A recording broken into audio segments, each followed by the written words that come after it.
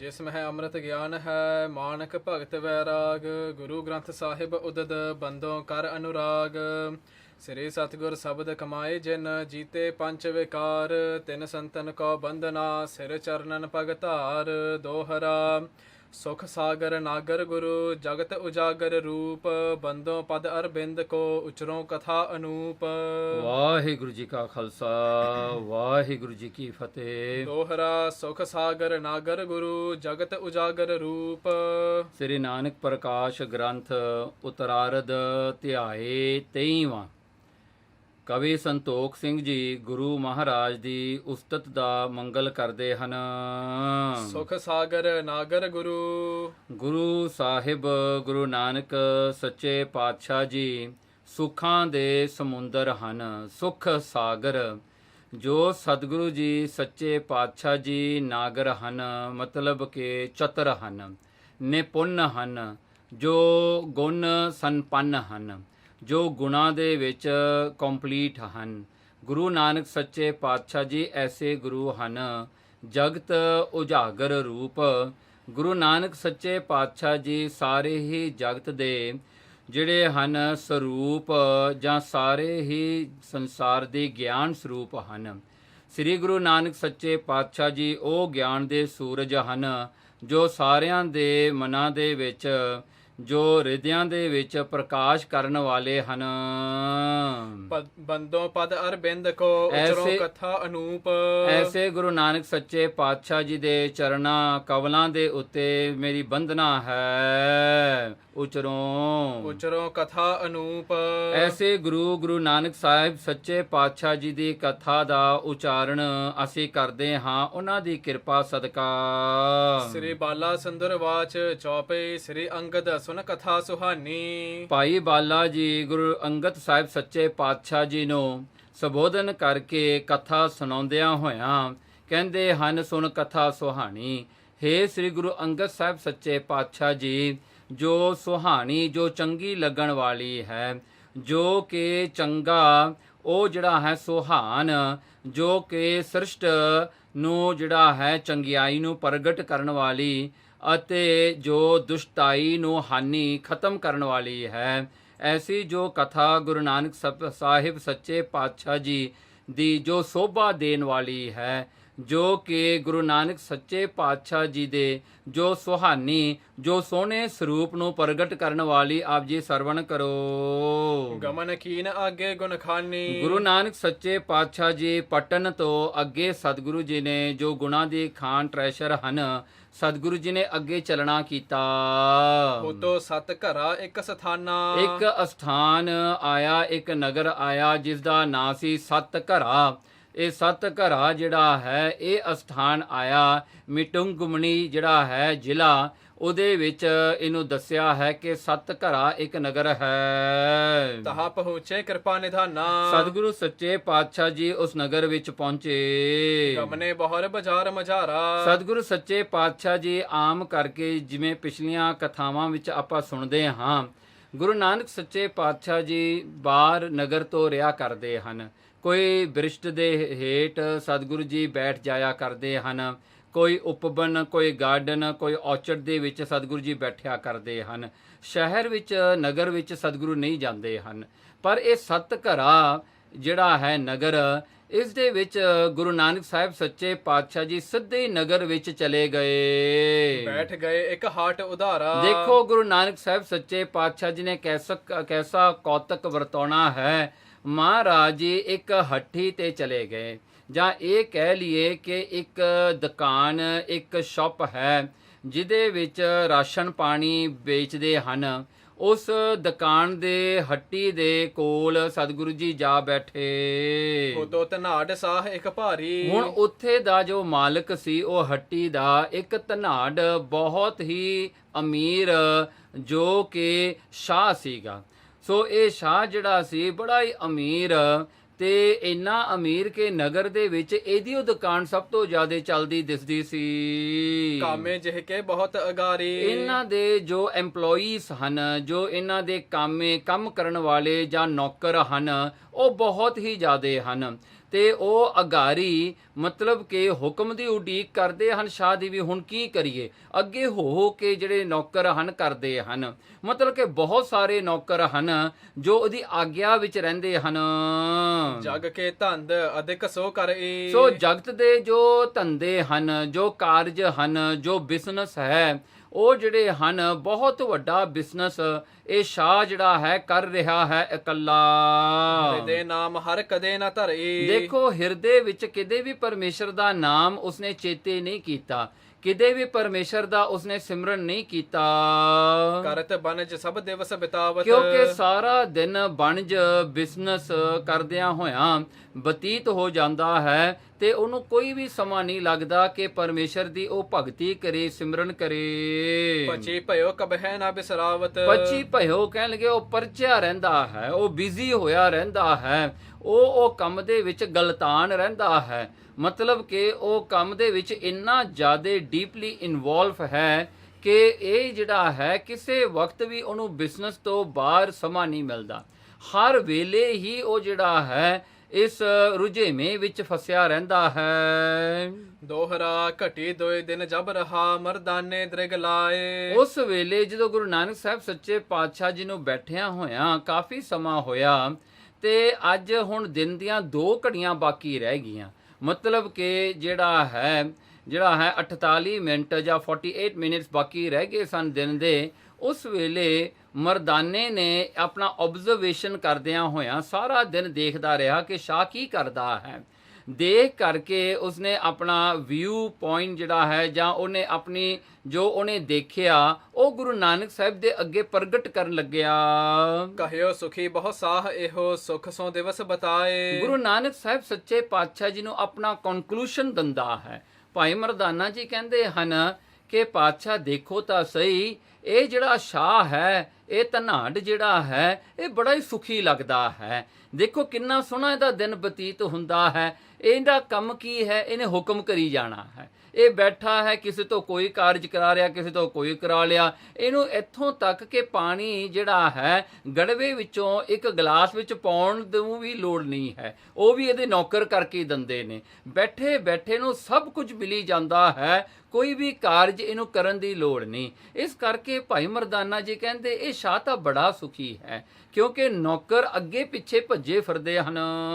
ਚੌਪੇ ਕਬ ਕੇ ਤੁਮ ਬੈਠੇ ਇਸ ਥਾਈ। ਕਹਿਣਗੇ ਕਬ ਕੇ, ਕਹਿਣਗੇ ਦੇਖੋ ਪਾਤਸ਼ਾਹ ਜੀ ਤੁਸੀਂ ਵੀ ਇੱਥੇ ਬੈਠੇ ਹੋ, ਆਪਾਂ ਨੂੰ ਬੈਠਿਆਂ ਨੂੰ ਕਾਫੀ ਚਿਰ ਹੋ ਗਿਆ ਹੈ ਇਸ ਥਾਂ ਤੇ। ਦ੍ਰਿਸ਼ਟ ਨਾ ਇਸ ਕੀ ਹਮ ਦਿਸ ਆਈ। ਦੇਖੋ ਭਾਈ ਮਰਦਾਨਾ ਜੀ ਕਹਿੰਦੇ ਹੈਰਾਨਗੀ ਦੀ ਗੱਲ ਹੈ, ਆਪਾਂ ਨੂੰ ਬੈਠਿਆਂ ਦੇਖੋ ਕਿੰਨਾ ਚਿਰ ਹੋ ਗਿਆ। ਸ਼ਾਹ ਨੂੰ ਆਪਣੇ ਵੱਲ ਦੇਖਣ ਦਾ ਵੀ ਸਮਾਂ ਨਾ ਮਿਲਿਆ। ਉਹਨੇ ਹੁਣ ਤੱਕ ਇਹ ਵੀ ਨਹੀਂ ਜਾਣਿਆ ਕਿ ਕੋਈ ਸਾਧੂ ਲੋਕ ਆਏ ਹੋਏ ਹਨ ਜਾਂ ਕੋਈ ਸਟ੍ਰੇਂਜਰਸ ਆਏ ਹੋਏ ਹਨ। ਉਹਨੇ ਜਿਹੜਾ ਹੈ ਬਿਲਕੁਲ ਵੀ ਜਿਹੜਾ ਹੈ ਆਪਾਂ ਨੂੰ ਜਿਹੜਾ ਹੈ ਨੋਟਿਸ ਨਹੀਂ ਕੀਤਾ।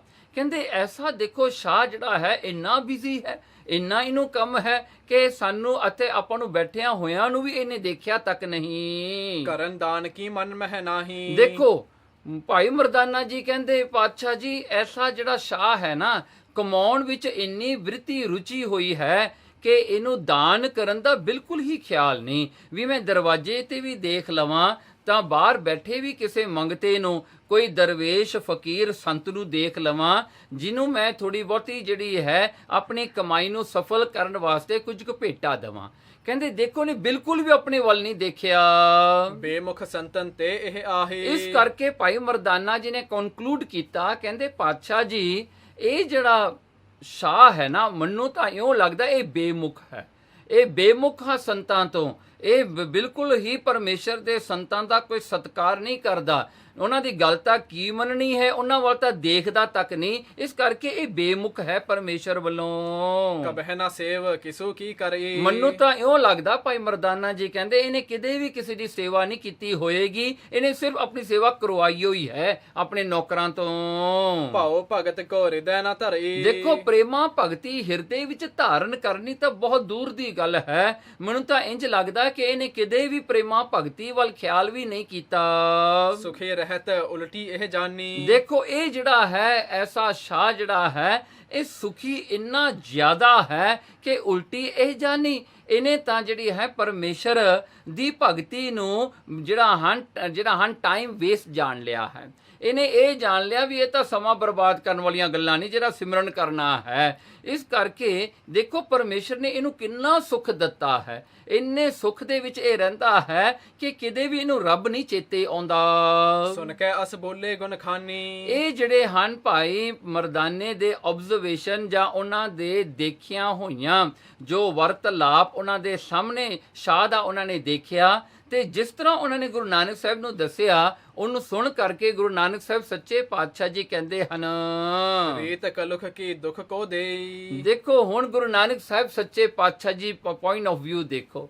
ਮਹਾਰਾਜ ਜੀ ਕਹਿੰਦੇ ਹਨ ਰੀਤ ਕਲੁਖ ਕੀ ਦੁੱਖ ਕੋ ਦੇਈ। ਕਹਿਣ ਲੱਗੇ ਦੇਖੋ ਇਹ ਪਾਪਾਂ ਦੀ ਜਿਹੜੀ ਕਮਾਈ ਹੁੰਦੀ ਆ ਨਾ, ਜਿਹੜਾ ਪਰਮਾਤਮਾ ਨੂੰ ਵਿਸਾਰ ਕੇ ਦੂਜੇ ਕਾਰਜ ਕਰਨੇ ਹਨ ਨਾ, ਇਹ ਸਾਰੇ ਹੀ ਮੈਲ ਭਰੇ ਹਨ। ਕਿਉਂਕਿ ਮੈਲ ਇਹਨਾਂ ਨੂੰ ਮਾਇਆ ਦੀ ਲੱਗੀ ਹੁੰਦੀ ਹੈ, ਮੈਲ ਇਹਨਾਂ ਨੂੰ ਜਿਹੜੀ ਹੈ ਮੋਹ ਦੀ ਲੱਗੀ ਹੁੰਦੀ ਹੈ। ਇਸ ਕਰਕੇ ਰੀਤ ਕਲੁਖ ਕੀ ਕਹਿਣਗੇ ਮਾਇਆ ਨੂੰ ਕਮਾਉਣ ਵਾਲੀਆਂ ਜਿਹੜੇ ਤਰੀਕੇ ਮੈਥਡ ਹਨ, ਜੋ ਇਹਨਾਂ ਵਾਸਤੇ ਯਤਨ ਕੀਤਾ ਜਾਂਦਾ ਹੈ, ਇਹ ਰੀਤ ਜਿਹੜੀ ਮੈਲ ਇਕੱਠੀ ਕਰਨ ਵਾਲੀ ਹੈ। ਕਿਉਂਕਿ ਇਹ ਮੈਲ ਜਿਹੜੀ ਹੈ ਨਾ ਮਾਇਆ ਦੀ, ਬੰਦਾ ਬੜਾ ਜਿਹੜਾ ਹੈ ਹਿੰਮਤ ਕਰਕੇ ਇਕੱਠੀ ਕਰਦਾ ਹੈ ਤੇ ਇਹ ਮਾਇਆ ਨੂੰ ਬੜਾ ਪਿਆਰ ਕਰਦਾ ਹੈ, ਆਪਣੀ ਜਾਣ ਕੇ ਸੰਭਾਲ ਕਰਦਾ ਹੈ। ਗੁਰੂ ਨਾਨਕ ਸਾਹਿਬ ਜੀ ਕਹਿੰਦੇ ਹਨ ਦੁੱਖੋ ਦੇਈ, ਅੰਤ ਕਾਲ ਵਿੱਚ ਇਹ ਮਾਇਆ ਦੁੱਖ ਹੀ ਦਿੰਦੀ ਹੈ। ਜਿਨ ਹੈ ਗਿਆਨ ਸੁਖੀਆ ਹੈ ਤੇਈ। ਪਰ ਇਸ ਸੰਸਾਰ ਵਿੱਚ ਉਹੀ ਸੁਖੀ ਹਨ ਜਿਨ੍ਹਾਂ ਨੂੰ ਪਰਮੇਸ਼ਰ ਦਾ ਗਿਆਨ ਹੈ। ਜਿਨ੍ਹਾਂ ਨੂੰ ਗਿਆਨ ਹੋ ਜਾਂਦਾ ਹੈ ਸੁਖੀ ਤਾਂ ਉਹੀ ਹੁੰਦੇ ਨੇ। ਕਿਉਂਕਿ ਭਾਈ ਮਰਦਾਨੇ ਨੇ ਇਹ ਕੰਕਲੂਡ ਕੀਤਾ ਸੀ ਨਾ ਕਿ ਇਹ ਸ਼ਾਹ ਦੇਖੋ ਕਿੰਨਾ ਸੁਖੀ ਹੈ, ਅੱਗੇ ਪਿੱਛੇ ਨੌਕਰ ਭੱਜੇ ਫਿਰਦੇ ਹਨ, ਕਿੰਨੀ ਮਾਇਆ ਹੈ, ਕਿੰਨਾ ਇਹ ਧਨੀ ਹੈ। ਪਰ ਗੁਰੂ ਨਾਨਕ ਸਾਹਿਬ ਸੱਚੇ ਪਾਤਸ਼ਾਹ ਜੀ ਕਹਿੰਦੇ ਨਹੀਂ ਮਰਦਾਨਿਆ, ਜਿਹੜਾ ਬੰਦਾ ਮਾਇਆ ਦੇ ਪਿੱਛੇ ਲੱਗਿਆ ਹੋਵੇ ਉਹ ਹਮੇਸ਼ਾ ਹੀ ਦੁਖੀ ਰਹਿੰਦਾ ਹੈ। ਸੁਖੀ ਤਾਂ ਉਹੀ ਹੈ ਜਿਹਨੂੰ ਇਹ ਗਿਆਨ ਹੋ ਜਾਂਦਾ ਕਿ ਸੰਸਾਰ ਝੂਠਾ ਤੇ ਪਰਮੇਸ਼ਰ ਸੱਚਾ ਹੈ। ਬਿਨ ਸੂਰਜ ਕਬ ਨਹਿ ਦਿਨ ਆਹੀ। ਜਿਸ ਤਰ੍ਹਾਂ ਕਰਕੇ ਸੂਰਜ ਤੋਂ ਬਗੈਰ ਕਿਤੇ ਵੀ ਸੰਸਾਰ ਵਿੱਚ ਦਿਨ ਨਹੀਂ ਹੁੰਦਾ।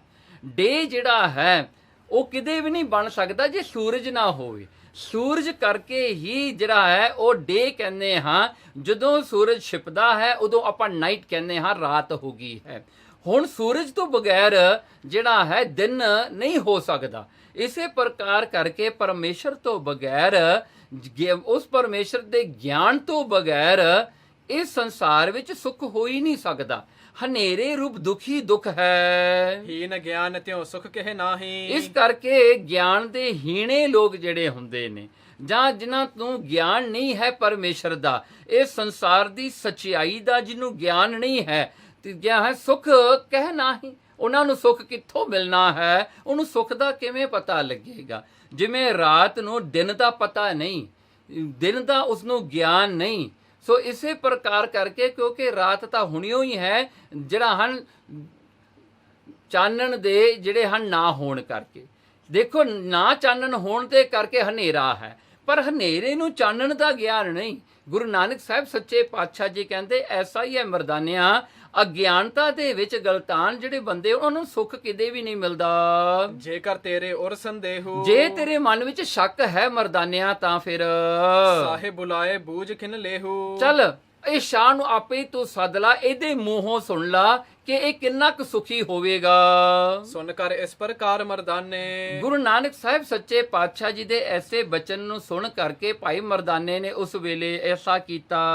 ਸਾਹੋ ਸੰਗ ਤਬ ਬਚਨ ਬਖਾਨੇ। ਭਾਈ ਮਰਦਾਨੇ ਨੇ ਉਹ ਸ਼ਾਹ ਨੂੰ ਜਾ ਕੇ, ਉਹ ਸ਼ਾਹੂਕਾਰ ਨੂੰ ਜਾ ਕੇ ਐਸਾ ਕਿਹਾ, ਸੁਖ ਵਿਸਾਲ ਮਹਿ ਤੁਮ ਕੋ ਜੋਵਾ। ਭਾਈ ਮਰਦਾਨਾ ਕਹਿੰਦਾ ਉਹ ਸ਼ਾਹੂਕਾਰ ਨੂੰ ਕਿ ਮੈਂ ਦੇਖਦਾ ਹਾਂ ਕਿ ਤੂੰ ਬੜਾ ਸੁਖੀ ਹੈ, ਤੈਨੂੰ ਬਹੁਤ ਸਾਰਾ ਸੁੱਖ ਹੈ ਤੇ ਇਹ ਮੈਂ ਅੱਖੀਂ ਦੇਖਿਆ ਹੈ। ਕੌਣ ਪੁੰਨ ਕਿਆ ਜਾਂ ਤੇ ਹੋਵਾ। ਇਹ ਸ਼ਾਹੂਕਾਰ ਤੂੰ ਕਿਹੜਾ ਪੁੰਨ ਕੀਤਾ ਹੋਵੇਗਾ ਜਿਹਦੇ ਕਰਕੇ ਨੌਕਰ ਤੇਰੇ ਅੱਗੇ ਪਿੱਛੇ ਭੱਜੇ ਫਿਰਦੇ ਨੇ।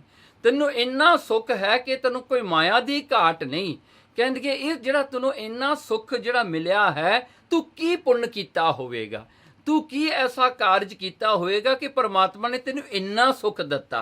ਜਾਂ ਤੇ ਹੋਵਾ ਜਿਹਦੇ ਕਰਕੇ ਐਸਾ ਸੁੱਖ ਤੈਨੂੰ ਮਿਲਿਆ ਹੈ, ਜਾਤੇ ਨਿਸ ਦਿਨ ਜਾਣਤ ਨਾਹੀ। ਜਾਂ ਤੇ ਕਹਿਣ ਲਗੇ ਉਹ ਜਿਹੜਾ ਹਨ ਤਾਂ ਕਰਕੇ ਕਹਿੰਦੇ ਇਹ ਸ਼ਾਹੂਕਾਰ ਦਿਨ ਤੇ ਰਾਤ ਤੂੰ ਕੰਮ ਵਿੱਚ ਲੱਗਿਆ ਰਹਿਣਾ, ਤੈਨੂੰ ਪਰਮੇਸ਼ਰ ਭਾਵੇਂ ਭੁੱਲਿਆ ਹੋਇਆ ਹੈ ਪਰ ਪਰਮੇਸ਼ਰ ਨੇ ਤੈਨੂੰ ਨਹੀਂ ਭੁਲਾਇਆ ਤੇ ਤੈਨੂੰ ਰੱਜ ਕੇ ਰੋਜੀ ਦਿੰਦਾ ਹੈ, ਤੈਨੂੰ ਰੱਜ ਕੇ ਮਾਇਆ ਦਿੰਦਾ ਹੈ, ਤੇਰੇ ਸਾਰੀਆਂ ਲੋੜਾਂ ਪਰਮਾਤਮਾ ਰੱਜ ਕੇ ਪੂਰੀਆਂ ਕਰਦਾ ਹੈ ਭਾਵੇਂ ਤੂੰ ਪਰਮੇਸ਼ਰ ਨੂੰ ਯਾਦ ਵੀ ਨਹੀਂ ਕਰਦਾ। ਮਗਨ ਰਹੋ ਆਪਣੇ ਸੁਖ ਮਾਹੀ। ਇਸ ਕਰਕੇ ਹੇ ਸ਼ਾਹੂਕਾਰ ਦੇਖੋ ਪਰਮਾਤਮਾ ਦੀ ਐਸੀ ਜਿਹੜੀ ਤੇਰੇ ਤੇ ਕਿਰਪਾ ਹੈ, ਤੂੰ ਸੁੱਖਾਂ ਦੇ ਵਿੱਚ ਹੀ ਮਗਨ ਰਹਿੰਦਾ ਹਾਂ, ਤੂੰ ਹਮੇਸ਼ਾ ਹੀ ਸੁੱਖਾਂ ਦੇ ਵਿੱਚ ਹੀ ਸਾਰਾ ਤੇਰਾ ਦਿਨ ਲੰਘਦਾ ਹੈ, ਤੈਨੂੰ ਕੋਈ ਵੀ ਦੁੱਖ ਦੇਖਣ ਦੀ ਲੋੜ ਨਹੀਂ, ਤੈਨੂੰ ਦੁੱਖ ਦਾ ਖਿਆਲ ਵੀ ਨਹੀਂ ਆਉਂਦਾ ਹੋਵੇਗਾ।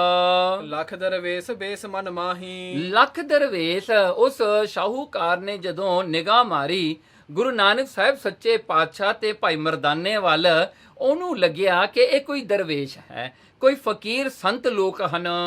ਬੋਲਿਓ ਸਾਹ ਅਧਿਕ ਦੁੱਖ ਜਾਹੀ। ਉਸ ਵੇਲੇ ਇਹ ਸ਼ਾਹੂਕਾਰ ਨੇ ਆਪਣਾ ਦੁੱਖ ਰੋਣ ਵਾਸਤੇ ਤਿਆਰ ਹੋਇਆ, ਉਹ ਆਪਣਾ ਦੁੱਖ ਪ੍ਰਗਟ ਕਰਨ ਵਾਸਤੇ ਤਿਆਰ ਹੋਇਆ, ਜਿਹੜਾ ਦੁੱਖ ਉਹ ਛੁਪਾ ਕੇ ਅੰਦਰ ਬੈਠਾ ਸੀ, ਜਿਹੜੇ ਦੁੱਖ ਨੂੰ ਕਿਸੇ ਵੱਲ ਵੀ ਉਹ ਪ੍ਰਗਟ ਨਹੀਂ ਕਰਦਾ ਸੀ ਕਿਸੇ ਵੇਲੇ ਵੀ। ਪਰ ਅੱਜ ਉਹਦੇ ਸਾਹਮਣੇ ਜਦੋਂ ਗੁਰੂ ਨਾਨਕ ਸਾਹਿਬ ਸੱਚੇ ਪਾਤਸ਼ਾਹ ਜੀ ਆਏ ਤਾਂ ਉਹਨਾਂ ਨੂੰ ਦੇਖ ਕਰਕੇ ਉਹਦਾ ਜੀ ਕੀਤਾ ਕਿ ਮੈਂ ਆਪਣਾ ਦੁੱਖ ਦੱਸਾਂ ਹੁਣ। ਸਰਬ ਜਗਤ ਮਹਿ ਮੋਹਿ ਸਮਾਨਾ। ਉਸ ਵੇਲੇ ਸ਼ਾਹੂਕਾਰ ਜਿਹੜਾ ਹੈ ਸ਼ੁਰੂ ਕਿਵੇਂ ਕਰਦਾ ਹੈ, ਕਹਿੰਦੇ ਦੇਖੋ ਮਰਦਾਨਿਆਂ, ਤੂੰ ਕਹਿੰਦਾ ਮੈਂ ਸੁਖੀ ਹਾਂ ਪਰ ਮੈਂ ਕਹਿੰਦਾ ਇਹ ਜਗਤ ਵਿੱਚ ਮੇਤੋਂ ਵੱਡਾ ਮੇਰੇ ਸਮਾਨ ਔਰ ਨਾ ਕੋ ਦੁਖੀ ਮਹਾਨਾ। ਹੋਰ ਕੋਈ ਵੀ ਇੰਨਾ ਦੁਖੀ ਨਹੀਂ ਹੋਵੇਗਾ ਜਿੰਨਾ ਮੈਂ ਦੁਖੀ ਹਾਂ। ਗੁਹਜ ਬਹੁਤ ਸੋ ਕਹਾ ਨਾ ਜਾਈ। ਗੁਹਜ ਕਹਿਣ ਲਗੇ ਇਹ ਗੁੱਜਾ, ਇਹ ਮੇਰਾ ਦੁੱਖ ਜਿਹੜਾ ਹੈ ਨਾ ਬੜਾ ਜਿਹੜਾ ਹੈ ਗੁੱਜਿਆ ਲੁਕਿਆ ਹੋਇਆ ਹਿਡਨ ਹੈ, ਮੇਰੇ ਦਿਲ ਦੇ ਵਿੱਚ ਬਹੁਤ ਹੀ ਡੂੰਗੀ ਥਾਂ ਤੇ ਇਹ ਇਹਨੂੰ ਲੁਕੋ ਕੇ ਰੱਖਿਆ ਹੋਇਆ ਹੈ। ਇਸ ਕਰਕੇ ਮੇਰੇ ਚਿਹਰੇ ਤੇ ਤੈਨੂੰ ਪਤਾ ਨਹੀਂ ਲੱਗਦਾ ਮੈਨੂੰ ਕਿੱਡਾ ਵੱਡਾ ਦੁੱਖ ਹੈ, ਕਿਉਂਕਿ ਦੁੱਖ ਨੂੰ ਮੈਂ ਇੰਨਾ ਗੁੱਜਾ ਰੱਖਿਆ ਹੋਇਆ ਹੈ ਤੇ ਇਹ ਦੁੱਖ ਵੀ ਐਸਾ ਹੈ ਜਿਹੜਾ ਮੈਂ ਕਿਸੇ ਨੂੰ ਦੱਸ ਵੀ ਨਹੀਂ ਸਕਦਾ। ਮੈਂ ਕਿਹਨੂੰ ਦੱਸਾਂ ਇਹ ਦੁੱਖ? ਕੈਸੇ ਤੁਮ ਟਿਕ ਦਿਓ ਬਤਾਈ। ਕੈਸੇ ਤੁਮ, ਹੁਣ ਮੈਂ ਤੁਹਾਨੂੰ ਕਿਵੇਂ ਦੱਸਾਂ ਇਹ ਦੁੱਖ, ਕਿਉਂਕਿ ਇਹ ਦੁੱਖ ਹੀ ਐਸਾ ਦੁੱਖ ਹੈ ਕਿ ਦੱਸਣ ਲੱਗਿਆਂ ਵੀ ਜਿਹੜਾ ਹੈ ਉਹਨੂੰ ਦੱਸਣ ਲੱਗਿਆਂ ਵੀ ਮੈਨੂੰ ਜੀ ਕਰਦਾ ਮੈਂ ਪਰਦਾ ਢੱਕ ਲਵਾਂ, ਮੈਂ ਨਾ ਦੱਸਾਂ। ਮੈਂ ਇਹਨੂੰ ਦੱਸਣ ਲੱਗਿਆਂ ਜਿਹੜਾ ਹੈ ਮੇਰਾ ਜਿਹੜਾ ਜੀ ਕਰਦਾ ਹੈ ਦੱਸਣ ਨੂੰ, ਪਰ ਇਹਨੂੰ ਪ੍ਰਗਟ ਕਰਦਿਆਂ ਸਮੇਂ ਵੀ ਮੈਨੂੰ ਦੁੱਖ ਹੋ ਰਿਹਾ ਹੈ। ਜਿਵੇਂ ਕਿਤੇ ਬੰਦੇ ਦੇ ਅੰਦਰ ਗਲੇ ਦੀ ਥਾਈਂ ਕੋਈ ਜਿਹੜਾ ਹੈ ਕੰਡਿਆਂ ਵਾਲੀ ਬੂਟੀ ਲੰਘਾ ਦੇਵੇ, ਜਦੋਂ ਉਹਨੂੰ ਕੱਢੀਦਾ ਨਾ ਖਿੱਚ ਕੇ, ਉਹ ਹੋਰ ਵੀ ਜ਼ਿਆਦਾ ਦੁੱਖ ਪੈਦਾ ਕਰਦੀ ਹੈ। ਪਿੱਛੋਂ ਸ਼ਾਹੂਕਾਰ ਕਹਿੰਦਾ ਵੀ ਮੇਰਾ ਵੀ ਦੁੱਖ ਕੁਝ ਐਸਾ ਹੀ ਹੈ। ਕਹਿ ਮਰਦਾਨਾ ਸੰਤ ਮਹਾਨੇ। ਉਸ ਵੇਲੇ ਭਾਈ ਮਰਦਾਨੇ ਨੇ ਉਹਨਾਂ ਨੂੰ ਜਿਹੜਾ ਹੈ ਇਹ ਜਿਹੜਾ ਦਿਲਾਸਾ ਦੇਣ ਵਾਸਤੇ, ਕੌਨਫੀਡੈਂਸ ਦੇਣ ਵਾਸਤੇ ਭਾਈ ਮਰਦਾਨਾ ਕਹਿੰਦਾ ਸੰਤ ਮਹਾਨੇ, ਗੁਰੂ ਨਾਨਕ ਸਾਹਿਬ ਸੱਚੇ ਪਾਤਸ਼ਾਹ ਵੱਲ ਆਪਣਾ ਇਸ਼ਾਰਾ ਕਰਕੇ ਕਹਿੰਦੇ ਇਹ ਬੜੇ ਮਹਾਨ ਸੰਤ ਹਨ। ਇਨ ਅੱਗੇ ਕਹੋ ਦੁੱਖ ਹੋਇਆ ਹਾਨੇ। ਦੇਖੋ ਇਹਨਾਂ ਅੱਗੇ ਦੁੱਖ ਨੂੰ ਪ੍ਰਗਟ ਕੀਤਿਆਂ ਦੁੱਖ ਮਿਟ ਜਾਂਦੇ ਨੇ, ਦੁੱਖਾਂ ਦੀ ਹਸਤੀ ਮੁੱਕ ਜਾਂਦੀ ਹੈ। ਜਿਵੇਂ ਹਨੇਰੇ ਨੂੰ ਸੂਰਜ ਵੱਲ ਲੈ ਜਾਓ, ਹਨੇਰੇ ਨੇ ਆਪਣੇ ਆਪ ਅਲੋਪ ਹੋ ਜਾਣਾ ਹੈ। ਇਸੇ ਪ੍ਰਕਾਰ ਇਹ ਗੁਰੂ ਨਾਨਕ ਐਸੇ ਨੇ ਜਿਨ੍ਹਾਂ ਦੇ ਅੱਗੇ ਕੋਈ ਵੀ ਦੁੱਖ ਨੂੰ ਕੋਈ ਥਾਂ ਨਹੀਂ ਮਿਲਦਾ। ਨਿਕਟ ਬੈਠ ਗੁਰ ਸਾਹ ਅਲਾਈ। ਉਸ ਵੇਲੇ ਇਹ ਸ਼ਾਹੂਕਾਰ ਨੇ ਸੋਚਿਆ ਕਿ ਗੱਲ ਠੀਕ ਹੈ, ਇਹ ਕਨਵਿੰਸ ਹੋ ਗਿਆ। ਇਹਨੇ ਕੀ ਕੀਤਾ, ਗੁਰੂ ਨਾਨਕ ਸਾਹਿਬ ਸੱਚੇ ਪਾਤਸ਼ਾਹ ਜੀ ਨੂੰ, ਭਾਈ ਮਰਦਾਨੇ ਨੂੰ ਇੱਕ ਪਾਸੇ ਲੈ ਗਿਆ, ਇੱਕ ਪਾਸੇ ਲਿਜਾ ਕੇ ਆਪਣਾ ਦੁੱਖ ਹੁਣ ਪਰਸਨਲੀ ਦੱਸਣ ਲੱਗਿਆ ਹੈ। ਉਹ ਨਹੀਂ ਚਾਹੁੰਦਾ ਸੀ ਕੋਈ ਤਜਰਾ ਹਨ ਚੌਥਾ ਬੰਦਾ ਕੋਈ ਸੁਣੇ, ਤੋ ਮਹਾਰਾਜ ਨੂੰ ਪਾਸੇ ਕਰਕੇ ਦੱਸਣ ਲੱਗਿਆ, ਸੁਨੋ ਸੰਤ ਤੁਮ ਸਭ ਸੁਖ ਦਾਏ। ਹੇ ਸੰਤ ਜੀ, ਜਿਹੜਾ ਹਨ ਤੁਸੀਂ ਸਦਾ ਹੀ ਸੁਖ ਦੇਣ ਵਾਲੇ ਹੋ। ਅੰਗਨਾ ਜੋ ਮੇਰੇ ਘਰ ਮਾਹੀ। ਦੇਖੋ ਜੋ ਮੇਰੇ ਘਰ 'ਚ ਮੇਰੀ ਇਸਤਰੀ ਹੈ, ਅਧਿਕ ਸਨੇਹ ਸੰਗ ਮਮਤਾ ਹੀ। ਮੈਂ ਉਹ ਇਸਤਰੀ ਨਾਲ ਬੜਾ ਪ੍ਰੇਮ ਕਰਦਾ ਹਾਂ, ਮੈਨੂੰ ਬੜੀ ਪਿਆਰੀ ਲੱਗਦੀ ਹੈ। ਰਾਤ ਦਿਵਸ ਤੇ ਭੋਗ ਬਿਲਾਸਾ। ਦੇਖੋ ਰਾਤ ਦਿਨ ਉਹਨਾਂ ਦੇ ਨਾਲ ਹੀ ਮੇਰਾ ਭੋਗ ਬਿਲਾਸ ਚੱਲਦਾ ਹੈ। ਮੈਂ ਹਮੇਸ਼ਾ ਹੀ ਉਹਨਾਂ ਦੇ ਨਾਲ ਹੀ ਆਪਣਾ ਪ੍ਰੇਮ ਜੋੜਿਆ ਹੋਇਆ ਹੈ। ਮੈਂ ਕੋਈ ਹੋਰ ਇਸਤਰੀ ਨੂੰ ਆਪਣੇ ਖਿਆਲਾਂ ਵਿੱਚ ਵੀ ਨਹੀਂ ਲੈ ਕੇ ਆਉਂਦਾ। ਕਰਤ ਰਹਿਤ ਨਹਿ ਛੋਡੋ ਪਾਸਾ। ਦੇਖੋ ਮੈਂ ਹਮੇਸ਼ਾ ਉਹਨਾਂ ਨੂੰ ਆਪਣੇ ਕੋਲ ਰੱਖਦਾ, ਕਿਤੇ ਵੀ ਆਪਣੇ ਸਰੀਰ ਤੋਂ ਦੂਰ ਨਹੀਂ ਕਰਨਾ ਚਾਹੁੰਦਾ। ਇੱਕ ਸਮੇਂ ਹੋਇਓ ਤੇ ਰੋਗਾ। ਕੀ ਹੋਇਆ? ਕਹਿੰਦੇ ਪਰਮਾਤਮਾ ਨੇ ਐਸਾ ਭਾਣਾ ਵਰਤਾਇਆ ਕਿ ਉਹ ਸਮੇਂ ਦੇ ਵਿੱਚ ਮੇਰੀ ਇਸਤਰੀ ਰੋਗੀ ਹੋ ਗਈ, ਉਹਨੂੰ ਕੋਈ ਬਿਮਾਰੀ, ਕੋਈ ਐਸੀ ਡਿਜ਼ੀਜ਼ ਲੱਗੀ। ਭੀ ਦੁਰਬਲ ਮ੍ਰਿਤ ਤੇ ਭਾਸ ਹੋਗਾ। ਉਹ ਬੜੀ ਕਮਜ਼ੋਰ ਹੋ ਗਈ, ਪਤਲੀ ਹੋ ਗਈ, ਖਾਣਾ ਨਾ ਉਹਨੂੰ ਪਚੇ, ਜਿਸ ਕਰਕੇ ਇਉਂ ਲੱਗਦਾ ਸੀ ਵੈਦ ਲੋਕ ਜਿਹੜੇ ਹਨ, ਡਾਕਟਰ ਜਿਹੜੇ ਹਨ, ਉਹਨਾਂ ਨੇ ਵੀ ਜਵਾਬ ਦੇ ਦਿੱਤਾ ਵੀ ਇਹ ਨਹੀਂ ਹੁਣ ਬਚੇਗੀ। ਸੋ ਇਸ ਕਰਕੇ ਮੇਰੇ ਘਰ ਵਿੱਚ ਉਸਦੀ ਮੌਤ ਦਾ ਸੋਗ ਛਾ ਗਿਆ। ਅਦਿਕ ਦਾਨ ਦੀਨੋ ਤੇ ਕਾਲਾ। ਉਸ ਵੇਲੇ ਪਰਮਾਤਮਾ ਨੂੰ ਮਨਾਉਣ ਵਾਸਤੇ, ਪਰਮਾਤਮਾ ਨੂੰ ਖੁਸ਼ ਕਰਨ ਵਾਸਤੇ ਮੈਂ ਬਹੁਤ ਸਾਰਾ ਦਾਨ ਪੁੰਨ ਵੀ ਕੀਤਾ। ਮੈਂ ਬੜਾ ਜਿਹੜੀ ਚੈਰਿਟੀ ਵੀ ਕੀਤੀ ਕਿ ਮੇਰੀ ਘਰ ਵਾਲੀ ਠੀਕ ਹੋ ਜਾਵੇ, ਰਾਜੀ ਹੋ ਜਾਵੇ। ਕੀਨੋ ਬਹਰ ਬ੍ਰਿਲਾਪ ਬੇਸਾਲਾ। ਤੇ ਮੈਂ ਬਹੁਤ ਹੀ ਰੋਇਆ ਜਦੋਂ ਸਭ ਕੁਝ ਕੀਤਿਆਂ ਹੋਇਆਂ ਵੀ ਉਹਦਾ ਰੋਗ ਨਾ ਦੂਰ ਹੋਵੇ, ਉਹ ਜਿਹੜੀ ਹੈ ਮਰਨ ਦੇ ਕਿਨਾਰੇ ਤੋਂ ਵਾਪਸ ਨਾ ਆਵੇ। ਇਸ ਕਰਕੇ ਕਹਿੰਦਾ ਮੈਂ ਤਾਂ ਬੜਾ ਦੁਖੀ ਹੋਇਆ। ਰੋਦਨ ਕਰਤ ਬੈਠਿਓ ਤੇ ਪਾਸਾ। ਤੇ ਮੈਂ ਇੱਕ ਦਿਨ ਜਦੋਂ ਨਾ ਉਹ ਦੁੱਖ ਨੂੰ ਸਹਾਰ ਸਕਿਆ ਤੇ ਮੈਂ ਨਾ ਕੰਟੇਨ ਕਰ ਸਕਿਆ ਉਹ ਦੁੱਖ ਨੂੰ, ਮੈਂ ਇੱਕ ਵਾਰ ਆਪਣੀ ਬਿਮਾਰ ਹੋਈ ਘਰਵਾਲੀ ਦੇ ਸਿਰਹਾਣੇ ਤੇ ਜਾ ਕੇ ਬੈਠ ਗਿਆ। ਸਿਰਹਾਣੇ ਤੇ ਬੈਠ ਕਰਕੇ ਮੈਂ ਬੜਾ ਰੋਇਆ। ਕਹਿਤ ਭਈ ਤੇ ਦੇਨ ਦਿਲਾਸਾ। ਉਸ ਵੇਲੇ ਮੇਰੀ ਘਰਵਾਲੀ ਮੇਰੇ ਰੁਦਨ ਨੂੰ ਦੇਖ ਕੇ, ਮੈਨੂੰ ਰੋਂਦਿਆਂ ਹੋਇਆਂ ਦੇਖ ਕਰਕੇ ਮੈਨੂੰ ਕਹਿੰਦੀ ਕਿ ਤੂੰ ਰੋ ਰਿਹਾ ਹਾਂ ਮੈਨੂੰ ਖੁਸ਼ ਕਰਨ ਵਾਸਤੇ, ਸਿਰਫ ਮੈਨੂੰ ਦੱਸਣ ਵਾਸਤੇ। ਘਰਵਾਲੀ ਨੇ ਮੈਨੂੰ ਐਸਾ ਕਿਹਾ ਕਿ ਤੇਰਾ ਰੋਣਾ ਧੋਣਾ ਜਿਹੜਾ ਹੈ ਨਾ, ਤੂੰ ਮੈਨੂੰ ਦਿਲਾਸਾ ਹੀ ਦਿੰਦਾ ਵੀ ਜਿਹੜਾ ਹੈ ਤੂੰ ਮੇਰੇ ਨਾਲ ਬਹੁਤ ਪਿਆਰ ਕਰਦਾ ਹਾਂ। ਹਿਤ ਮੇਰੇ ਕਿਉਂ ਰੋਦਨ ਠਾਨੋ। ਤੇ ਘਰਵਾਲੀ ਕਹਿੰਦੀ ਤੂੰ ਮੇਰੇ ਵਾਸਤੇ ਕਿਉਂ ਰੋ ਰਿਹਾ ਇੰਨਾ ਜ਼ਿਆਦੇ? ਨਿਜ ਕੋ ਬੜ ਧਨਵੰਤ ਪਛਾਨੋ। ਦੇਖੋ ਕਹਿੰਦੀ ਤੂੰ ਸ਼ਾਹੂਕਾਰ ਹੈ, ਤੇਰੇ ਕੋਲ ਤਾਂ ਵੱਡੀ ਮਾਇਆ ਹੈ, ਤੂੰ ਤਾਂ ਬਹੁਤ ਧਨੀ ਹੈ। ਮੈਂ ਮਰਹੋ ਕਬ ਵਿਆਹ ਬਹੋਰੀ। ਦੇਖੋ ਕਹਿੰਦੀ ਜੇ ਮੈਂ ਅੱਜ ਮਰ ਵੀ ਜਾਵਾਂ ਤਾਂ ਤੂੰ ਹੋਰ ਵਿਆਹ ਕਰਾ ਲਏਗਾ, ਤੈਨੂੰ ਕਿਹੜੀ ਗੱਲ ਦਾ ਘਾਟਾ ਹੈ? ਤੂੰ ਤਾਂ ਜਿਹੜਾ ਹੈ ਐਨੀ ਟਾਈਮ ਜਿਹੜਾ ਹਨ ਤੈਨੂੰ ਤਾਂ ਲੈਣਾ ਲੱਗੀਆਂ ਹੋਈਆਂ ਕੁੜੀਆਂ ਦੀਆਂ, ਉਹ ਤਾਂ ਉਡੀਕ ਰਹੀਆਂ ਹਨ ਵੀ ਕਿਦੋਂ ਤੂੰ ਵਿਹਲਾ ਹੋਵੇਂ ਤੇ ਤੈਨੂੰ ਵਿਆਹ ਲਈਏ। ਸੋ ਇਸ ਕਰਕੇ ਕਹਿੰਦੇ ਵੀ ਤੈਨੂੰ ਤਾਂ ਕੋਈ ਘਾਟਾ ਨਹੀਂ, ਤੇਰੀ ਮਾਇਆ ਨੂੰ ਦੇਖ ਕੇ ਤਾਂ ਬੜੇ ਲੋਕ ਆ ਜਾਣਗੇ ਤੇਰੇ ਨਾਲ ਵਿਆਹ ਕਰਾਉਣ ਵਾਸਤੇ। ਭੋਗੋ ਆਨ ਅੰਗਨਾ ਔਰੀ। ਦੇਖੋ ਕਹਿੰਦੇ ਤੂੰ ਤਾਂ ਜਿਹੜੀ ਮਰਜ਼ੀ ਇਸਤਰੀ ਨੂੰ ਲੈ ਕੇ ਆਪਣੀ ਇਸਤਰੀ ਬਣਾ ਲਾ। ਬਿਲਸ ਬਿਸਾਲਨ ਹੋਇ ਅਹਲਾਦੂ। ਦੇਖੋ ਤੈਨੂੰ ਤਾਂ ਆਨੰਦ ਹੀ ਆਨੰਦ ਆ, ਤੈਨੂੰ ਕਿੱਥੇ ਮੇਰਾ ਘਾਟਾ ਪੈਣਾ ਹੈ? ਮੈਂ ਗਈ ਤਾਂ 100 ਹੋਰ ਤਿਆਰ ਨੇ ਵੀ ਤੈਨੂੰ ਨਹੀਂ ਕੋਈ ਐਸਾ ਜਿਹੜਾ ਹੈ ਕੋਈ ਐਸਾ ਫਿਕਰ ਕਰਨ ਵਾਲੀ ਗੱਲ, ਤੈਨੂੰ ਤਾਂ ਆਨੰਦ ਹੀ ਆਨੰਦ ਹੈ। ਮੁਝ ਹੈ ਬਿਸਾਰ ਹੈ ਕਰ ਹੈ ਨਾ ਯਾਦੂ। ਦੇਖੋ ਜਿਸ ਵੇਲੇ ਮੈਂ ਮਰ ਗਈ ਨਾ ਤੇ ਤੈਨੂੰ ਹੋਰ ਇਸਤਰੀ ਮਿਲ ਗਈ ਤਾਂ ਉਸ ਵੇਲੇ ਤਾਂ ਤੂੰ ਮੈਨੂੰ ਯਾਦ ਵੀ ਨਹੀਂ ਕਰਨਾ। ਤੂੰ ਮੈਨੂੰ ਕਿੱਥੇ ਯਾਦ ਕਰੇਂਗਾ? ਤੈਨੂੰ ਤਾਂ ਹੋਰ ਨਵੀਂ ਇਸਤਰੀ ਮਿਲ ਜਾਣੀ ਹੈ, ਬ੍ਰੈਂਡ ਨਿਊ ਵਾਲੀ। ਮੈਂ ਭਾਖਿਓ ਸੁਣਿਆ ਪ੍ਰੇਮ ਮੋਰੀ। ਮੈਂ ਭਾਖਿਓ ਕਹਿਣਗੇ ਉਸ ਵੇਲੇ ਸ਼ਾਹੂਕਾਰ ਕਹਿਣ ਲੱਗਾ। ਮੈਂ ਆਪਣੇ ਘਰ ਵਾਲੀ ਦੇ ਇਹ ਤਾਨੇ ਸੁਣ ਕੇ ਨਾ, ਉਹਨੇ ਇੱਕ ਚੈਲੰਜ ਜੀ ਮੈਨੂੰ ਕਰ ਦਿੱਤੀ ਕਿ ਮੇਰਾ ਪਿਆਰ ਝੂਠਾ ਹੈ।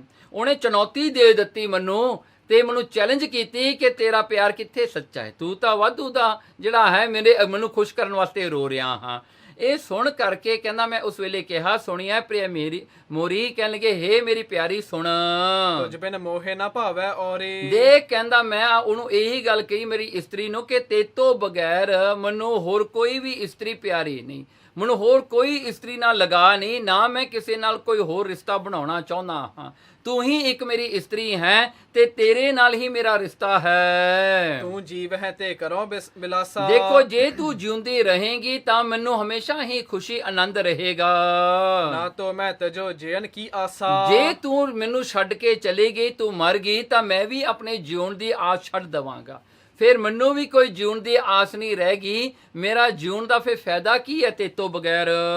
ਪ੍ਰਾਨ ਸਮਾਨ ਮੋਹੇ ਕੋ ਪਿਆਰੀ। ਇਸ ਕਰਕੇ ਤੂੰ ਮੈਨੂੰ ਪ੍ਰਾਣਾ ਨਾਲੋਂ ਵੀ ਪਿਆਰੀ ਹੈ, ਮੇਰੀ ਜਾਨ ਮੇਰੀ ਲਾਈਫ ਨਾਲੋਂ ਵੀ ਤੂੰ ਮੈਨੂੰ ਪਿਆਰੀ ਹੈ। ਤੁਝ ਬਿਨ ਕਸ ਬਿਲਸੋਂ ਬਿਬਨਾਰੀ। ਤੇ ਇਸ ਕਰਕੇ ਤੇਤੋਂ ਬਗੈਰ ਮੈਨੂੰ ਹੋਰ ਇਸਤਰੀ ਚੋਂ ਕਿੱਥੇ ਸੁੱਖ ਮਿਲ ਸਕਦਾ ਹੈ? ਮੈਂ ਇਹ ਗੱਲ ਸੋਚ ਵੀ ਨਹੀਂ ਸਕਦਾ ਆਪਣੇ ਖਿਆਲਾਂ ਵਿੱਚ ਕਿ ਕਿਤੇ ਹੋਰ ਕੋਈ ਇਸਤਰੀ ਤੋਂ ਮੈਨੂੰ ਸੁੱਖ ਦੀ ਆਸ ਹੈ। ਮੈਂ ਤਾਂ ਤੇਰੇ ਨਾਲ ਪ੍ਰੇਮ ਕਰਦਾ ਹਾਂ ਪੂਰਾ। ਅਹੋ ਕੰਤ ਮੈਂ ਜੀਉ ਤਾਂ ਸਾਚੀ। ਉਸ ਵੇਲੇ ਮੇਰੀ ਇਸਤਰੀ ਨੇ ਦੇਖੋ ਮੈਨੂੰ ਇਹ ਕਿਹਾ, ਇਹ ਸ਼ਾਹੂਕਾਰ ਕਹਿੰਦਾ ਅਹੋ ਕੰਤ ਹੇ ਮੇਰੇ ਸੁਆਮੀ, ਮੈਂ ਜਿਉ ਤਾਂ ਸੱਚੀ, ਤੇਰੀਆਂ ਗੱਲਾਂ ਤਾਂ ਸੱਚੀਆਂ ਨੇ, ਜੇ ਤਾਂ ਮੈਂ ਜਿਉਂਦੀ ਰਹਾਂ। ਮਰ ਜਾਵੋ ਇਹ ਕਹਿ ਸਭ ਕਾਚੀ। ਦੇਖੋ ਜੇ ਅੱਜ ਮੈਂ ਮਰ ਜਾਵਾਂ ਤੇ ਤੁਹਾਡੇ ਜਿਹੜੇ ਬਚਨ ਕਹੇ ਹੋਏ ਨੇ ਨਾ, ਜਿਹੜੇ ਤੁਸੀਂ ਮੈਨੂੰ ਇਹ ਗੱਲਾਂ ਕਹਿ ਰਹੇ ਹੋ, ਇਹ ਸਾਰੇ ਝੂਠੇ ਕੱਚੇ ਹਨ। ਇਹ ਤਾਂ ਤੁਸੀਂ ਭੁੱਲ ਜਾਣਾ 2 ਦਿਨਾਂ ਦੇ ਵਿੱਚ। ਅਸ ਕਹਿ ਮੋਹੇ ਸੁਨਾਵਤ ਪ੍ਰੀਤੀ। ਸੋ ਇਸ ਪ੍ਰਕਾਰ ਕਰਕੇ ਮੇਰੀ ਪ੍ਰੀਤੀ ਮੇਰੇ ਪ੍ਰੇਮ ਨੂੰ ਚੁਣੌਤੀ ਦਿੱਤੀ, ਮੇਰਾ ਪ੍ਰੇਮ ਨੂੰ, ਮੇਰੇ ਪਿਆਰ ਨੂੰ ਕੁਐਸਚਨ ਕੀਤਾ ਮੇਰੀ ਘਰਵਾਲੀ ਨੇ। ਹਿਰਦੈ ਬਿਖੈ ਠਾਨਤ ਵਿਪਰੀਤੀ। ਸੋ ਮੈਂ ਇਹ ਗੱਲ ਜਿਹੜੀ ਹੈ ਆਪਣੇ ਮਨ 'ਚ ਬੜੀ ਬੁਰੀ ਮੰਨੀ ਵੀ ਦੇਖੋ ਮੇਰੀ ਘਰਵਾਲੀ ਮੇਰੇ ਬਾਰੇ ਕੀ ਕਹਿ ਰਹੀ ਹੈ, ਵੀ ਮੈਂ ਸਿਰਫ ਜਿਹੜਾ ਹਾਂ ਵੀ ਇੱਕ ਵਿਭਚਾਰ ਬੰਦਾ ਹਾਂ, ਮੈਂ ਸਿਰਫ ਇਸਤਰੀ ਨੂੰ ਵਿਭਚਾਰ ਕਰਕੇ ਕਰਦਾ ਹਾਂ, ਮੇਰੇ ਵਿੱਚ ਸੱਚਾ ਪ੍ਰੇਮ ਨਹੀਂ ਹੈ।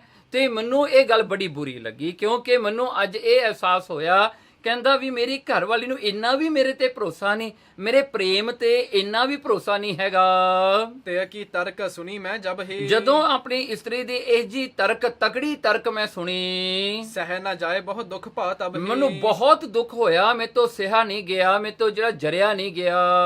ਲੈ ਕਰ ਤੀਛਨ ਛੁਰੀ ਚਲਾਈ। ਉਸ ਵੇਲੇ ਮੈਂ ਇੱਕ ਤਿੱਖੀ ਜਿਹੜੀ ਹੈ, ਇੱਕ ਨਾਈਫ ਜਿਹੜਾ ਹੈ, ਇੱਕ ਕਰਦ ਜਿਹੜੀ ਹੈ, ਮੈਂ ਇੱਕ ਬਹੁਤ ਤਿੱਖੀ ਜਿਹੜੀ ਹੈ, ਜੋ ਬਹੁਤ ਤੇਜ਼ ਧਾਰਾ ਵਾਲੀ ਇੱਕ ਨਾਈਫ ਜਿਹੜਾ ਹੈ ਕਰਦ ਆਪਣੇ ਹੱਥ ਵਿੱਚ ਲਈ। ਲਿੰਗ ਕਾਟ ਨਿਜ ਦੀਨ ਬਗਾਈ। ਸੋ ਕੀ ਮੈਂ ਕੀ ਕੀਤਾ, ਆਪਣੀ ਲਿੰਗ ਜਿਹੜਾ ਆਪਣਾ ਪ੍ਰਾਈਵੇਟ ਪਾਰਟ ਸੀਗਾ ਮੈਂ ਕੱਟ ਦਿੱਤਾ, ਮੈਂ ਕੱਟ ਕੇ ਜਿਹੜਾ ਹੈ ਉਹਦੇ ਮੂਹਰੇ ਸੱਟ ਦਿੱਤਾ ਚੱਕ ਕੇ। ਅਬ ਤਾਂ ਆਏ ਕੇ ਨਾਹੇ ਪ੍ਰਤੀਤੀ। ਉਸ ਵੇਲੇ ਮੈਂ ਇਸਤਰੀ ਨੂੰ ਇਹ ਕਿਹਾ ਕਿ ਹੁਣ ਤਾਂ ਤੂੰ ਭਰੋਸਾ ਰੱਖ ਮੇਰੇ ਤੇ, ਹੁਣ ਨਹੀਂ ਕੋਈ ਸ਼ੱਕ ਹੈ ਤੈਨੂੰ। ਮਾਨਤ ਨਹੀਂ ਸਾਚ ਮਮ ਪ੍ਰੀਤੀ। ਮੈਂ ਸੱਚੀਆਂ ਗੱਲਾਂ ਤੈਨੂੰ ਦੱਸ ਰਿਹਾ, ਆਪਣੇ ਦਿਲ ਤੋਂ ਆਪਣੀ ਸੱਚੀ ਪ੍ਰੇਮ ਨੂੰ ਮੈਂ ਪ੍ਰਗਟ ਕਰ ਰਿਹਾ ਹਾਂ, ਤੇ ਤੂੰ ਮੰਨ ਨਹੀਂ ਰਹੀ।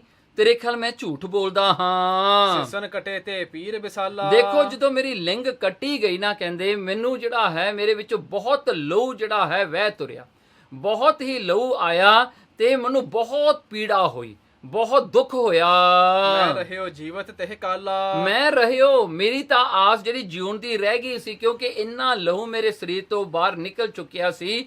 ਵੈਦਾਂ ਨੇ, ਡਾਕਟਰਾਂ ਨੇ ਇਕੱਠੇ ਹੋ ਕੇ ਮੈਨੂੰ ਮਸਾ ਬਚਾਇਆ ਉਸ ਵੇਲੇ। ਕਿਤਕ ਦਿਵਸ ਬੀਤੇ ਤੇ ਨਾਰੀ। ਤੇ ਕੁਝ ਕੁ ਦਿਨ ਬੀਤ ਗਏ, ਹੁਣ ਮੈਂ ਵੀ ਬਿਮਾਰ ਨਾਲ ਹੋ ਗਿਆ। ਤਾਂ ਉਸ ਵੇਲੇ ਕੀ ਹੋਇਆ, ਕੁਝ ਕੁ ਦਿਨ ਜਦੋਂ ਬਤੀਤ ਹੋ ਗਏ, ਭਈ ਅਰੋਗ ਗਇਓ ਦੁਖ ਭਾਰੀ। ਦੇਖੋ ਮੇਰੀ ਇਸਤਰੀ ਅਰੋਗ ਹੋ ਗਈ, ਉਹ ਰਾਜੀ ਹੋ ਗਈ, ਉਹ ਜਿਹੜੀ ਹਨ ਮੌਤ ਦੇ ਮੂੰਹ ਤੋਂ ਬਾਹਰ ਆ ਗਈ। ਉਸ ਦਾ ਜਿਹੜੀ ਬਿਮਾਰੀ ਸੀ ਉਹ ਦੂਰ ਹੋ ਗਈ ਜੀ, ਬਿਲਕੁਲ ਠੀਕ ਹੋ ਗਈ ਮੇਰੀ ਇਸਤਰੀ। ਜਬ ਬਲ ਭਇਓ ਆਨ ਸਰਬੰਗਾ। ਜਦੋਂ ਸਾਰੇ ਅੰਗਾਂ ਵਿੱਚ ਮੇਰੀ ਇਸਤਰੀ ਦੇ ਅੰਦਰ ਜ਼ੋਰ ਆ ਗਿਆ, ਮਤਲਬ ਉਹ ਜਿਹੜਾ ਹੈ ਸਟਰੈਂਗ ਆ ਗਿਆ, ਬਿਲਕੁਲ ਠੀਕ ਹੋਣ ਕਰਕੇ ਉਸ ਦਾ ਸਰੀਰ ਜਦੋਂ ਤੰਦਰੁਸਤ ਹੋਇਆ, ਹੈਲਥੀ ਹੋਈ, ਵਿਆਪਿਓ ਤੇ ਤਨ ਬਹੁਰ ਅਨੰਗਾ। ਉਸ ਵੇਲੇ ਮੇਰੀ ਇਸਤਰੀ ਨੂੰ ਕਾਮ ਵਾਸ਼ਨਾ ਨੇ ਆ ਘੇਰਿਆ, ਲਸਤ ਨੇ ਆ ਘੇਰਿਆ ਮੇਰੀ ਇਸਤਰੀ ਨੂੰ। ਕਿਤਕ ਦਿਵਸ ਮੋਹਿ ਸੰਗ ਅਲਾਈ। ਕੁਝ ਕੁ ਦਿਨ ਤਾਂ ਕਹਿੰਦੇ ਮੇਰੇ ਪਿੱਛੇ ਪਈ ਰਹੀ, ਪਰ ਕਹਿੰਦਾ ਮੈਂ ਵੀ ਕੀ ਕਰ ਸਕਦਾ ਸਾਂ, ਮੈਂ ਤਾਂ ਪਹਿਲਾਂ ਹੀ ਆਪਣਾ ਜਿਹੜਾ ਹਨ ਅੰਗ ਕੱਟ ਕੇ ਸੁੱਟ ਦਿੱਤਾ ਸੀ, ਹੁਣ ਮੈਂ ਵੀ ਕੁਝ ਨਹੀਂ ਕਰ ਸਕਦਾ ਸੀ। ਬਿਨ ਮੈਥੁਨ ਤੇ ਰਹਿਓ ਨਾ ਜਾਈ। ਇਸ ਕਰਕੇ ਜਿਹੜਾ ਹੈ ਮੇਰੀ ਇਸਤਰੀ ਤੋਂ ਜਿਹੜਾ ਹੈ ਇਹ ਲਸਤ ਜਿਹੜਾ ਹੈ, ਇਸ ਤੋਂ ਬਗੈਰ ਉਤੋਂ ਰਿਹਾ ਨਹੀਂ ਗਿਆ। ਇਹ ਚੀਜ਼ ਨੇ ਬੜਾ ਤੰਗ ਕੀਤਾ ਮੇਰੀ ਇਸਤਰੀ ਨੂੰ।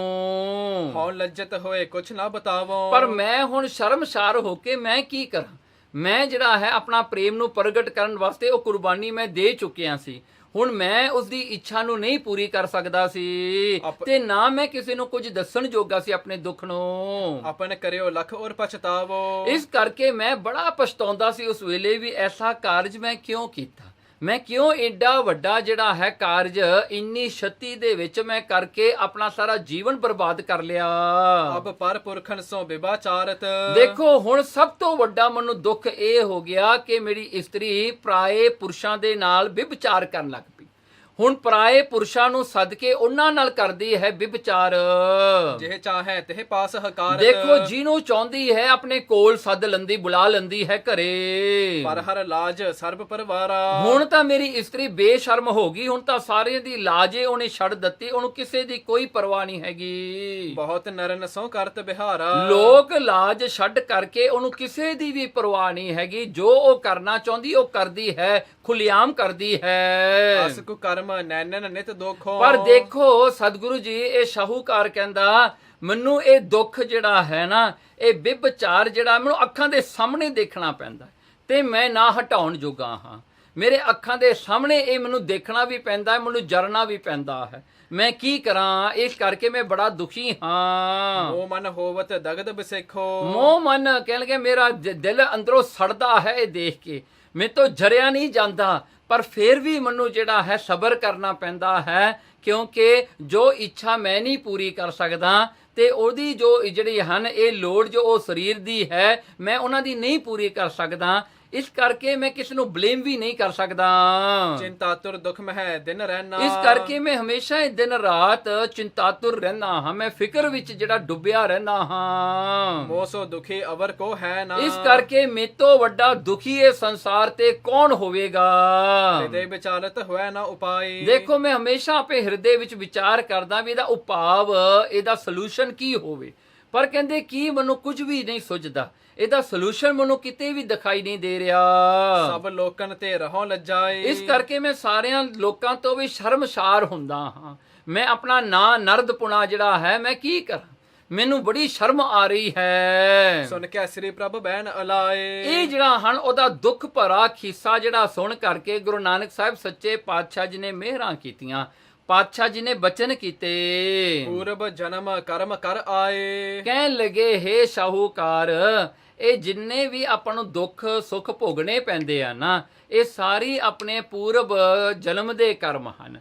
ਇਹ ਜੋ ਆਪਾਂ ਪ੍ਰਾਲਬੱਧ ਕਰਮ ਜਿਹੜੇ ਨਾਲ ਲੈ ਕੇ ਆਏ ਆ ਜੀਵਨ ਵਾਸਤੇ, ਉਹਨਾਂ ਦੇ ਕਰਕੇ ਹੀ ਆਪਾਂ ਨੂੰ ਦੁੱਖ ਤੇ ਸੁੱਖ ਭੋਗਣੇ ਪੈਂਦੇ ਹਨ ਸਾਰੇ। ਦੋਹਰਾ ਤਿਨ ਕੋ ਦੁੱਖ ਸੁਖ ਭੋਗਈ, ਜੋ ਬੀਜ ਹੈ ਸੋ ਖਾਏ। ਦੇਖੋ ਇਹੀ ਜਿਹੜਾ ਆਪਾਂ ਬੀਜਿਆ ਹੋਇਆ ਹੈ, ਜੋ ਆਪਾਂ ਚੰਗਾ ਕਰਮ ਬੀਜਿਆ ਉਹਦਾ ਸੁੱਖ, ਜਿਹੜਾ ਹਨ ਮਾੜਾ ਬੀਜਿਆ ਉਹਦਾ ਦੁੱਖ ਆਪਾਂ ਨੂੰ ਮਿਲਦਾ ਹੈ।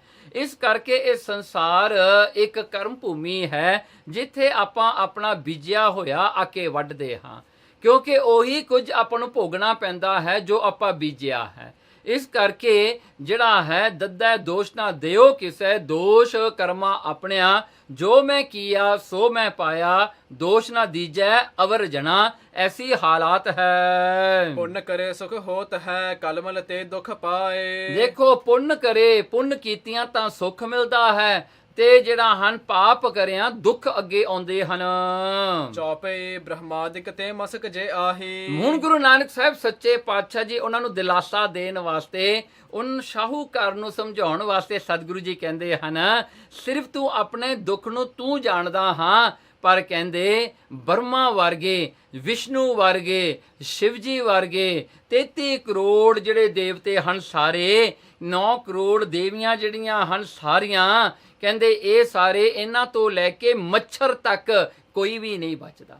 ਸਾਰਿਆਂ ਨੂੰ ਆਪਣੇ ਲੇਖੇ ਭੋਗਣੇ ਪੈਂਦੇ ਹਨ। ਭੋਗ ਹੈ ਕਰਮ ਕੀਨ ਜਸ ਜਾਹੀ। ਜੋ ਕਰਮ ਨੂੰ ਭੋਗਣ ਵਾਸਤੇ ਹੀ ਜਿਹੜਾ ਹੈ ਪਰਮਾਤਮਾ ਇਹ ਵਿਉਂਤ ਬਣਾਉਂਦਾ ਹੈ, ਇਹ ਜੀਵਨ ਆਪਾਂ ਨੂੰ ਦਿੰਦਾ ਹੈ, ਜਿਸ ਕਰਕੇ ਕੀਨ ਜਸ ਜਾਹੀ, ਜਿਸ ਤਰ੍ਹਾਂ ਵੀ ਕੋਈ ਕਰਦਾ ਹੈ ਵੈਸਾ ਹੀ ਉਹ ਪਾਉਂਦਾ ਹੈ। ਜਿਨ ਕਿਨ ਜਸ ਕਸ ਕਰਮੰ ਕੀਨੋ। ਜਿਨ੍ਹਾਂ ਨੇ ਵੀ ਆਪਣੇ ਜੀਵਨ ਕਾਲ ਦੇ ਵਿੱਚ ਜਿਨ ਕਿਨ ਜਸ ਕਸ, ਜਿਨ੍ਹਾਂ ਨੇ ਜੈਸੇ ਜੈਸੇ ਜਿਹੜੇ ਕਰਮ ਕੀਤੇ ਹਨ, ਜਿਸ ਤਰ੍ਹਾਂ ਵੀ ਉਹਨਾਂ ਨੇ ਇਹ ਕਰਮਾਂ ਨੂੰ ਕਮਾਇਆ ਹੈ, ਭੋਗੇ ਬਿਨਾ ਛੁੱਟਤ ਨਹਿ ਚੀਨੋ। ਭੋਗੇ ਬਿਨਾ ਛੁੱਟਦੇ ਨਹੀਂ, ਭੋਗਣੇ ਜ਼ਰੂਰ ਪੈਂਦੇ ਹਨ, ਇਹਨਾਂ ਨੂੰ ਕੋਈ ਵੀ ਇਹਨਾਂ ਤੋਂ ਛੁੱਟਦਾ ਨਹੀਂ। ਸੋ ਇਹ ਕਰਮ ਜਿਹੜਾ ਕੀਤਾ ਹੋਇਆ ਆਪਾਂ ਨੂੰ ਭੋਗਣਾ ਪੈਂਦਾ ਹੈ। ਜੋ ਅੱਗੇ ਸਰੀਰਕ ਕਰਮ ਹਨ, ਜੋ ਮਾਨਸਿਕ ਜਿਹੜੇ ਹਨ ਮਾਨਸਿਕ ਕਰਮ ਹਨ, ਜੇ ਵਾਚਕ ਜਿਹੜੇ ਕਰਮ ਹਨ, ਚਾਹੇ ਉਹ ਕਰਮ ਆਪਾਂ ਫਿਜ਼ੀਕਲੀ ਕੀਤੇ ਹੋਣ, ਚਾਹੇ ਆਪਣੇ ਮਨ ਦੇ ਵਿੱਚ ਸੰਕਲਪ ਦੇ ਤੌਰ ਤੇ ਆਪੇ ਕਿਸੇ ਦਾ ਬੁਰਾ ਭਲਾ ਚਿਤਵਿਆ ਹੋਵੇ, ਚਾਹੇ ਆਪਾਂ ਮੂੰਹ ਦੇ ਨਾਲ ਬੋਲ ਕੇ ਕੋਈ ਕਰਮ ਕੀਤਾ ਹੋਵੇ, ਉਹ ਸਾਰਾ ਹੀ ਭੋਗਣਾ ਪੈਂਦਾ ਹੈ। ਜੇ ਜਗ ਮਹਿ ਗਿਆਨੀ ਹੋਏ ਮਾਨਵ। ਸਤਿਗੁਰੂ ਗੁਰੂ ਨਾਨਕ ਸਾਹਿਬ ਸੱਚੇ ਪਾਤਸ਼ਾਹ ਜੀ ਉਪਦੇਸ਼ ਦਿੰਦੇ ਹਨ, ਕਹਿੰਦੇ 3 ਪ੍ਰਕਾਰ ਦੇ ਬੰਦੇ ਹੁੰਦੇ ਹਨ ਸੰਸਾਰ ਦੇ ਵਿੱਚ। ਪਹਿਲੇ ਹਨ ਜਿਹਨਾਂ ਨੂੰ ਆਪਾਂ ਗਿਆਨੀ ਕਹਿੰਦੇ ਹਾਂ, ਜਿਹੜੇ ਗਿਆਨੀ ਪੁਰਸ਼ ਹੁੰਦੇ ਹਨ। ਦੇਹ ਅਨੰਤ ਸਦੀਵ ਸੋ ਜਾਨਵ। ਦੇਖੋ ਉਹਨਾਂ ਵਾਸਤੇ ਇਹ ਦੇਹ, ਇਹ ਸਰੀਰ ਅਨਿਤ ਹੈ। ਸੋ ਇਹ ਦੇਹ ਜਿਹੜੀ ਇਹ ਸਰੀਰ, ਇਹ ਜੀਵਨ ਹਮੇਸ਼ਾ ਨਹੀਂ ਰਹਿਣ ਵਾਲਾ, ਇਹ ਟੈਂਪਰੇਰੀ ਹੈ। ਉਹਨਾਂ ਵਾਸਤੇ ਜੋ ਕਰਮਾਂ ਕਰਕੇ ਸੁੱਖ ਤੇ ਦੁੱਖ ਮਿਲਦੇ ਹਨ, ਉਹਨਾਂ ਵਾਸਤੇ ਅਨਿਤ ਹਨ, ਹਮੇਸ਼ਾ ਨਹੀਂ ਰਹਿਣਾ। ਜਿਹੜਾ ਦੁੱਖ ਆਉਂਦਾ ਹਮੇਸ਼ਾ ਦੁੱਖ ਨਹੀਂ ਰਹਿੰਦਾ, ਜਿਹੜਾ ਸੁੱਖ ਆਉਂਦਾ ਹਮੇਸ਼ਾ ਸੁੱਖ ਨਹੀਂ ਰਹਿੰਦਾ। ਇਸ ਕਰਕੇ ਜਿਹੜਾ ਹੈ ਇਹ ਅਨਿਤ ਹੈ। ਸੋ ਗਿਆਨੀ ਪੁਰਸ਼ ਜਿਹੜੇ ਹਨ ਆਪਣੀ ਬਿਰਤੀ ਜਿਹੜੀ ਹੈ ਨਾ, ਆਪਣੇ ਮਨ ਦੀ ਜਿਹੜੀ ਸਥਿਤੀ ਹੁੰਦੀ ਹੈ, ਆਪਣੇ ਮਨ ਦੇ ਜਿਹੜੇ ਹਨ ਲੈਵਲ ਤੋਂ ਉੱਚਾ ਹੋ ਜਾਂਦੇ ਨੇ। ਉਹ ਇਹ ਜਿਹੜਾ ਹੈ ਦੁੱਖ ਸੁੱਖ ਨੂੰ ਝੂਠਾ ਮੰਨਦੇ ਨੇ। ਉਹ ਜਿਵੇਂ ਹੁੰਦਾ ਹੈ ਨਾ ਕਿ ਆਪਾਂ ਕੋਈ ਮੂਵੀ ਦੇਖਦੇ ਹਾਂ, ਜਦੋਂ ਉਹ ਮੂਵੀ ਨੂੰ ਦੇਖਿਆ ਜਾਂਦਾ ਹੈ, ਭਾਵੇਂ ਉਹ ਮੂਵੀ ਦੇ ਵਿੱਚ ਕੋਈ ਦੁੱਖ ਪਾ ਰਿਹਾ ਹੈ, ਚਾਹੇ ਕੋਈ ਸੁੱਖ ਪਾ ਰਿਹਾ ਹੈ, ਜਦੋਂ ਆਪਾਂ ਉਹ ਮੂਵੀ ਨੂੰ ਦੇਖਦੇ ਹਾਂ ਥੋੜਾ ਚਿਰ ਵਾਸਤੇ ਤਾਂ ਮਨ ਨੂੰ ਲੱਗਦਾ ਵੀ ਉਹ ਦੁੱਖ ਤੇ ਸੁੱਖ ਹੈ। ਐਂਡ ਆਫ ਦਾ ਡੇ ਜਦੋਂ ਆਪਾਂ ਦੇਖਦੇ ਹਾਂ ਵੀ ਉਹ ਤਾਂ ਇੱਕ ਮੂਵੀ ਹੈ, ਉਹਦਾ ਦੁੱਖ ਕਿਹੜੇ ਮੈਨੂੰ ਮਿਲ ਜਾਣਾ ਹੈ, ਉਹਦਾ ਸੁੱਖ ਕਿਹੜੇ ਮੈਨੂੰ ਮਿਲ ਜਾਣਾ ਹੈ। ਇਸ ਕਰਕੇ ਜਿਹੜਾ ਹੈ ਗਿਆਨੀ ਪੁਰਸ਼ ਇਸੇ ਤਰ੍ਹਾਂ ਹੀ ਹੈ, ਉਹ ਦੁੱਖ ਤੇ ਸੁੱਖ ਦੇ ਵਿੱਚ ਆਪਣੀ ਓਨਰਸ਼ਿਪ ਨਹੀਂ ਕਰਦੇ, ਉਹ ਦੁੱਖ ਤੇ ਸੁੱਖ ਨੂੰ ਆਪਣਾ ਨਹੀਂ ਮੰਨਦੇ, ਉਹ ਅਨਿਤ ਸਮਝਦੇ ਹਨ। ਇਸ ਕਰਕੇ ਜਿਵੇਂ ਜਿਹੜਾ ਹਨ ਜੋ ਵੀ ਇਹ ਜਿਹੜਾ ਸੰਸਾਰ ਹੈ ਇੱਕ ਸੁਪਨੇ ਦੀ ਤਰ੍ਹਾਂ ਉਹ ਦੇਖਦੇ ਹਨ, ਅਨਿਤ ਜਾਣਦੇ ਹਨ। ਦੁੱਖ ਸੁੱਖ ਭੀ ਨੰਸਵਰ ਔਰ ਜਨ ਹੈ। ਇਸ ਕਰਕੇ ਦੁੱਖ ਸੁੱਖ ਵੀ ਜਿਹੜੇ ਹਨ ਨਾਸ਼ ਹੋਣ ਵਾਲੇ ਉਹ ਆਪਣੇ ਹਿਰਦੇ ਵਿੱਚ ਜਾਣਦੇ ਹਨ। ਮਮਤਾ ਇਨ ਮਹਿ ਕਬਹਿ ਨਾ ਅਨ ਹੈ। ਇਸ ਕਰਕੇ ਇਹ ਦੁੱਖ ਤੇ ਸੁੱਖ ਦੇ ਵਿੱਚ ਉਹ ਕਿਤੇ ਵੀ ਮਮਤਾ ਜਿਹੜੀ ਹੈ ਆਪਣਾ ਮੋਹ ਨਹੀਂ ਲਾਉਂਦੇ, ਉਹ ਅਟੈਚ ਨਹੀਂ ਹੁੰਦੇ, ਨਾ ਸੁੱਖ ਨਾਲ ਹੁੰਦੇ ਨੇ ਨਾ ਦੁੱਖ ਨਾਲ ਹੁੰਦੇ ਨੇ। ਪਰ ਦੇਖੋ ਕੈਸਾ ਇਹ ਖੇਡ ਹੈ ਪਰਮਾਤਮਾ ਦਾ, ਨਾ ਤਾਂ ਆਪਾਂ ਸੁੱਖ ਨਾਲ ਅਟੈਚ ਹੋਣਾ, ਜੇ ਸੁੱਖ ਨਾਲ ਅਟੈਚ ਹੋਏ ਤਾਂ ਦੁੱਖ ਨਾਲ ਜ਼ਰੂਰ ਅਟੈਚ ਹੋ ਜਾਵਾਂਗੇ।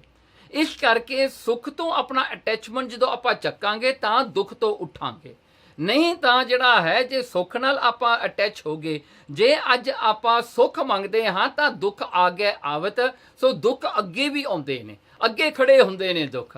ਜੇ ਨਾ ਆਪਾਂ ਦੁੱਖ ਮੰਗੀਏ ਨਾ ਸੁੱਖ ਮੰਗੀਏ, ਭਾਣਾ ਕਰਕੇ ਪਰਮਾਤਮਾ ਦੇ ਭਾਣੇ ਦੇ ਵਿੱਚ ਰਹੀਏ ਤਾਂ ਉਹੀ ਸੁਖੀ ਨੇ।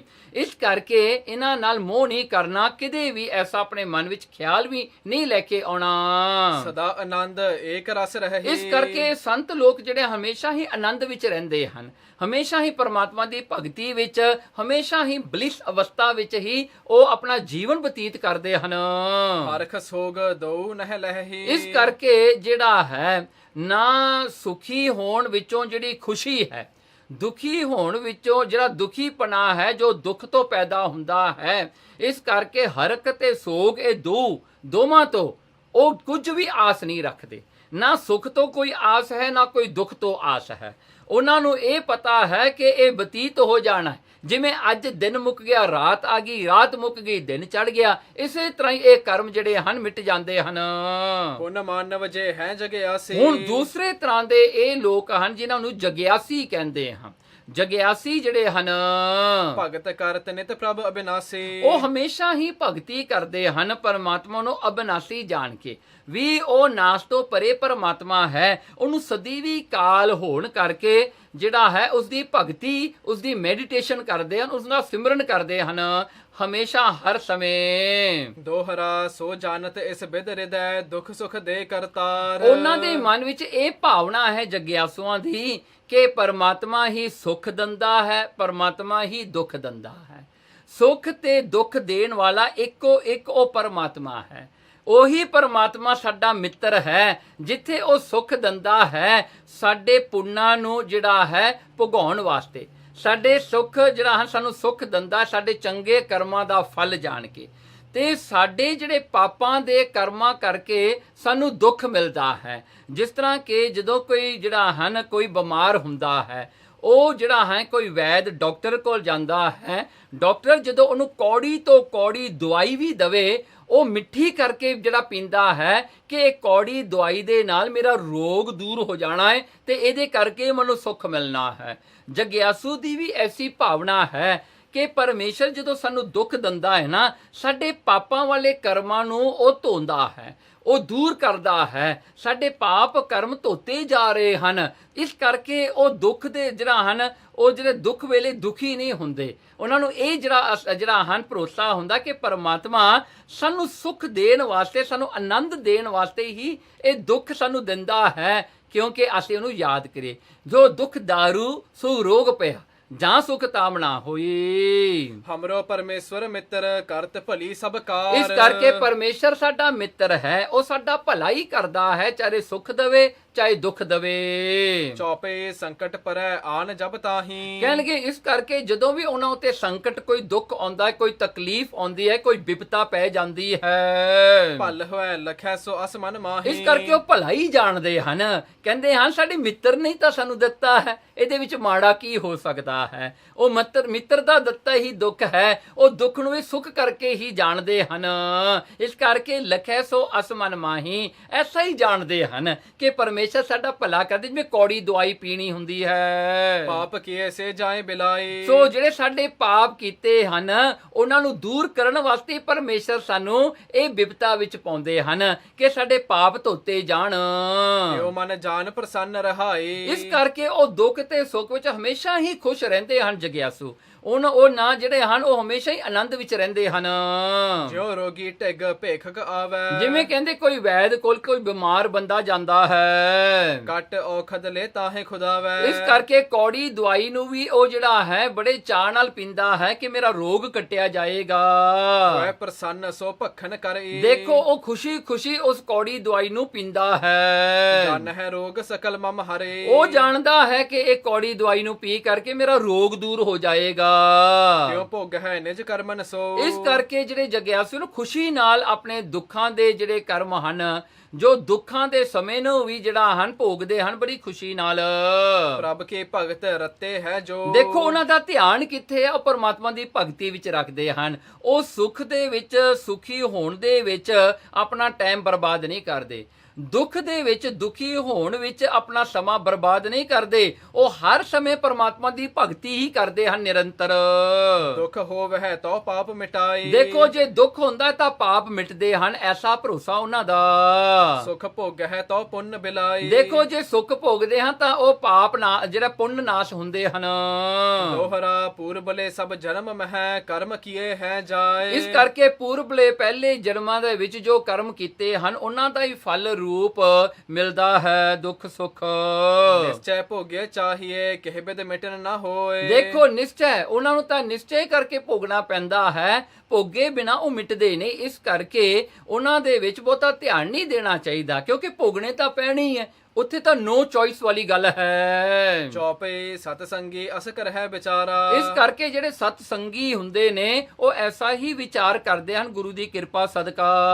ਦੁੱਖ ਸੁਖ ਮਹਿ ਰਹੀ ਇੱਕ ਸਾਰਾ। ਇੱਕ ਸਾਰ, ਇੱਕ ਤਰ੍ਹਾਂ, ਇੱਕ ਕੰਸਿਸਟੈਂਟ ਅਵਸਥਾ ਸਟੇਟ ਦੇ ਵਿੱਚ ਉਹ ਰਹਿੰਦੇ ਹਨ ਹਰ ਵੇਲੇ। ਲਖੈ ਮੀਤ ਹਮਰਾ ਕਰਤਾਰਾ। ਤੇ ਉਹ ਜਾਣਦੇ ਹਨ ਉਹ ਕਰਤਾਰ, ਉਹ ਕ੍ਰੀਏਟਰ ਜਿਹੜਾ ਪਰਮੇਸ਼ਰ ਹੈ, ਪਾਰ ਬ੍ਰਹਮ ਪਰਮੇਸ਼ਰ, ਉਹ ਜਿਹੜਾ ਹੈ ਸਾਡਾ ਮਿੱਤਰ ਹੈ, ਸਾਡਾ ਕਿਤੇ ਬੁਰਾ ਨਹੀਂ ਕਰੇਗਾ। ਜੋ ਕਿਛ ਕਰਹਿ ਸੋ ਨੀਕੀ ਕਾਰਾ। ਜੋ ਵੀ ਪਰਮੇਸ਼ਰ ਕਰੇ ਉਹ ਚੰਗਾ ਹੀ ਕਰਦਾ ਹੈ, ਉਹ ਕਿਤੇ ਵੀ ਮਾੜਾ ਨਹੀਂ ਕਰਦਾ। ਪੁੰਨ ਜਗ ਮਹਿ ਜੇ ਨਰ ਅਗਿਆਨੀ। ਜੇ ਹੁਣ ਤੇ ਤੀਜੇ ਤਰ੍ਹਾਂ ਦੇ ਬੰਦੇ ਹਨ ਸੰਸਾਰ ਵਿੱਚ। ਹੁਣ ਇਹ ਤੀਜੇ ਪ੍ਰਕਾਰ ਦੇ ਬੰਦਿਆਂ ਨੂੰ ਆਪਾਂ ਕਹਿੰਦੇ ਅਗਿਆਨੀ, ਇਗਨੋਰੈਂਟ। ਜਿਹੜੇ ਅਗਿਆਨੀ ਹੁੰਦੇ ਹਨ, ਦੁੱਖ ਮਹਿ ਬਹੁ ਮਮਤਾ ਮਨ ਮਾਨੀ। ਦੇਖੋ ਦੁੱਖ ਦੇ ਵਿੱਚ ਉਹ ਬੜਾ ਹੀ ਜਿਹੜਾ ਹੈ ਨਾ, ਉਹਨਾਂ ਦੇ ਵਿੱਚ ਮੋਹ ਜਾਗਦਾ ਹੈ ਸੰਸਾਰ ਦਾ। ਉਹ ਸੰਸਾਰ ਨੂੰ ਛੱਡਣਾ ਨਹੀਂ ਚਾਹੁੰਦੇ। ਦੁੱਖ ਮੈਂ ਬਹੁਤ ਮਮਤਾ, ਕਹਿਣ ਲੱਗੇ ਉਹਨਾਂ ਨੂੰ ਫਿਰ ਮੋਹ ਜਿਹੜਾ ਹੈ, ਉਹਨਾਂ ਦੀ ਪਕੜ ਜਿਹੜੀ ਹੁੰਦੀ ਹੈ ਬੜਾ ਦੁਖੀ ਕਰਦੀ ਹੈ ਉਹਨਾਂ ਨੂੰ। ਖੇਦ ਪਾਏ ਭੋਗਤ ਹੈ ਸਭ ਹੀ। ਤੇ ਖੇਦ ਪਾਏ ਬੜਾ ਦੁੱਖ ਪਾਉਂਦੇ ਹਨ, ਤੇ ਸਾਰਾ ਹੀ ਦੁੱਖ ਨੂੰ ਦੁੱਖ ਕਰਕੇ ਉਹ ਮੰਨਦੇ ਹਨ, ਭੋਗਦੇ ਹਨ, ਦੁਖੀ ਹੋ ਕੇ ਰੋਣ ਪਿੱਟਣ ਦੇ ਵਿੱਚ ਲਾਉਂਦੇ ਹਨ ਉਹ ਦੁੱਖ ਨੂੰ ਭੋਗਣ ਵਾਸਤੇ। ਭੋਗਿਆ ਬਿਨਾ ਨਾ ਛੂਟ ਹੈ ਕਬ ਹੀ। ਭੋਗੇ ਬਿਨਾ, ਕਹਿਣ ਲੱਗੇ ਵੀ ਇਹ ਭੋਗੇ ਬਿਨਾ ਛੁੱਟਣਾ ਤਾਂ ਕਿਤੇ ਨਹੀਂ ਹੈਗਾ। ਸੋ ਰੋ ਧੋ ਕੇ ਕਿਉਂ ਕਰਨਾ ਹੈ। ਪਰ ਅਗਿਆਨੀ ਹਨ ਨਾ, ਉਹਨਾਂ ਨੂੰ ਗਿਆਨ ਕੋਈ ਨਹੀਂ ਹੈਗਾ। ਜਦੋਂ ਦੁੱਖ ਆਉਂਦਾ ਹੈ ਉਦੋਂ ਰੋਣ ਲੱਗ ਜਾਂਦੇ ਨੇ, ਪਿੱਟਣ ਲੱਗ ਜਾਂਦੇ ਨੇ। ਜਦੋਂ ਸੁੱਖ ਆਉਂਦਾ ਹੈ ਉਦੋਂ ਪੁੱਠੀਆਂ ਛਾਲਾਂ ਮਾਰਦੇ ਨੇ। ਕੋਈ ਅਗਿਆਨੀ ਲੋਕ ਨੇ ਜਿਨ੍ਹਾਂ ਦਾ ਮਨ ਫਲਿੱਕਰ ਬਹੁਤ ਹੁੰਦਾ ਹੈ, ਜਿਨ੍ਹਾਂ ਦਾ ਮਨ ਦਾ ਸੁਭਾਅ ਜਿਹੜਾ ਹੈ ਬੜਾ ਚੰਚਲ ਹੈ। ਸੋ ਇਸੇ ਚੰਚਲਤਾਈ ਦੇ ਵਿੱਚ ਬਹੁਤ ਦੁਖੀ ਵੀ ਹੋ ਜਾਂਦੇ ਨੇ ਤੇ ਬਹੁਤ ਜ਼ਿਆਦਾ ਸੁਖੀ ਵੀ ਹੋ ਜਾਂਦੇ ਹਨ। ਇੱਕ ਤੋਂ ਤਨ ਦੁੱਖ ਭੋਗ ਹੈ ਸੋਈ। ਦੇਖੋ ਇੱਕ ਤਾਂ ਉਹ ਸਰੀਰ ਕਰਕੇ ਜਦੋਂ ਤੱਕ ਉਹ ਸਰੀਰ ਵਿੱਚ ਇਹ ਜੀਵਨ ਕਾਲ, ਜੀਵਨ ਸਮੇਂ ਵਿੱਚ ਰਹਿੰਦੇ ਹਨ, ਦੁੱਖ ਪਾਉਂਦੇ ਹਨ। ਦੂਸਰ ਅਧਿਕ ਹਿਰਦੈ ਦੁੱਖ ਹੋਈ। ਫਿਰ ਉਹਨਾਂ ਦਾ ਹਿਰਦਾ ਜਿਹੜਾ ਹੈ, ਹਿਰਦਾ ਉਹ ਵੀ ਦੁਖੀਓ ਰਹਿੰਦਾ ਹੈ, ਉਹ ਕਿਤੇ ਵੀ ਸੁਖੀ ਨਹੀਂ ਹੁੰਦਾ। ਉਹਨੂੰ ਜਦੋਂ ਆਪ ਦਾ ਜਿਹੜਾ ਹੈ ਦੁੱਖ ਆਉਂਦਾ ਹੈ ਉਦੋਂ ਵੀ ਦੁਖੀ ਹੈ, ਜਦੋਂ ਆਪਣੇ ਗੁਆਂਢੀ ਦਾ ਜਾਂ ਆਪਣੇ ਮਿੱਤਰ ਦਾ ਸੁੱਖ ਉਹਨੂੰ ਮਿਲੇ ਤਾਂ ਉਹਦੇ ਸੁੱਖ ਦਾ ਵੀ ਇਹਨੇ ਦੁੱਖ ਮਨਾਉਣਾ ਹੈ। ਇਹ ਅਗਿਆਨਤਾ ਐਸੀ ਭੈੜੀ ਹੈ। ਇਸ ਪ੍ਰਕਾਰ ਕਹਿ ਕਿਰਪਾ ਨਿਧਾਨਾ। ਐਸੇ ਬਚਨ ਸਤਿਗੁਰਾਂ ਨੇ ਕੀਤੇ ਕਿ 3 ਪ੍ਰਕਾਰ ਦੇ ਜਿਹੜੇ ਹਨ ਗਿਆਨੀ ਪੁਰਸ਼, ਜਗਿਆਸੂ ਤੇ ਅਗਿਆਨੀ, ਇਹ 3 ਪ੍ਰਕਾਰ ਦੇ ਜਿਹੜੇ ਲੋਕ ਹਨ ਇਹਨਾਂ ਦਾ ਵਰਤਾਵ ਜਿਹੜਾ ਹੈ ਇਹ ਡਿਫਰੈਂਟ ਹੈ। ਦੁੱਖ ਤੇ ਸੁੱਖ ਤਾਂ ਉਹੀ ਨੇ, ਕਰਮਾਂ ਕਰਕੇ ਜਿਹੜੇ ਆਉਣੇ ਤੇ ਜਾਣੇ ਨੇ, ਪਰ ਇਹਨਾਂ ਨੂੰ ਜੋ ਹੈਂਡਲ ਕਰਨ ਦਾ ਤਰੀਕਾ ਹੈ, ਇਹਨਾਂ ਨਾਲ ਜੋ ਇਹਨਾਂ ਦੇ ਨਾਲ ਬਤੀਤ ਕਰਨ ਦਾ ਜਿਹੜਾ ਤਰੀਕਾ ਹੈ, ਮੈਥਡ ਹੈ, ਇਹਨਾਂ ਨੂੰ ਜਿਹੜਾ ਹੈ ਕਿਵੇਂ ਵਰਤਣਾ ਹੈ ਉਹ ਡਿਫਰੈਂਟ ਹੈ। ਦੇਖੋ ਐਸਾ ਜਿਹੜਾ ਦੁੱਖ ਤੇ ਸੁੱਖ ਤਾਂ ਸਾਰੇ ਸੰਸਾਰ ਤੇ ਸਾਰਿਆਂ ਨੂੰ ਹੀ ਹੁੰਦਾ ਹੈ, ਕਿਸੇ ਨੂੰ ਵੀ ਐਸਾ ਨਹੀਂ ਜਿਹਨੂੰ ਸੁੱਖ ਨਾ ਹੋਵੇ ਤੇ ਦੁੱਖ ਨਾ ਹੋਵੇ। ਸਿਰੇ ਮੁਖ ਇਹੋ ਸ਼ਲੋਕ ਬਖਾਨਾ। ਉਸ ਵੇਲੇ ਉਸਨੂੰ ਸ਼ਾਹੂਕਾਰ ਨੂੰ ਸਮਝਾਉਣ ਵਾਸਤੇ ਗੁਰੂ ਨਾਨਕ ਸਾਹਿਬ ਸੱਚੇ ਪਾਤਸ਼ਾਹ ਜੀ ਨੇ ਇਹ ਸ਼ਲੋਕ ਉਚਾਰਨ ਕੀਤਾ ਜੋ ਰਾਮਕਲੀ ਕੀ ਵਾਰ ਵਿੱਚ ਹੈ। ਸਿਰੇ ਮੁਖ ਵਾਕ ਸ਼ਲੋਕ ਮਹੱਲਾ ਪਹਿਲਾ। ਸਹੰਸਰ ਦਾਨ ਦੇ ਇੰਦਰ ਰੋ ਆਇਆ, ਪਰਸਰਾਮ ਰੋਵੈ ਘਰ ਆਇਆ। ਅਜੈ ਸੋ ਰੋਵੈ ਭੀਖਿਆ ਖਾਏ, ਐਸੀ ਦਰਗਹਿ ਮਿਲੈ ਸਜਾਏ। ਰੋਵੈ ਰਾਮ ਨਿਕਾਲਾ ਭਇਆ, ਸੀਤਾ ਲਖਮਣ ਵਿਛੜ ਗਿਆ। ਰੋਵੈ ਦਹਿ ਸਿਰ ਲੰਕ ਗਵਾਏ, ਜਿਨ ਸੀਤਾ ਆਦਿ ਡੋਰੂ ਵਾਏ। ਰੋਵੈ ਪਾਂਡਵ ਭਏ ਮਜੂਰ, ਜਿਨ ਕੈ ਸੁਆਮੀ ਰਹਿਤ ਹਦੂਰ। ਰੋਵੇ ਜਨਮੇਜਾ ਖੋਏ ਗਿਆ, ਏਕੀ ਕਾਰਨ ਪਾਪੀ ਭਇਆ। ਰੋਵਹਿ ਸੇਖ ਮਸਾਇਕ ਪੀਰ, ਅੰਤ ਕਾਲ ਮਤ ਲਾਗੈ ਭੀੜ। ਰੋਵਹਿ ਰਾਜੇ ਕੰਨ ਪੜਾਏ, ਘਰ ਘਰ ਮੰਗਹਿ ਭੀਖਿਆ ਜਾਏ। ਰੋਵਹਿ ਕਿਰਪਨ ਸੰਚਹਿ ਧਨ ਜਾਏ, ਪੰਡਤ ਰੋਵਹਿ ਗਿਆਨ ਗਵਾਏ। ਬਾਲੀ ਰੋਵੈ ਨਾਹੇ ਪਧਾਰ, ਨਾਨਕ ਦੁਖੀਆ ਸਭ ਸੰਸਾਰ। ਮੰਨੇ ਨਾਉ ਸੋਈ ਜਿਨ ਜਾਏ, ਔਰੇ ਕਰਮ ਨਾ ਲੇਖੈ ਲਾਏ। ਇਹ ਸ਼ਬਦ ਗੁਰੂ ਨਾਨਕ ਸਾਹਿਬ ਸੱਚੇ ਪਾਤਸ਼ਾਹ ਜੀ ਨੇ, ਜੋ ਸ੍ਰੀ ਗੁਰੂ ਗ੍ਰੰਥ ਸਾਹਿਬ ਸੱਚੇ ਪਾਤਸ਼ਾਹ ਜੀ ਦੇ ਮਹਾਰਾਜ ਦੇ ਸਰੂਪ ਅੰਗ 953 ਤੋਂ ਲੈ ਕੇ 954 ਵਿੱਚ ਸੁਸ਼ੋਭਿਤ ਹੈ ਇਹ ਸ਼ਬਦ। ਇਹ ਸ਼ਬਦ ਦੇ ਅਰਥ ਅੱਜ ਆਪਾਂ ਗਿਆਨ ਰਤਨਾਵਲੀ ਦੇ ਵਿੱਚ ਜਿਵੇਂ ਸ਼ਹੀਦ ਭਾਈ ਮਨੀ ਸਿੰਘ ਜੀ ਨੇ ਲਿਖੇ ਹਨ, ਆਪਾਂ ਉਹਨਾਂ ਦਾ ਵਿਚਾਰ ਕਰੀਏ, ਉਹਨਾਂ ਦੇ ਅਰਥਾਂ ਦੀ ਜਿਹੜੀ ਹੈ ਕਥਾ ਆਪਾਂ ਕਰੀਏ, ਜਿਨ੍ਹਾਂ ਨੇ ਬਹੁਤ ਹੀ ਸੁੰਦਰ ਇਹ ਜਿਹੜਾ ਹੈ ਇਹਨਾਂ ਦੇ ਅਰਥ ਕੀਤੇ ਹਨ ਇਸ ਸ਼ਬਦ ਦੇ। ਤਾਂ ਮਰਦਾਨੇ ਕਹਿਆ, ਤਾਂ ਭਾਈ ਮਰਦਾਨੇ ਨੇ ਜਦੋਂ ਐਸਾ ਕਿਹਾ ਜੀ ਇਸ ਸ਼ਲੋਕ ਦਾ ਅਰਥ ਵੀ ਕਹੋ। ਤੇ ਭਾਈ ਮਰਦਾਨੇ ਨੇ ਗੁਰੂ ਨਾਨਕ ਸਾਹਿਬ ਜੀ ਨੂੰ ਪੁੱਛਿਆ ਕਿ ਪਾਤਸ਼ਾਹ ਜੀ ਇਹ ਸ਼ਲੋਕ ਦਾ ਸਾਨੂੰ ਅਰਥ ਵੀ ਸੁਣਾਓ। ਹੁਣ ਇਹਨਾਂ ਦੀ ਮੀਨਿੰਗ ਕੀ ਹੈ ਸ਼ਬਦ ਦੀ, ਇਹ ਸ਼ਬਦ ਦੀ ਮੀਨਿੰਗ ਸਾਨੂੰ ਸਮਝਾਉਣਾ ਕਰੋ। ਤਾਂ ਬਾਬਾ ਬੋਲਿਆ ਕਿ ਇੰਦਰ ਜੇ 100 ਜਗ ਕਰਦਾ ਹੈ। ਉਸ ਵੇਲੇ ਬਾਬਾ ਗੁਰੂ ਨਾਨਕ ਸਾਹਿਬ ਸੱਚੇ ਪਾਤਸ਼ਾਹ ਜੀ ਨੇ ਉਚਾਰਨ ਕੀਤਾ। ਪਾਤਸ਼ਾਹ ਜੀ ਨੇ ਰਹਿਮਤਾਂ ਦੇ ਘਰ ਵਿੱਚ ਆ ਕੇ ਅਰਥ ਦੱਸੇ ਤੇ ਕਹਿੰਦੇ ਜਦੋਂ ਇੰਦਰ ਜਦੋਂ ਯੱਗ ਕਰਦਾ ਹੈ, ਜਦੋਂ ਕੋਈ ਸੰਸਾਰ ਦੇ ਵਿੱਚ 100 ਯੱਗ ਪੂਰਾ ਕਰਦਾ ਉਹਨੂੰ ਇੰਦਰ ਦੀ ਪਦਵੀ ਪ੍ਰਾਪਤ ਹੁੰਦੀ ਹੈ। ਸੋ ਇੰਦਰ ਦੀ ਜਿਹੜੀ ਪਦਵੀ ਹੈ ਉਹ ਡਰ ਜਾਂਦਾ ਹੈ ਕਿ ਕਿਸੇ ਨੇ ਵੀ ਇਹ ਯੱਗ ਕਰ ਲੇ ਸੰਸਾਰ ਵਿੱਚ, ਕਿੰਨੇ ਪੁੰਨ ਕਰ ਲੇ, ਕਿਉਂਕਿ ਇੰਦਰ ਜਿਹੜਾ ਹੈ ਉਹ ਕਿੰਗ ਆਫ ਹੈਵਨ ਹੈ, ਉਹ ਹੈਵਨ ਦਾ ਕਿੰਗ ਹੈ। ਤੇ ਜਿਹੜਾ ਵੀ ਕੋਈ ਉਹਦੇ ਨਾਲੋਂ ਜ਼ਿਆਦਾ ਪੁੰਨ ਕਰ ਲਵੇ ਉਹ ਫਿਰ ਆ ਕਰਕੇ ਇੰਦਰ ਦੀ ਜਿਹੜੀ ਹਨ ਉਸ ਹੈਵਨ ਦੀ ਕਿੰਗਡਮ ਤੇ ਉਹ ਆ ਕੇ ਰਾਜ ਕਰਦਾ ਹੈ, ਇੰਦਰ ਨੂੰ ਸੁੱਟਿਆ ਜਾਂਦਾ ਹੈ ਬਾਹਰ। ਸੋ ਹਰ ਵੇਲੇ ਇੰਦਰ ਨੂੰ ਡਰ ਲੱਗਿਆ ਰਹਿੰਦਾ ਹੈ ਕੋਈ ਮੇਤੋਂ ਵੱਧ ਨਾ ਕਿਤੇ ਕੋਈ ਪੁੰਨ ਕਰ ਲਵੇ। ਤਾਂ ਇੰਦਰ ਹੁੰਦਾ ਹੈ, ਤਾਂ ਇੰਦਰ ਜਿਹੜਾ ਹੈ ਉਹ ਐਸਾ ਜਿਹੜਾ ਹੈ ਹਮੇਸ਼ਾ ਹੀ ਰੋਂਦਾ ਹੈ, ਜਿਹੜਾ ਹੈ ਉਹਨੂੰ ਰੋਣਾ ਪੈਂਦਾ ਹੈ, ਉਹ ਹਮੇਸ਼ਾ ਦੁਖੀਓ ਰਹਿੰਦਾ ਹੈ। ਪਰ ਇੰਦਰ ਆਪਣੀਆਂ ਅਪਛਰਾਂ ਛੱਡ ਕੇ ਤੇ ਗੌਤਮ ਤਪੀ ਦੇ ਇਸਤਰੀ ਪਾਸ ਆਇਆ। ਇੱਕ ਵਾਰ ਦੀ ਗੱਲ ਹੈ, ਸਹੰਸਰ ਦਾਨ ਦੇ ਇੰਦਰ ਰਵਾਇਆ। ਇਸ ਪੰਕਤੀ ਦਾ ਅਰਥ ਸ਼ਹੀਦ ਭਾਈ ਮਨੀ ਸਿੰਘ ਜੀ ਕਰਦੇ ਹਨ ਕਿ ਇੱਕ ਵਾਰ ਇੰਦਰ ਨੇ ਆਪਣੀ ਇੰਦਰਪੁਰੀ ਜਾਂ ਹੈਵਨ ਨੂੰ ਛੱਡ ਕਰਕੇ, ਬੈਕੁੰਠ ਨੂੰ ਛੱਡ ਕਰਕੇ ਉਹ ਗੌਤਮ ਰਿਸ਼ੀ ਦੀ ਜਿਹੜੀ ਘਰ ਵਾਲੀ ਅਹਿਲਿਆ ਹੈ ਉਹਦੀ ਸੁੰਦਰਤਾ ਨੂੰ ਦੇਖ ਕਰਕੇ ਉਹਦੇ ਕੋਲ ਆਇਆ। ਤਾਂ ਗੌਤਮ ਕਹਿਆ ਕਿ ਇੱਕ ਭਗ ਵਾਸਤੇ ਤੂੰ ਆਇਆ ਹੈ। ਕੀ ਹੋਇਆ, ਇਹ ਇੰਦਰ ਨੇ ਅਹਿਲਿਆ ਨੂੰ ਭੋਗਣ ਵਾਸਤੇ ਉਹਨੇ ਜਿਹੜਾ ਹੈ ਇਹ ਸਾਰਾ ਅਡੰਬਰ ਜਿਹੜਾ ਕੀਤਾ ਤੇ ਜਿਹੜਾ ਧੋਖੇ ਦੇ ਨਾਲ ਜਿਹੜਾ ਹੈ ਉਹ ਗੌਤਮ ਰਿਸ਼ੀ ਦੇ ਘਰ ਵਿੱਚ ਵੜਿਆ।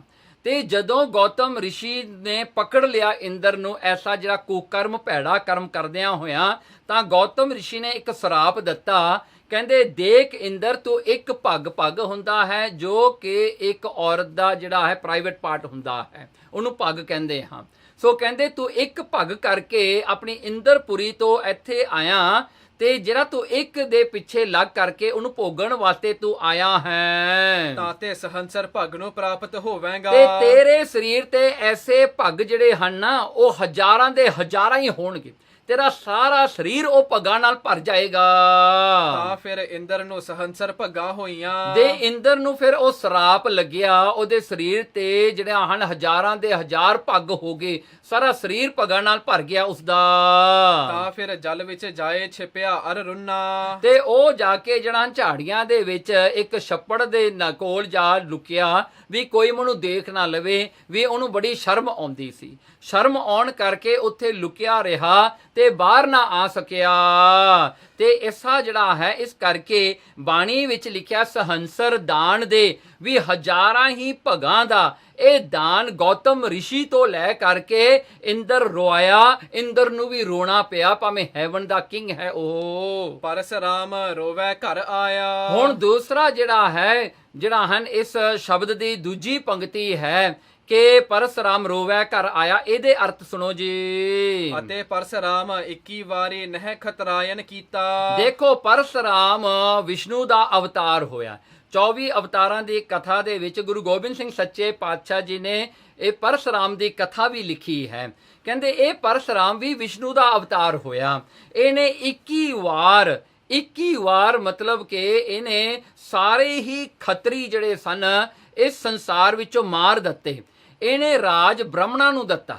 ਜਿਹੜਾ ਹੈ ਫੇਰ ਜਿਹੜੇ ਹਨ ਬ੍ਰਾਹਮਣ ਕਮਜ਼ੋਰ ਹੋ ਜਾਂਦੇ, ਖੱਤਰੀ ਫੇਰ ਉਹਨਾਂ ਤੇ ਜਿਹੜਾ ਹੈ ਰਾਜ ਕਰਨ ਲੱਗ ਜਾਂਦੇ, ਫੇਰ ਮਾਰਦਾ ਸੀ। ਇਸ ਤਰ੍ਹਾਂ ਇਹਨੇ 21 ਵਾਰੀ ਖੱਤਰੀਆਂ ਨੂੰ ਖਤਮ ਕੀਤਾ ਤੇ ਰਾਜ ਬ੍ਰਾਹਮਣਾਂ ਨੂੰ ਦਿੱਤਾ। ਸੋ ਜਾ ਰਾਮ ਜੀ ਉਸ ਦਾ ਬਲ ਖੋਹ ਲਿਆ। ਜਿਸ ਵੇਲੇ ਤ੍ਰੇਤਾ ਯੁੱਗ ਹੋਇਆ ਤਾਂ ਪਰਸਰਾਮ ਜਿਹੜਾ ਕਿ ਉਸ ਦਾ ਬਲ ਜਿਹੜਾ ਸੀਗਾ ਨਾ, ਕਿਉਂਕਿ ਇਹ ਜਿਹੜਾ ਪਰਸਰਾਮ ਇਹਦੀ ਕਥਾ ਜਿਹੜੀ ਹੈ ਇਹ ਸਤਯੁਗ ਦੀ ਹੈ। ਸੋ ਜਦੋਂ ਤ੍ਰੇਤਾ ਯੁੱਗ ਆਇਆ, ਜਦੋਂ ਰਾਮ ਚੰਦਰ ਜੀ ਅਵਤਾਰ ਹੋਏ ਜਿਹੜੇ ਹਨ 14 ਕਲਾ ਸੰਪੂਰਨ, ਉਹਨਾਂ ਨੇ ਆ ਕੇ ਪਰਸਰਾਮ ਨੂੰ ਪਹਿਲੀ ਵਾਰੀ ਹਰਾਇਆ। ਕਿਉਂਕਿ ਰਾਮਚੰਦਰ ਖੱਤਰੀ ਸੀਗਾ, ਪਰਸਰਾਮ ਬ੍ਰਾਹਮਣ ਸੀਗਾ। ਉਹਨਾਂ ਨੇ ਆ ਕੇ ਪਰਸਰਾਮ ਨੂੰ ਹਰਾ ਦਿੱਤਾ।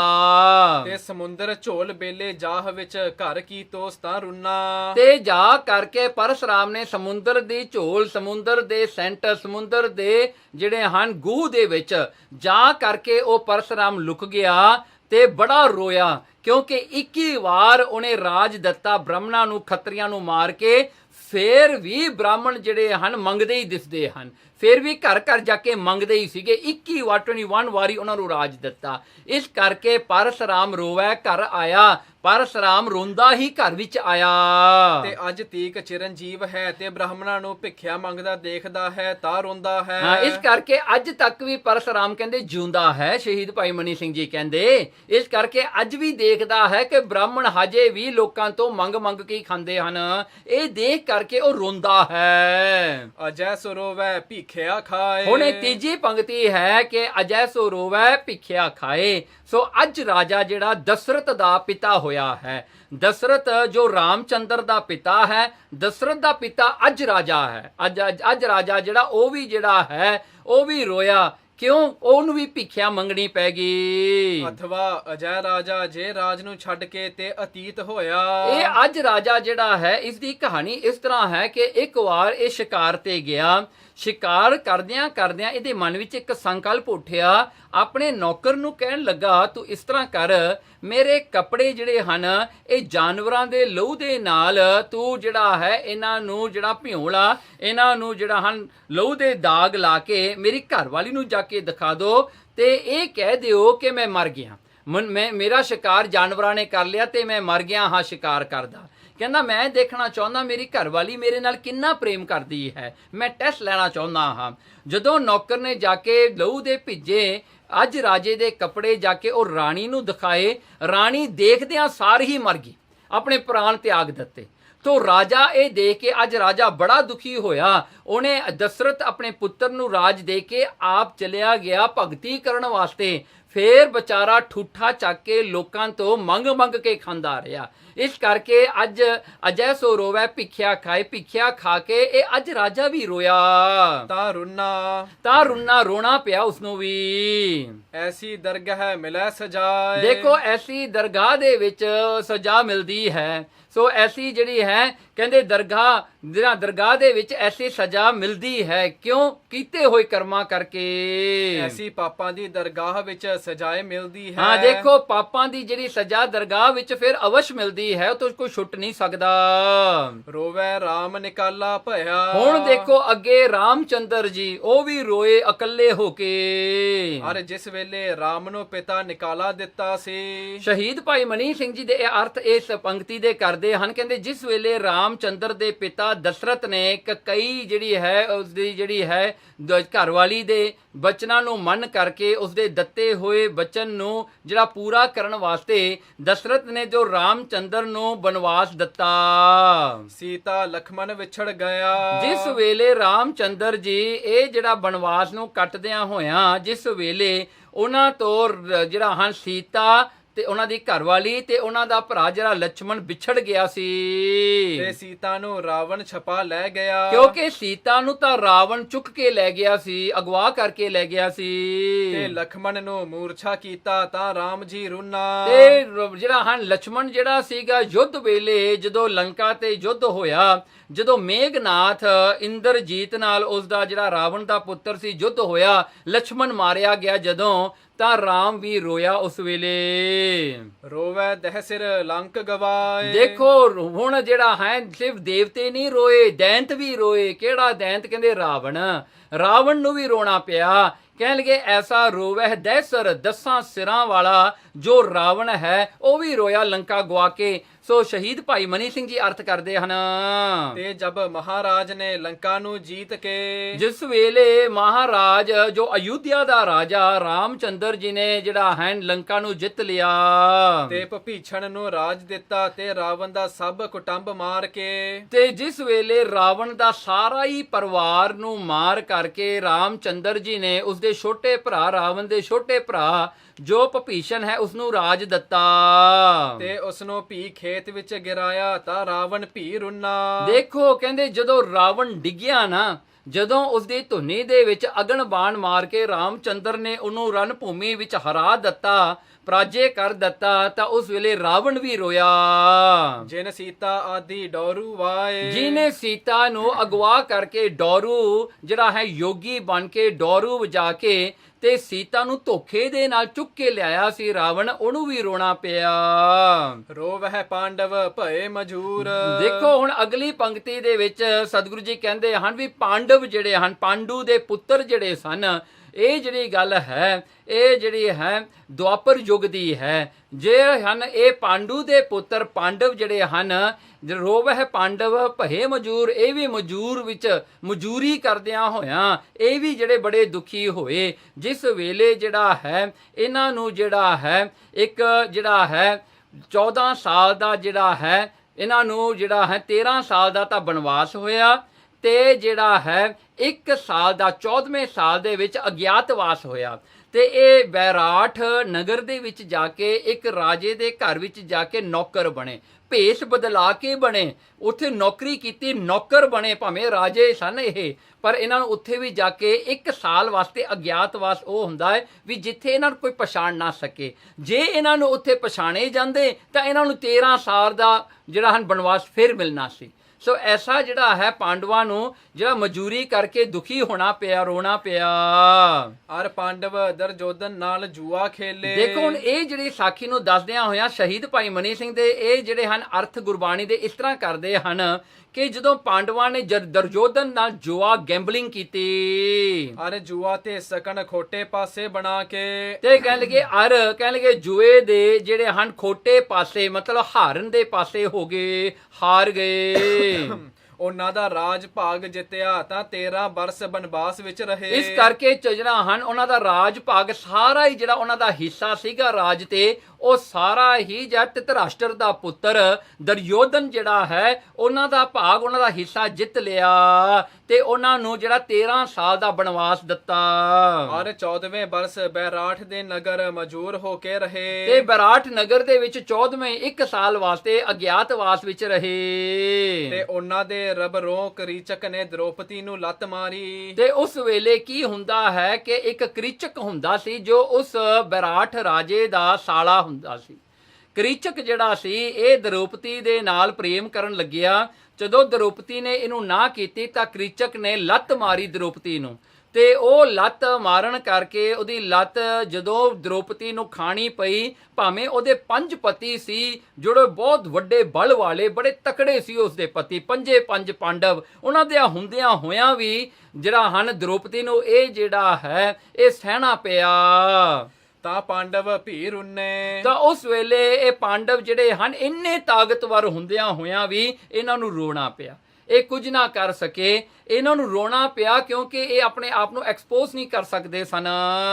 ਜਿਨ ਕੈ ਸੁਆਮੀ ਰਹਿਤ ਹਦੂਰ, ਦੇਖੋ ਇਹ ਉਹ ਪਾਂਡਵ ਹਨ ਜਿਨ੍ਹਾਂ ਦੇ ਹਜੂਰ ਦੇ ਵਿੱਚ ਕ੍ਰਿਸ਼ਨ ਭਗਵਾਨ ਜੋ ਕਿ ਦੁਆਪਰ ਯੁੱਗ ਦੇ ਅਵਤਾਰ ਨੇ ਉਹ ਰਿਹਾ ਕਰਦੇ ਸਨ। ਜਦੋਂ ਵੀ ਇਹ ਸੱਦਦੇ ਸਨ ਕ੍ਰਿਸ਼ਨ ਆਪ ਆਇਆ ਕਰਦੇ ਸਨ। ਸੋ ਇਹ ਜਿਹੜੇ ਹਨ ਕਹਿੰਦੇ ਇਹਨਾਂ ਦੇ ਹਦੂਰ ਵਿੱਚ ਇਹਨਾਂ ਦਾ ਸੁਆਮੀ ਰਹਿੰਦਾ ਸੀ, ਫਿਰ ਵੀ ਰੋਣਾ ਪਿਆ। ਔਰ ਉਹ ਜਿਸ ਸਮੇਂ ਮਹਾਰਾਜ ਨੂੰ ਚਿੱਤ ਕਰਦੇ, ਜਿਸ ਵੇਲੇ ਵੀ ਜਿਹੜਾ ਹਨ ਉਹ ਕ੍ਰਿਸ਼ਨ ਨੂੰ ਯਾਦ ਕਰਿਆ ਕਰਦੇ ਸਨ, ਉਸੇ ਵੇਲੇ ਮਹਾਰਾਜ ਉਹਨਾਂ ਦੇ ਹਜੂਰ ਆਮਦਾ ਸੀ। ਉਸੇ ਵੇਲੇ ਕ੍ਰਿਸ਼ਨ ਉਹਨਾਂ ਦੇ ਅੱਗੇ ਆ ਕੇ ਜਿਹੜਾ ਪ੍ਰਗਟ ਹੋ ਜਾਂਦੇ ਸਨ। ਰੋਵੇ ਜਨਮੇਜਾ ਖੋਏ ਗਿਆ। ਦੇਖੋ ਜਨਮੇਜਾ ਰਾਜਾ ਵੀ ਜਿਹੜਾ ਹੈ ਉਹ ਵੀ, ਉਹਨੂੰ ਵੀ ਰੋਣਾ ਪਿਆ, ਖੋਏ ਗਿਆ, ਕਹਿਣਗੇ ਉਹਨੇ ਵੀ ਗਵਾ ਲਿਆ। ਔਰ ਰਾਜੇ ਜਨਮੇਜੇ ਬਿਆਸ ਜੀ ਥੀ ਪੁੱਛਿਆ। ਦੇਖੋ ਹੁਣ ਉਹ ਜਨਮੇਜੇ ਦੀ ਸਾਖੀ ਸ਼ਹੀਦ ਭਾਈ ਮਨੀ ਸਿੰਘ ਜੀ ਦੱਸਦੇ ਹਨ।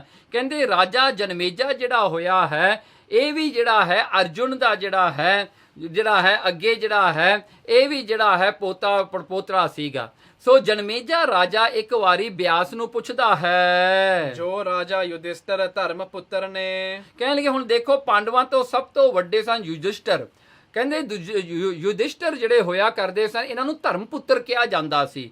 ਕਹਿੰਦੇ ਇਹਨੇ ਪੁੱਛਿਆ ਹੁਣ ਜਨਮੇਜੇ ਨੇ ਬਿਆਸ ਰਿਸ਼ੀ ਨੂੰ ਕਿ ਜਿਹੜਾ ਸਾਡਾ ਵੱਡਾ ਹੋਇਆ ਯੁਧਿਸ਼ਟਰ ਉਹ ਧਰਮ ਪੁੱਤਰ ਕਹਲਾਉਂਦਾ ਸੀ, ਜੋ ਜੂਆ ਖੇਲਿਆ ਕਿਸੇ ਵਰਜਿਆ ਨਹੀਂ, ਕਿਉਂ ਉਹਨੂੰ ਕਿਸੇ ਨੇ ਹਟਾਇਆ ਨਹੀਂ, ਕਿਉਂ ਜੂਆ ਖੇਡਿਆ? ਜੇ ਪਾਂਡਵ ਨਾ ਸਾਡੇ ਵੱਡੇ ਜੂਆ ਖੇਡਦੇ ਤਾਂ ਇਹ ਵਿਪਤਾ ਨਾ ਪੈਂਦੀ, ਮਹਾਭਾਰਤ ਦਾ ਜੰਗ ਨਾ ਹੁੰਦਾ।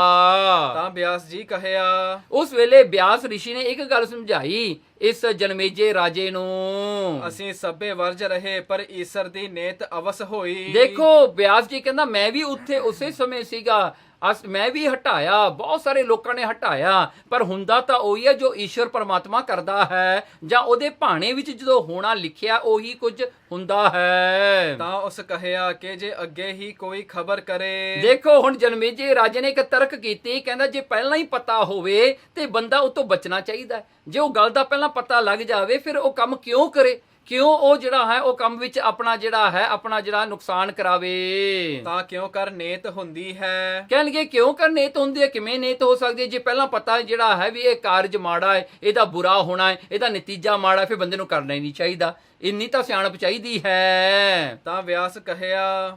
ਤਾਂ ਵਿਆਸ ਰਿਸ਼ੀ ਨੇ ਜਨਮੇਜੇ ਨੂੰ ਸਮਝਾਉਣ ਵਾਸਤੇ ਕਿ ਪਰਮੇਸ਼ਰ ਦੀ ਕੀਤੀ ਕਿੰਨੀ ਪ੍ਰਬਲ ਹੈ, ਭਾਵੇਂ ਉਹਨੂੰ ਕੋਈ ਜਾਣ ਲਵੇ ਵੀ ਨਾ ਤਾਂ ਉਹਨੂੰ ਬਦਲਾ ਨਹੀਂ ਸਕਦਾ, ਉਹ ਹੋ ਕੇ ਹੀ ਰਹਿੰਦੀ ਹੈ। ਭਾਵੇਂ ਜਾਣ ਵੀ ਲਈਏ ਤਾਂ ਕੋਈ ਫਰਕ ਨਹੀਂ ਪੈਂਦਾ, ਕਿਉਂਕਿ ਬੰਦਾ ਜਾਣ ਸਕਦਾ ਬਦਲ ਨਹੀਂ ਸਕਦਾ। ਸੋ ਇਸ ਕਰਕੇ ਬਿਆਸ ਜੀ ਨੇ ਉਸ ਵੇਲੇ ਸਮਝਾਉਣ ਵਾਸਤੇ ਜਨਮੇਜੇ ਨੂੰ ਕਿਹਾ, ਇਸੇ ਬਰਖ ਤੁਧ ਘੋੜੀ ਮੁੱਲ ਲੈਣੀ ਹੈ। ਦੇਖੋ ਹੁਣ ਬਿਆਸ ਕਹਿੰਦਾ ਜਨਮੇਜੇ ਰਾਜੇ ਨੂੰ, ਜਨਮੇਜਾ ਮੈਂ ਤੈਨੂੰ ਤੇਰਾ ਫਿਊਚਰ ਹੁਣ ਦੱਸਦਾ ਹਾਂ ਵੀ ਤੇਰੇ ਨਾਲ ਕੀ ਹੋਣਾ ਹੈ, ਤੂੰ ਦੇਖ ਲਈ, ਜੇ ਤੂੰ ਬਦਲ ਸਕਦਾ ਤਾਂ ਬਦਲ ਲਈ। ਹਾਂਜੀ ਮੈਂ ਤੇਰਾ ਫਿਊਚਰ ਦੱਸਣ ਲੱਗਿਆ। ਬਿਆਸ ਨੇ ਇਹ ਦੱਸਿਆ ਕਿ ਦੇਖ ਇਸੇ ਸਾਲ ਦੇ ਵਿੱਚ ਤੂੰ ਇੱਕ ਘੋੜੀ ਖਰੀਦੇਗਾ ਤੇ ਸ਼ਿਕਾਰ ਚੜਨਾ ਹੈ। ਕਹਿਣਗੇ ਫੇਰ ਤੂੰ ਸ਼ਿਕਾਰ ਤੇ ਚੜੇਗਾ ਉਹ ਘੋੜੀ ਤੇ ਉਸ ਨੂੰ ਦਰਿਆਈ ਘੋੜਾ ਲੱਗੇਗਾ। ਫੇਰ ਕੀ ਹੋਏਗਾ, ਤੂੰ ਇੱਕ ਦਰਖਤ ਦੇ ਥੱਲੇ ਥੱਕ ਕੇ ਸੌਂ ਜਾਏਗਾ ਤੇ ਉਹ ਘੋੜੀ ਨੂੰ ਆ ਕੇ ਇੱਕ ਦਰਿਆਈ ਘੋੜਾ ਮਿਲੇਗਾ ਤੇ ਉਸ ਵਿੱਚੋਂ ਸਿਆਹ ਕਰਨ ਜਗ ਦਾ ਵਛੇਰਾ ਜੰਮੇਗਾ ਤੇ ਉਸ ਘੋੜੀ ਜਿਹੜੀ ਤੇਰੀ ਘੋੜੀ ਨੇ ਇੱਕ ਵਛੇਰੇ ਨੂੰ ਜਨਮ ਦੇਵੇਗੀ। ਉਹ ਜਿਹੜਾ ਸਿਆਹ ਰੰਗ ਦਾ ਕਹਿਣ ਲੱਗੇ ਉਹ ਘੋੜਾ ਚਿੱਟਾ ਕਾਲਾ ਹੋਵੇਗਾ। ਉਹ ਵਛੇਰਾ ਜਿਹੜਾ ਉਹ ਜੰਮੇਗਾ ਉਹ ਘੋੜੀ ਨੂੰ। ਸੋ ਤੂੰ ਫਿਰ ਜਸ ਕਰੇਗਾ। ਤੂੰ ਫਿਰ ਉਹਦਾ ਜਸ ਕਰੇਗਾ। ਤੂੰ ਬੜਾ ਜਸ ਕਰੇਗਾ। ਫੇਰ ਕੀ ਹੋਇਆ? ਜਸ ਦਾ ਮਤਲਬ ਤੂੰ ਯੱਗ ਕਰੇਗਾ। ਤੂੰ ਅਸਮੇਧ ਜੱਗ ਕਰੇਗਾ ਉਹ ਘੋੜੇ ਦੇ ਨਾਲ। ਔਰ ਤੇਰੀ ਇਸਤਰੀ ਨਗਨ ਹੋਵੇਗੀ ਤਾਂ ਬਾਹਮਣ ਹੱਸਣਗੇ। ਤੇ ਜਿਸ ਵੇਲੇ ਤੇਰਾ ਯੱਗ ਪੂਰਾ ਹੋਵੇਗਾ, ਜਿਹੜਾ ਹੈ ਯੱਗ ਪੂਰਾ ਹੋਣ ਤੇ ਜਦੋਂ ਤੂੰ ਵੱਡਾ ਜਿਹੜਾ ਹੈ ਸਮਾਜ ਵਿੱਚ ਬ੍ਰਾਹਮਣਾਂ ਨੂੰ ਸੱਦ ਕੇ ਭੋਜਨ ਕਰੇਗਾ ਤਾਂ ਉਸ ਵੇਲੇ ਤੇਰੀ ਇਸਤਰੀ ਇੱਕ ਕੱਪੜਾ, ਸਿੰਗਲ ਕੱਪੜਾ ਆਪਣੇ ਸਰੀਰ ਤੇ ਪਹਿਨੇਗੀ ਤੇ ਜਦੋਂ ਉਹ ਜਾ ਕੇ ਬ੍ਰਾਹਮਣਾਂ ਨੂੰ ਵਰਤਾਏਗੀ, ਲੰਗਰ ਖਾਣਾ ਵਰਤਾਏਗੀ, ਉਸ ਵੇਲੇ ਹਵਾ ਦਾ ਝੋਲਾ ਆਏਗਾ, ਉਹ ਤੇਰੀ ਇਸਤਰੀ ਦਾ ਕੱਪੜਾ ਚੱਕਿਆ ਜਾਏਗਾ। ਜਦੋਂ ਕੱਪੜਾ, ਕਿਉਂਕਿ ਇਹ ਜਿਹੜਾ ਹੈ ਜਦੋਂ ਇਹ ਜਿਹੜਾ ਹੈ ਜੋ ਯੱਗ ਹੁੰਦੇ ਨੇ ਉਦੋਂ ਇਹ ਕੱਪੜੇ ਜਿਹੜੇ ਪਾਏ ਜਾਂਦੇ ਨੇ ਜਿਹਦੇ ਸਿਉਂਤੇ ਨਾ ਜਾਣ, ਜਿਹੜੇ ਸਟਿਚ ਨਾ ਕੀਤੇ ਜਾਣ, ਉਹ ਕੱਪੜੇ ਪਾਉਂਦੇ ਹਨ। ਮਤਲਬ ਇੱਕ ਕੱਪੜਾ ਜਿਹੜਾ ਜਿਹੜਾ ਸੀਤਿਆ ਹੋਇਆ, ਉਹਨੂੰ ਸਟਿਚ ਨਾ ਕੀਤਾ ਹੋਵੇ, ਉਹੀ ਕੱਪੜਾ ਪਹਿਨ ਕੇ ਉਹਨੂੰ ਰੱਸੀ ਨਾਲ ਬੰਨਿਆ ਜਾਂਦਾ ਹੈ ਤੇ ਅੰਦਰ ਕੋਈ ਹੋਰ ਕੱਪੜਾ ਨਹੀਂ ਕੋਈ ਪਾ ਸਕਦੇ, ਸਿਰਫ ਉਹੀ ਕੱਪੜਾ ਪਾਉਣਾ ਜਿਹੜਾ ਸਿਉਂਤਾ ਨਾ ਹੋਵੇ। ਇਸ ਕਰਕੇ ਜਦੋਂ ਉਹਦੀ ਘਰਵਾਲੀ ਨੇ ਜਾ ਕੇ ਲੰਗਰ ਵਰਤਾਇਆ ਤਾਂ ਹਵਾ ਆਈ, ਉਹ ਜਿਹੜਾ ਹੁਣ ਉਸਦੇ ਜਨਮੇਜੇ ਦੀ ਜਿਹੜੀ ਘਰਵਾਲੀ ਰਾਣੀ ਹੈ ਉਹਦਾ ਝੱਗਾ ਚੱਕਿਆ ਗਿਆ, ਉਹ ਨੰਗੀ ਹੋ ਗਈ ਜੀ ਉਸੇ। ਤੇ ਫਿਰ ਉਹਨੂੰ ਦੇਖ ਕਰਕੇ ਜਿਹੜੇ ਬ੍ਰਾਹਮਣ ਸਨ ਉਹ ਹੱਸ ਪਏ, ਹੱਸਣ ਲੱਗੇ ਸਾਰੇ। ਏਕੀ ਕਾਰਨ ਪਾਪੀ ਭਇਆ। ਦੇਖੋ ਕਹਿੰਦੇ ਜਦੋਂ ਐਸਾ ਹੋਇਆ ਤੇ ਬ੍ਰਾਹਮਣਾਂ ਨੂੰ ਕਹਿੰਦੇ ਐਸਾ ਜਿਹੜਾ ਹੈ ਏਤੀ ਕਾਰਨ, ਕਹਿੰਦੇ ਕਿ ਇਹੀ ਕਾਰਨ ਬਣਿਆ, ਇਹਦੇ ਕਾਰਨ ਕਰਕੇ ਜਨਮੇਜਾ ਰਾਜਾ ਜਿਹੜਾ ਸੀ ਪਾਪੀ ਬਣ ਗਿਆ। ਤੇ ਉਹਦੇ ਅਰਥ ਸੁਣੋ ਜੀ ਭਾਈ ਮਨੀ ਸਿੰਘ ਜਿਵੇਂ ਕਰਦੇ ਹਨ। ਤੇ ਤੂੰ ਬ੍ਰਾਹਮਣਾਂ ਨੂੰ ਮਾਰੇਗਾ। ਕਹਿਣਗੇ ਦੇਖੋ ਜਦੋਂ ਤੇਰੀ ਘਰ ਵਾਲੀ ਦਾ ਨੰਗਣ ਉਹਨਾਂ ਨੇ ਦੇਖ ਲਿਆ ਤਾਂ ਤੂੰ ਉਹਨਾਂ ਨੂੰ ਮਾਰੇਗਾ, ਤੂੰ ਉਹਨਾਂ ਨੂੰ ਮਾਰ ਦੇਣਾ ਸਾਰਿਆਂ ਨੂੰ, ਕਿਉਂਕਿ ਉਹ ਤੇਰੀ ਘਰ ਵਾਲੀ ਵੱਲ ਹੱਸੇ ਨੇ ਤੇ ਤੂੰ ਇਹ ਜਿਹੜੀ ਬੇਇੱਜ਼ਤੀ ਬਰਦਾਸ਼ਤ ਨਹੀਂ ਕਰੇਗਾ, ਤੂੰ ਬ੍ਰਾਹਮਣਾਂ ਨੂੰ ਮਾਰ ਦੇਗਾ ਸਾਰਿਆਂ ਨੂੰ। ਸੋ ਤੈਨੂੰ ਛਤਰੀ ਕੁਸ਼ਟ ਹੋਵਣਗੇ। ਤੇ ਤੈਨੂੰ ਕੀ ਹੋਵੇਗਾ? ਤੈਨੂੰ ਸਰਾਪ ਹੋ ਜਾਣਾ, ਤੈਨੂੰ ਜਿਹੜਾ ਹਨ ਕੁਸ਼ਟੀ ਦਾ ਰੋਗ, ਤੈਨੂੰ ਲੈਪਰਸੀ ਲੱਗ ਜਾਣੀ ਹੈ, ਤੇਰਾ ਸਰੀਰ ਜਿਹੜਾ ਤੈਨੂੰ ਲੈਪਰਸੀ ਹੋ ਜਾਣੀ ਹੈ, ਸਾਰੇ ਸਰੀਰ ਨੂੰ ਕੋੜ ਲੱਗ ਜਾਏਗਾ। ਅਤੇ ਫਿਰ 18 ਪਰਬ ਮਹਾਭਾਰਤ ਦੇ ਸੁਣੇਗਾ। ਤੇ ਕਹਿੰਦੇ ਫੇਰ ਤੂੰ ਮੇਰੇ ਕੋਲ ਆਏਗਾ, ਬਿਆਸ ਜੀ ਕਹਿੰਦੇ ਫੇਰ ਮੈਂ ਤੈਨੂੰ ਉਪਾਵ ਦੱਸਾਂਗਾ ਵੀ ਦੇਖਾ ਮਹਾਭਾਰਤ ਦੇ 18 ਚੈਪਟਰਸ ਹਨ ਸਾਰੇ, ਤੇ 18 ਚੈਪਟਰਸ ਪਰਬ ਜਿਹੜੇ ਹਨ ਤੂੰ ਉਹ ਸਾਰੇ ਸੁਣ ਲਾ, ਪਰ ਉਹਦੇ ਵਿੱਚ ਤੂੰ ਬਿਲਕੁਲ ਵੀ ਸ਼ੰਕਾ ਨਹੀਂ ਕਰਨੀ। You have to take everything as the truth, ਤੂੰ ਉਹਦੇ ਵਿੱਚ ਕੋਈ ਵੀ ਡਾਊਟ ਨਹੀਂ ਕਰਨਾ। ਸੋ 18 ਪਰਬਾਂ ਦੀ ਕਥਾ ਮੈਂ ਤੈਨੂੰ ਸੁਣਾਵਾਂਗਾ, ਬਿਆਸ ਜੀ ਕਹਿੰਦੇ। ਅਤੇ ਜਦ ਭੀਮ ਦੀ ਕਥਾ ਹੋਵੇਗੀ, ਜਦੋਂ ਭੀਮ ਦੀ ਕਥਾ ਆਵੇਗੀ, ਹੁਣ ਦੇਖੋ 5 ਪਾਂਡਵਾਂ ਦੇ ਵਿੱਚੋਂ ਭੀਮ ਸੈਨ ਸੀਗਾ, ਸੋ ਕਹਿੰਦੇ ਜਦੋਂ ਭੀਮ ਦੀ ਕਥਾ ਉਹਦੇ ਵਿੱਚ ਆਏਗੀ, ਜੋ ਹਾਥੀ ਉਸਨੇ ਗੰਧਰਵ ਨੂੰ ਚਾਲੇ ਹਨ, ਕਹਿਣਗੇ ਉਹ ਚ ਕਥਾ ਇਹ ਆਵੇਗੀ ਜਦੋਂ ਯੁੱਧ ਹੋਇਆ ਮਹਾਭਾਰਤ ਦਾ। ਕਹਿੰਦੇ ਭੀਮ ਚੰਦ ਨੇ ਕੀ ਕੀਤਾ, ਹਾਥੀਆਂ ਨੂੰ ਉਹਨਾਂ ਦੀ ਸੁੰਡ ਤੋਂ, ਉਹਨਾਂ ਦੀ ਜਿਹੜੀ ਟਰੰਕ ਤੋਂ ਫੜ ਕੇ ਜਿਹੜਾ ਹਨ ਜੋ ਫੜ ਕੇ ਉੱਤੇ ਨੂੰ ਉਡਾਇਆ, ਜਿਵੇਂ ਕੋਈ ਰੱਸੀ ਉਡਾਉਂਦਾ ਹੁੰਦਾ ਹੈ। ਕਹਿੰਦੇ ਫੜ ਕੇ ਉਹਨਾਂ ਨੂੰ ਘੁਮਾ ਕੇ ਉਹਨੇ ਆਕਾਸ਼ ਵੱਲ ਛੱਡ ਦਿੱਤੇ, ਉਹ ਆਕਾਸ਼ ਥੀ ਨਹੀਂ ਆਏ। ਕਹਿਣ ਲੱਗੇ ਫਿਰ ਉਹ ਜਿਹੜੇ ਹਾਥੀ ਹਨ ਅੱਜ ਤੱਕ ਵੀ ਆਕਾਸ਼ ਵਿੱਚ ਘੁੰਮੇ ਫਿਰਦੇ ਹਨ, ਧਰਤੀ ਤੇ ਨਹੀਂ ਵਾਪਸ ਆਏ। ਕਹਿੰਦੇ ਹਜੇ ਤੱਕ ਵੀ ਆਕਾਸ਼ 'ਤੇ ਤੁਰੇ ਫਿਰਦੇ ਹਨ। ਜਦੋਂ ਇਹ ਕਥਾ ਆਵੇਗੀ, ਸੋ ਜਦ ਤੂੰ ਨਾ ਮੰਨੇਗਾ, ਫਿਰ ਉਸ ਵੇਲੇ ਤੂੰ ਇਹ ਕਥਾ ਨੂੰ ਨਹੀਂ ਮੰਨੇਗਾ। ਤੂੰ ਕਹੇਗਾ ਇਹ ਕਿਵੇਂ ਹੋ ਸਕਦਾ ਹੈ? ਹਾਂਜੀ, ਹਾਥੀਆਂ ਨੂੰ ਟਰੰਕ ਤੋਂ ਫੜ ਕੇ ਕਿੰਨੇ ਭਾਰੇ ਹੁੰਦੇ ਨੇ, ਕਿਵੇਂ ਘੁਮਾ ਕੇ ਆਕਾਸ਼ ਵਿੱਚ ਭੇਜ ਦਿੱਤੇ, ਤੂੰ ਨਹੀਂ ਮੰਨੇਗਾ। ਤਾਂ ਇੱਕ ਕੁਸ਼ਤ ਤੇਰੇ ਨੱਕ ਵਿੱਚ ਰਹੇਗਾ। ਕੀ ਹੋਏਗਾ? ਤੇਰਾ ਸਾਰਾ ਸਰੀਰ ਠੀਕ ਹੋ ਜਾਏਗਾ, ਉਹ ਲੈਪਰਸੀ ਤੋਂ, ਸਾਰਾ ਜਿਹੜਾ ਹਨ ਕੁਸ਼ਟੀ ਦੇ ਰੋਗ ਤੋਂ ਅਰੋਗ ਹੋ ਜਾਏਗਾ। ਪਰ ਤੂੰ ਨੱਕ ਮਰੋੜਿਆ ਸੀ ਨਾ ਜਦੋਂ ਕਥਾ ਸੁਣੀ ਭੀਮ ਸੈਨ ਦੀ, ਵੀ ਤੂੰ ਨਹੀਂ ਮੰਨਿਆ, ਤੂੰ ਡਾਊਟ ਕੀਤਾ, ਉਹ ਇੱਕ ਛੋਟਾ ਜਿਹਾ ਜਿਹੜਾ ਹੈ ਰੋਗ ਕੁਸ਼ਟੀ ਦਾ ਤੇਰੇ ਨੱਕ ਤੇ ਰਹਿ ਜਾਏਗਾ, ਬਾਕੀ ਸਾਰਾ ਸਰੀਰ ਠੀਕ ਹੋ ਜਾਏਗਾ। ਤੂੰ ਉਸ ਰੋਗ ਨਾਲ ਹੀ ਮਰੇਗਾ, ਤੂੰ ਉਸ ਰੋਗ ਨਾਲ ਹੀ ਮਰੇਗਾ, ਤੇਰੀ ਮੌਤ ਉਸ ਰੋਗ ਕਰਕੇ ਹੀ ਹੋਣੀ ਹੈ। ਇਸ ਕਰਕੇ ਇੱਕ ਹੀ ਕਾਰਨ ਪਾਪੀ ਪਿਆ। ਸੋ ਜਿਹੜਾ ਤੂੰ ਵੀ ਇੱਕ ਕਾਰਨ ਕਰਕੇ ਪਾਪੀ ਬਣ ਕੇ ਤੇਰੀ ਵੀ ਮੌਤ ਹੋ ਜਾਣੀ ਹੈ। ਬਿਆਸ ਨੇ ਪਹਿਲਾਂ ਹੀ ਦੱਸ ਦਿੱਤਾ ਜੀ, ਤੇ ਹੋਇਆ ਵੀ ਐਸਾ ਹੀ। ਇਹ ਸਭੇ ਗੱਲਾਂ ਇਉਂ ਹੀ ਹੋਈਆਂ। ਤੇ ਦੇਖੋ ਸਭੇ ਗੱਲਾਂ ਸ਼ਹੀਦ ਭਾਈ ਮਨੀ ਸਿੰਘ ਕਹਿੰਦੇ ਐਸੀਆਂ ਹੀ ਹੋਈਆਂ ਜਿਵੇਂ ਦੱਸੀਆਂ ਸੀ। ਜਨਮੇਜੇ ਨੂੰ ਪਹਿਲਾਂ ਪਤਾ ਸੀ ਪਰ ਉਹ ਰੋਕ ਨਾ ਸਕਿਆ। ਤਾਂ ਫਿਰ ਜਨਮੇਜਾ ਭੀ ਰੁੰਨਾ। ਇਸ ਕਰਕੇ ਜਨਮੇਜਾ ਵੀ ਫਿਰ ਰੋਣਾ ਪਿਆ ਜਨਮੇਜੇ ਰਾਜੇ ਨੂੰ। ਸੋ ਇੱਕ ਵਚਨ ਨਾ ਮੰਨਣੇ ਕਰ ਪਾਪੀ ਹੋਇਆ। ਦੇਖੋ ਇੱਕ ਹੀ ਕਾਰਨ, ਇੱਕੋ ਹੀ ਬਚਨ ਨਾ ਮੰਨਣ ਕਾਰਨ ਉਹ ਪਾਪੀ ਬਣ ਗਿਆ। ਜੇ ਮੰਨ ਲੰਦਾ ਵੀ ਭੀਮ ਸੈਨ ਨੇ ਜਿਹੜਾ ਹੈ ਹਾਥੀ ਚੜਾ ਦਿੱਤੇ ਆਕਾਸ਼ ਨੂੰ ਤੇ ਉਹ ਵਾਪਸ ਨਹੀਂ ਆਏ, ਜੇ ਮੰਨ ਲੰਦਾ ਤਾਂ ਠੀਕ ਸੀ। ਇੱਕੋ ਹੀ ਕਾਰਨ, ਇੱਕ ਹੀ ਡਾਊਟ ਦੇ ਕਾਰਨ ਕਰਕੇ ਉਹ ਪਾਪੀ ਬਣ ਗਿਆ ਤੇ ਇਹੀ ਪਾਪ ਦੇ ਫਲ ਕਰਕੇ ਦੁੱਖ ਕਰਕੇ ਮਰਨਾ ਪਿਆ। ਜੋ ਪੰਡਿਤ ਕਹਾ ਭੀਮ ਦੇ ਹਾਥੀ ਆਕਾਸ਼ ਵਿੱਚ ਚਲਾਏ ਹੋਏ। ਹਾਂ, ਜੋ ਪੰਡਤ ਨੇ ਕਹਾ, ਕਹਿਣ ਲੱਗੇ ਜਿਹੜਾ ਪੰਡਤ ਨੇ ਕਿਹਾ ਸੀ ਨਾ ਵੀ ਆਕਾਸ਼ ਵਿੱਚ ਉਹ ਹਾਥੀ ਚਲਾ ਦਿੱਤੇ ਹਨ ਭੀਮ ਸੈਨ ਨੇ, ਆਕਾਸ਼ ਵਿੱਚ ਫਿਰਦੇ ਹਨ ਤੇ ਰਾਜੇ ਨੇ ਨੱਕ ਮਰੋੜਿਆ। ਹਾਂ, ਤੇ ਨੱਕ ਮਰੋੜਿਆ। ਹੁਣ ਉਹ ਰਾਜੇ ਨੇ ਸੱਚਮੁੱਚ ਐਸਾ ਹੀ ਹੋਇਆ, ਜਦੋਂ ਇਹ ਸਾਰੀ ਗੱਲ ਹੋਈ ਸੱਚ ਵਿੱਚ ਐਸਾ ਹੋਇਆ, ਰਿਐਲਿਟੀ ਦੇ ਵਿੱਚ ਉਹਨੇ ਨੱਕ ਮਰੋੜ ਲਿਆ ਜੀ। ਤਾਂ ਕੁਸ਼ਤੀ ਹੋਇਆ ਤਾਂ ਹੀ ਤੇ ਰੁੰਨਾ, ਤਾਂ ਫਿਰ ਉਹ ਕੁਛ ਦਾ ਰੋਗ ਰਹਿ ਗਿਆ ਉਹਦੇ ਨੱਕ ਤੇ, ਜਿਸ ਕਰਕੇ ਉਹਨੂੰ ਰੋਣਾ ਪਿਆ ਜਨਮੇਜੇ ਨੂੰ। ਰੋਵ ਹੈ ਸੇਖ ਮਸਾਇਕ ਪੀਰ, ਇਸ ਕਰਕੇ ਰੋਵ ਹੈ ਸੇਖ ਮਸਾਇਕ ਜਿਹੜੇ ਪੀਰ ਹਨ ਇਹ ਸਾਰੇ ਰੋਂਦੇ ਹਨ। ਹਰ ਹੋਰ ਜੇਤੇ ਸੇਖ ਮਸਾਇਕ ਪੀਰ ਹਨ। ਸ਼ਹੀਦ ਭਾਈ ਮਨੀ ਸਿੰਘ ਜੀ ਕਹਿੰਦੇ ਹਨ ਜਿੰਨੇ ਵੀ ਜਿਹੜੇ ਹਨ ਸੇਖ, ਜਿਹੜੇ ਵੱਡੇ ਰਿਲੀਜੀਅਸ ਲੀਡਰ ਹਨ, ਮਸਾਇਕ ਹਨ ਜਿਹੜੇ ਕਿ ਗੁਰੂ ਸਮਾਨ ਹੁੰਦੇ ਹਨ, ਜੋ ਅੱਗੇ ਪੜ੍ਹਾਉਂਦੇ ਹਨ, ਜਾਂ ਮਸਾਇਕ ਜਿਹੜੇ ਉਹਨਾਂ ਦੇ ਅੱਗੇ ਪ੍ਰੋਫਿਟਸ ਹੁੰਦੇ ਨੇ, ਜੋ ਪੀਰ ਜਿਹੜੇ ਗਾਈਡੈਂਸ ਦਿੰਦੇ ਹਨ ਧਰਮ ਤੇ ਕਿਵੇਂ ਚੱਲਣਾ, ਇਹ ਸਾਰੇ ਅੰਤ ਕਾਲ ਮਤ ਲੱਗੈ ਭੀੜ। ਅੰਤ ਕਾਲ ਉਹਨਾਂ ਨੂੰ, ਇਹ ਅੰਤ ਕਾਲ ਗੁਰੂ ਮਹਾਰਾਜ ਗੁਰੂ ਨਾਨਕ ਸਾਹਿਬ ਦਾ ਬਚਨ ਹੈ, ਅੰਤ ਕਾਲ ਮਤ ਲੱਗੈ ਭੀੜ। ਅੰਤ ਕਾਲ ਵਿੱਚ ਜਿਹੜੇ ਕਿ ਜਮਦੂਤਾਂ ਦਾ ਦੁੱਖ ਹੈ, ਮੌਤ ਦਾ ਦੁੱਖ ਹੈ, ਉਸ ਭੀੜ ਦੇ ਕਾਰਨ ਜਿਹੜਾ ਹਨ, ਜਾਂ ਉਹਦਾ ਫਿਕਰ ਉਹਨਾਂ ਨੂੰ ਲੱਗਿਆ ਰਹਿੰਦਾ ਕਿਤੇ ਸਾਨੂੰ ਇਹ ਭੀੜ ਤਾਂ ਨਹੀਂ ਹੋਵੇਗੀ, ਇਹੀ ਕਾਰਨ ਉਹ ਦੁਖੀ ਰੋਂਦੇ ਹਨ। ਸਭੇ ਰੋਂਦੇ ਹਨ ਜੋ ਮਤ ਅੰਤ ਕਾਲ ਸਾਨੂੰ ਜਮ ਦੀ ਭੀੜ ਨਾ ਪਵੇ। ਦੇਖੋ ਭਾਈ ਮਨੀ ਸਿੰਘ ਨੇ ਕਿੰਨੇ ਸੋਹਣੇ ਅਰਥ ਕੀਤੇ, ਕਹਿੰਦੇ ਸਭੇ ਰੋਂਦੇ ਹਨ, ਇਹ ਜਿਹੜੇ ਹਨ ਸੇਖ ਮਸਾਇਕ ਪੀਰ, ਇਹ ਸਾਰੇ ਰੋਂਦੇ ਹਨ ਕਿ ਕਿਤੇ ਸਾਨੂੰ ਤਾਂ ਨਹੀਂ ਅੰਤ ਵੇਲੇ ਇਹ ਜਮਾਂ ਦਾ ਦੁੱਖ, ਇਹ ਜਮਾਂ ਦੀ ਫਾਂਦੀ ਸਾਡੇ ਤਾਂ ਨਹੀਂ ਗੱਲ ਵਿੱਚ ਪੈ ਜਾਏਗੀ, ਜਮਦੂਤ ਕਿਤੇ ਸਾਨੂੰ ਨਿਤਨਾ ਕੇ ਘੇੜ ਲੈਣਗੇ। ਰੋਵ ਹੈ ਰਾਜੇ ਕੰਨ ਪੜਾਏ, ਤੇ ਰਾਜੇ ਲੋਕ ਜਿਹੜੇ ਹਨ ਉਹ ਵੀ ਰੋਂਦੇ ਹਨ ਆਪਣੇ ਕੰਨ ਪੜਾ ਕੇ, ਯੋਗੀ ਬਣ ਕੇ, ਗੋਰਖਨਾਥ ਦੇ ਚੇਲੇ ਬਣ ਕੇ। ਭਾਈ ਮਨੀ ਸਿੰਘ ਜੀ ਅਰਥ ਕਰਦੇ ਹਨ ਤੇ ਗੋਪੀ ਚੰਦ ਰਾਜੇ ਆਦਿਕ ਕੰਨ ਪੜਾਏ ਕੇ ਰੁੰਨੇ। ਦੇਖੋ ਗੋਪੀ ਚੰਦ ਆਦਿਕ ਜਿਹੜੇ ਰਾਜੇ ਸਨ, ਪ੍ਰਤਾਪੀ ਰਾਜੇ ਸਨ, ਉਹ ਵੀ ਰੋਏ ਹਨ ਜਦੋਂ ਉਹਨਾਂ ਨੇ ਕੰਨ ਪੜਾ ਲਏ ਜਾ ਕੇ ਯੋਗੀ ਬਣ ਕੇ ਗੋਰਖਨਾਥ ਦੇ। ਘਰ ਘਰ ਮੰਗ ਹੈ ਭੀਖਿਆ ਜਾਏ, ਉਹ ਘਰ ਘਰ ਤੇ ਜਾ ਕੇ ਮੰਗ ਕੇ ਖਾਇਆ ਕਰਦੇ ਸਨ। ਜੋ ਘਰ ਘਰ ਵਿੱਚ ਭਿੱਖਿਆ ਮੰਗਦੇ ਹਨ, ਜੋ ਘਰ ਘਰ ਵਿੱਚ ਜਾ ਕੇ ਭਿੱਖਿਆ ਮੰਗਦੇ ਹਨ, ਉਹੀ ਉਹ ਖਾਇਆ ਕਰਦੇ ਸਨ। ਅਤੇ ਜੇ ਕਿਰਪਨਾ ਦਾ ਧਨ ਸੰਚਿਆ ਹੋਇਆ ਜਾਂਦਾ ਹੈ। ਹੁਣ ਦੇਖੋ ਮਹਾਰਾਜ ਜੀ ਅੱਗੇ ਸਤਿਗੁਰੂ ਗੁਰੂ ਨਾਨਕ ਸਾਹਿਬ ਸੱਚੇ ਪਾਤਸ਼ਾਹ ਜੀ ਅੱਗੇ ਬਚਨ ਕਰਦੇ ਆ, ਰੋਵ ਹੈ ਕਿਰਪਨ ਸੰਚੈ ਧਨ ਜਾਏ। ਦੇਖੋ ਇਹ ਜਿਹੜੇ ਹਨ ਕਿਰਪਨ ਲੋਕ, ਗੁਰੂ ਨਾਨਕ ਸਾਹਿਬ ਜੀ ਕਹਿੰਦੇ ਉਹਨਾਂ ਦਾ ਅਰਥ ਹੁਣ ਭਾਈ ਸ਼ਹੀਦ ਭਾਈ ਮਨੀ ਸਿੰਘ ਕਿੰਨਾ ਸੋਹਣਾ ਕਰਦੇ ਹਨ। ਕਹਿੰਦੇ ਜਿਹੜੇ ਕਿਰਪਨ ਕੰਜੂਸ ਬੰਦੇ ਹੁੰਦੇ ਨੇ, ਉਹਨਾਂ ਦਾ ਜਿਹੜਾ ਇਕੱਠਾ ਕੀਤਾ ਹੋਇਆ ਧਨ ਜਿਹੜਾ ਹੈ ਤਾਂ ਰੋਂਦੇ ਹਨ, ਉਹ ਰੋਂਦੇ ਹਨ ਜਦੋਂ ਉਹ ਤੇਰਾ ਧਨ ਇਕੱਠਾ ਕੀਤਾ ਹੋਇਆ ਗਵਾਚ ਜਾਵੇ, ਚਲਿਆ ਜਾਵੇ, ਕੋਈ ਚੋਰੀ ਕਰਕੇ ਲੈ ਜਾਵੇ, ਉਹ ਵੀ ਰੋਂਦੇ ਹਨ।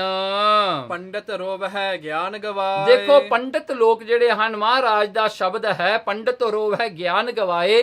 ਜਿਹੜੇ ਪੰਡਤ ਹਨ, ਇਹਦੇ ਅਰਥ ਸ਼ਹੀਦ ਭਾਈ ਮਨੀ ਸਿੰਘ ਜੀ ਕਰਦੇ, ਕਹਿੰਦੇ ਗਿਆਨ ਨੂੰ ਗਵਾ ਕੇ ਉਹ ਜਿਹੜੇ ਹਨ, ਕਹਿੰਦੇ ਪੰਡਤ ਲੋਕ ਜਿਹੜੇ ਲੋਕਾਂ ਨੂੰ ਗਿਆਨ ਸੁਣਾਉਂਦੇ ਹਨ, ਗਿਆਨ ਸਮਝਾਉਂਦੇ ਹਨ, ਗਿਆਨ ਪੜ੍ਹਾਉਂਦੇ ਹਨ। ਹਰ ਪੰਡਤ ਜੋ ਗਿਆਨ ਸੁਣਾਵਦੇ ਹਨ ਤੇ ਕਮਾਉਂਦੇ ਨਹੀਂ। ਦੇਖੋ ਪਰ ਗਿਆਨ ਨੂੰ ਸੁਣਾਉਂਦੇ ਜ਼ਰੂਰ ਹਨ, ਪੜ੍ਹਾਉਂਦੇ ਜ਼ਰੂਰ ਹਨ, ਪਰ ਕਮਾਉਂਦੇ ਨਹੀਂ। ਅਵਰ ਉਪਦੇਸੈ ਆਪ ਨਾ ਕਰੈ, ਆਵਤ ਜਾਵਤ ਜਨਮੈ ਮਰੈ, ਸਤਿਗੁਰਾਂ ਦਾ ਐਸਾ ਹੁਕਮ ਹੈ। ਕਹਿੰਦੇ ਦੇਖੋ ਲੋਕਾਂ ਨੂੰ ਦੱਸਦੇ ਨੇ, ਆਪ ਨਹੀਂ ਕਮਾਉਂਦੇ। ਤਾਂ ਮਰਦੇ ਹੋਏ ਪਛਤਾਉਂਦੇ ਤੇ ਰੋਂਦੇ ਹਨ। ਉਹ ਜਿਹੜੇ ਹਨ ਮਰਦੇ ਹੋਏ ਪਛਤਾਉਂਦੇ ਵੀ ਹਨ ਤੇ ਰੋਂਦੇ ਵੀ ਹਨ। ਸ਼ਹੀਦ ਭਾਈ ਮਨੀ ਸਿੰਘ ਦੇ ਇੱਕ ਉਦਾਹਰਣ ਦਿੱਤੀ ਹੈ ਇਹ ਗਿਆਨ ਰਤਨਾਵਲੀ ਦੇ ਵਿੱਚ। ਕਹਿੰਦੇ ਦੇਖੋ ਲੋਹੇ ਤੋਂ ਜਿੰਦਾ ਵੀ ਬਣਦਾ ਹੈ, ਲੋਹੇ ਤੋਂ ਚਾਬੀ ਵੀ ਬਣਦੀ ਹੈ। ਦੇਖੋ ਲੋਹਾ ਮੰਨ ਲਓ ਕਹਿੰਦੇ ਗਿਆਨ ਹੈ, ਗਿਆਨ ਤੋਂ ਕਈ ਲੋਕ ਜਿਹੜੇ ਹਨ ਗਿਆਨ ਨੂੰ ਵੇਚਦੇ ਹਨ, ਗਿਆਨ ਨੂੰ ਵਰਤਦੇ ਹਨ ਆਪਣੀਆਂ ਜਿਹੜੀਆਂ ਹਨ ਵਾਸ਼ਨਾਵਾਂ ਨੂੰ ਪੂਰੀਆਂ ਕਰਨ ਵਾਸਤੇ। ਉਹ ਤਾਂ ਇਸ ਤਰ੍ਹਾਂ ਜਿਵੇਂ ਜਿੰਦਾ ਬਣਾਉਂਦੇ ਹਨ ਲੋਹੇ ਦਾ। ਕਈ ਜਿਹੜੇ ਹਨ ਮਹਾਪੁਰਸ਼ ਹੋਇਆ ਕਰਦੇ ਨਿਸ਼ਕਾਮੀ, ਜਿਹੜੇ ਕਿ ਗਿਆਨ ਨੂੰ ਆਪਣੀ ਮੁਕਤੀ ਵਾਸਤੇ ਵਰਤਦੇ ਨੇ। ਉਹ ਜਿਵੇਂ ਲੋਹੇ ਤੋਂ ਚਾਬੀ ਬਣਦੀ ਹੈ, ਉਹ ਆਪਣਾ ਜਿਹੜਾ ਹੈ ਗਿਆਨ ਦਾ ਅਗਿਆਨਤਾ ਦਾ ਜਿਹੜਾ ਜਿੰਦਰਾ ਹੈ ਉਹ ਗਿਆਨ ਦੀ ਚਾਬੀ ਨਾਲ ਖੋਲ ਕੇ ਮੁਕਤ ਹੋ ਜਾਂਦੇ ਹਨ। ਇਸੇ ਤਰ੍ਹਾਂ ਹੀ ਹੈ, ਕਹਿੰਦੇ ਜਦੋਂ ਇਹ ਪੰਡਤ ਲੋਕ ਮਰਦੇ ਹਨ ਨਾ, ਅਖੀਰਲਾ ਸਮਾਂ ਆਉਂਦਾ ਹੈ, ਜਮਦੂਤ ਪਕੜ ਉਦੋਂ ਰੋਂਦੇ ਹਨ ਵੀ ਅਸੀਂ ਲੋਕਾਂ ਨੂੰ ਗਿਆਨ ਦਿੰਦੇ ਰਹੇ, ਅਸੀਂ ਗਿਆਨ ਕਿਉਂ ਨਾ ਵਰਤਿਆ। ਬਾਲੀ ਰੋਵੈ ਨਾਹੇ ਪਤਾਰ। ਹੁਣ ਦੇਖੋ ਬਾਲੀ ਇਹ ਜਿਹੜਾ ਹੈ ਦੁੱਲੋ ਦਈ ਜਿਹੜੀ ਹੈ ਇੱਕ ਐਸੀ ਜਿਹੜੀ ਹੈ ਦੇਵੀ ਹੈ। ਇਹਦੇ ਬਾਰੇ ਜਿਹੜਾ ਹੈ ਕਾਹਨ ਸਿੰਘ ਨਾਭਾ ਨੇ ਜਿਹੜਾ ਹੈ ਮਹਾਨ ਖੋਜ ਵਿੱਚ ਲਿਖਿਆ ਹੈ। ਕਹਿੰਦੇ ਜਿਸ ਵੇਲੇ ਕਹਿੰਦੇ ਇਹ ਜਿਹੜਾ ਹੈ ਮਹਾਰਾਜ ਗੁਰੂ ਗੋਬਿੰਦ ਸਿੰਘ ਸੱਚੇ ਪਾਤਸ਼ਾਹ ਨੇ 405ਵੇਂ ਚਰਿੱਤਰ ਦੇ ਜਿਹੜੇ ਹਨ ਮਹਾਰਾਜ ਨੇ ਬੇਨਤੀ ਚੌਪਈ ਦੀ ਜਿਹੜੀ ਹਨ ਬਾਣੀ ਉਚਾਰਨ ਕੀਤੀ ਹੈ। ਸੋ ਉਹਦੀ ਜਿਹੜੀ ਹੈ ਸਾਖੀ ਇਸ ਪ੍ਰਕਾਰ ਹੈ। ਮਹਾਰਾਜ ਕਹਿੰਦੇ ਸਤਜੁਗ ਦਾ ਸਮਾਂ ਹੈ ਤੇ ਉਸ ਵੇਲੇ ਰਾਜਾ ਸਤਿਆਸੰਧ ਦਾ ਵੱਡਾ ਯੁੱਧ ਹੋਇਆ ਦੀਰਘ ਗਾੜ ਦੇ ਨਾਲ। ਸੋ ਦੀਰਘ ਦਾੜ ਜਿਹੜਾ ਸੀਗਾ ਵੱਡਾ ਇੱਕ ਦੈਂਤ ਸੀਗਾ, ਦੋਵਾਂ ਦੀ ਲੜਾਈ ਹੋਈ। ਜਦੋਂ ਇਹਨਾਂ ਦੀਆਂ ਤਲਵਾਰਾਂ ਆਪਸ ਵਿੱਚ ਖੜਕੀਆਂ, ਉਸ ਲਾਈਟ ਦੇ ਵਿੱਚੋਂ, ਉਸ ਇਗਨੀਸ਼ਨ ਦੇ ਵਿੱਚੋਂ, ਉਸ ਜਿਹੜੀ ਹੈ ਬਿਜਲੀ ਦੇ ਵਿੱਚੋਂ ਜਿਹੜਾ ਹਨ ਦੁੱਲੋ ਦਈ ਦਾ ਜਿਹੜਾ ਹੈ ਜਨਮ ਹੋਇਆ। ਤੋ ਇਹ ਜਿਹੜਾ ਦੁੱਲੋ ਦਈ ਇੱਕ ਇਸਤਰੀ ਸੀਗੀ।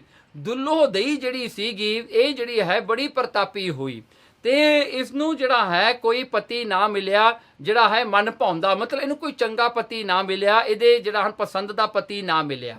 ਉਸ ਵੇਲੇ ਦੁੱਲੋ ਦਈ ਨੇ ਕੀ ਕੀਤਾ, ਆਪਣਾ ਪਤੀ ਜਿਹੜਾ ਹੈ ਆਪਣਾ ਮਨ ਭਾਉਂਦਾ ਪਤੀ ਪਾਉਣ ਵਾਸਤੇ ਇਹਨੇ ਜਿਹੜੀ ਹੈ ਵੱਡੀ ਭਗਤੀ ਕੀਤੀ। ਭਗਤੀ ਕੀਤੀ ਦੁਰਗਾ ਦੇਵੀ ਦੀ ਇਹਨੇ ਭਗਤੀ ਕੀਤੀ। ਸੋ ਉਹ ਸ਼ਕਤੀ ਦੀ ਉਹਨੇ ਭਗਤੀ ਕੀਤੀ, ਜਿਹਦੇ ਕਰਕੇ ਉਸ ਦੇਵੀ ਨੇ ਆ ਕੇ ਇਹਦੀ ਇੱਛਾ ਨੂੰ ਪੂਰੀ ਕੀਤਾ ਕਿ ਤੈਨੂੰ ਅਕਾਲ ਪੁਰਖ ਪਰਮੇਸ਼ਰ ਆਪ ਵਰੇਗਾ। ਇਹ ਜਿਹੜਾ ਹੈ ਇਸ ਨੂੰ ਜਿਹੜਾ ਵਰ ਦੇ ਦਿੱਤਾ। ਤੇ ਇੱਕ ਵਾਰ ਇਹ ਦੁੱਲੋ ਦਈ ਜਿਹੜੀ ਹੈ ਸੁੱਤੀ ਪਈ, ਇਹਨੂੰ ਸੁਪਨੇ ਦੇ ਵਿੱਚ ਪਰਮੇਸ਼ਰ ਨੇ ਆ ਕੇ ਇੱਕ ਬਚਨ ਕਿਹਾ, ਕਹਿੰਦੇ ਦੁੱਲੋ ਦਈ ਜੇ ਤੂੰ ਮੇਰੇ ਨਾਲ ਵਿਆਹ ਕਰਾਉਣਾ ਚਾਹੁੰਦੀ ਹੈ ਨਾ, ਤੂੰ ਮੈਨੂੰ ਵਰਨਾ ਚਾਹੁੰਦੀ ਹੈ ਤਾਂ ਸਵਾਸ ਬਿਰਜ ਜਿਹੜਾ ਦੈਂਤ ਹੈ ਇਹਦੇ ਨਾਲ ਤੂੰ ਜਾ ਕੇ ਯੁੱਧ ਕਰ। ਇੱਕ ਤਾਂ ਜਿਹੜਾ ਹੈ ਦੇਖੋ ਨਾ ਰਕਤ ਬੀਜ ਹੁੰਦਾ ਹੈ, ਇਹ ਸਵਾਸ ਬਿਰਜ ਹੈ। ਇਹ ਸਵਾਸ ਬਿਰਜ ਜਿਹੜਾ ਹੋਰ ਵੀ ਡੇਂਜਰਸ ਹੈ, ਉਹ ਤਾਂ ਇੱਕ ਖੂਨ ਦੇ ਕਤਰੇ ਤੋਂ ਇੱਕ ਹੋਰ ਦੈਂਤ ਬਣ ਜਾਂਦਾ ਸੀ, ਇਹਦੇ ਤਾਂ ਸਵਾਸ ਲੈਣ ਵਿੱਚ ਵੀ ਇੱਕ ਹੋਰ ਬਣ ਜਾਂਦਾ ਹੈ। ਇਸ ਕਰਕੇ ਇਹਨੇ ਜੰਗ ਕੀਤਾ। ਤਾਂ ਦੇਖੋ ਐਸਾ ਜਿਹੜਾ ਇਹਨੇ ਜੰਗ ਕੀਤਾ ਦੁੱਲੋ ਦਈ ਨੇ, ਵੱਡਾ ਜੰਗ ਹੋਇਆ ਪਰ ਇਹ ਜਿੱਤ ਨਾ ਸਕੀ, ਕਿਉਂਕਿ ਉਹ ਜਿਹੜਾ ਹੈ ਸਵਾਸ ਬਿਰਜ ਜਿਹੜਾ ਹੈ ਦੈਂਤ ਸੀਗਾ, ਉਹ ਜਦੋਂ ਉਹ ਸਵਾਸ ਲੈਂਦਾ ਸੀ ਉਦੋਂ ਵੀ ਇੱਕ ਦੈਂਤ ਪੈਦਾ ਕਰਦਾ ਸੀ, ਜਦੋਂ ਉਹਨੂੰ ਮੁੜਕਾ ਆਉਂਦਾ ਸੀ ਸਵੈਟ ਦੇ ਵਿੱਚੋਂ ਉਦੋਂ ਵੀ ਪੈਦਾ ਹੋ ਜਾਂਦਾ ਸੀ, ਉਹਦੇ ਮਨ ਵਿੱਚ ਸੰਕਲਪ ਉੱਠਦਾ ਸੀ ਉਦੋਂ ਵੀ ਪੈਦਾ ਹੋ ਜਾਂਦਾ ਸੀ ਇੱਕ ਦੈਂਤ। ਇਸ ਕਰਕੇ ਵਿਚਾਰੀ ਕਈ ਸਾਲ ਲੜਦੀ ਰਹੀ, ਇਹ ਜਿੱਤ ਨਾ ਸਕੀ। ਅਖੀਰਕਾਰ ਇਸਨੇ ਮਹਾਕਾਲ ਪਰਮੇਸ਼ਰ ਦਾ ਧਿਆਨ ਧਾਰਿਆ ਕਿ ਹੇ ਪਰਮੇਸ਼ਰ ਤੂੰ ਮੈਨੂੰ ਆ ਕੇ ਬਚਾ।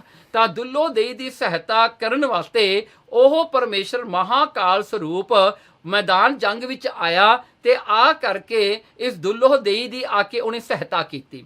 ਦੁੱਲੋ ਦਈ ਜਿਹੜੀ ਹੈ ਅਕਾਲ ਪੁਰਖ ਸੱਚੇ ਪਾਤਸ਼ਾਹ ਜੀ ਦੀ ਕਿਰਪਾ ਕਰਕੇ ਉਹਨੇ ਜਿਹੜਾ ਹੈ ਨਾ ਇਹ ਸਵਾਸ ਬਿਰਜ ਜਿਹੜਾ ਦੈਂਤ ਸੀ ਇਹਨੂੰ ਜਿੱਤ ਲਿਆ। ਇਸ ਕਰਕੇ ਬਾਣੀ ਵਿੱਚ ਆਉਂਦਾ ਹੈ ਪੁਨ ਰਾਸ਼ਸ਼ ਕਾ ਕਾਟਾ ਸੀਸਾ। ਸੋ ਬਿਰਜ ਜਿਹੜਾ ਹੈ ਸਵਾਸ ਬਿਰਜ ਦਾ ਸੀਸ ਕੱਟਿਆ ਗਿਆ।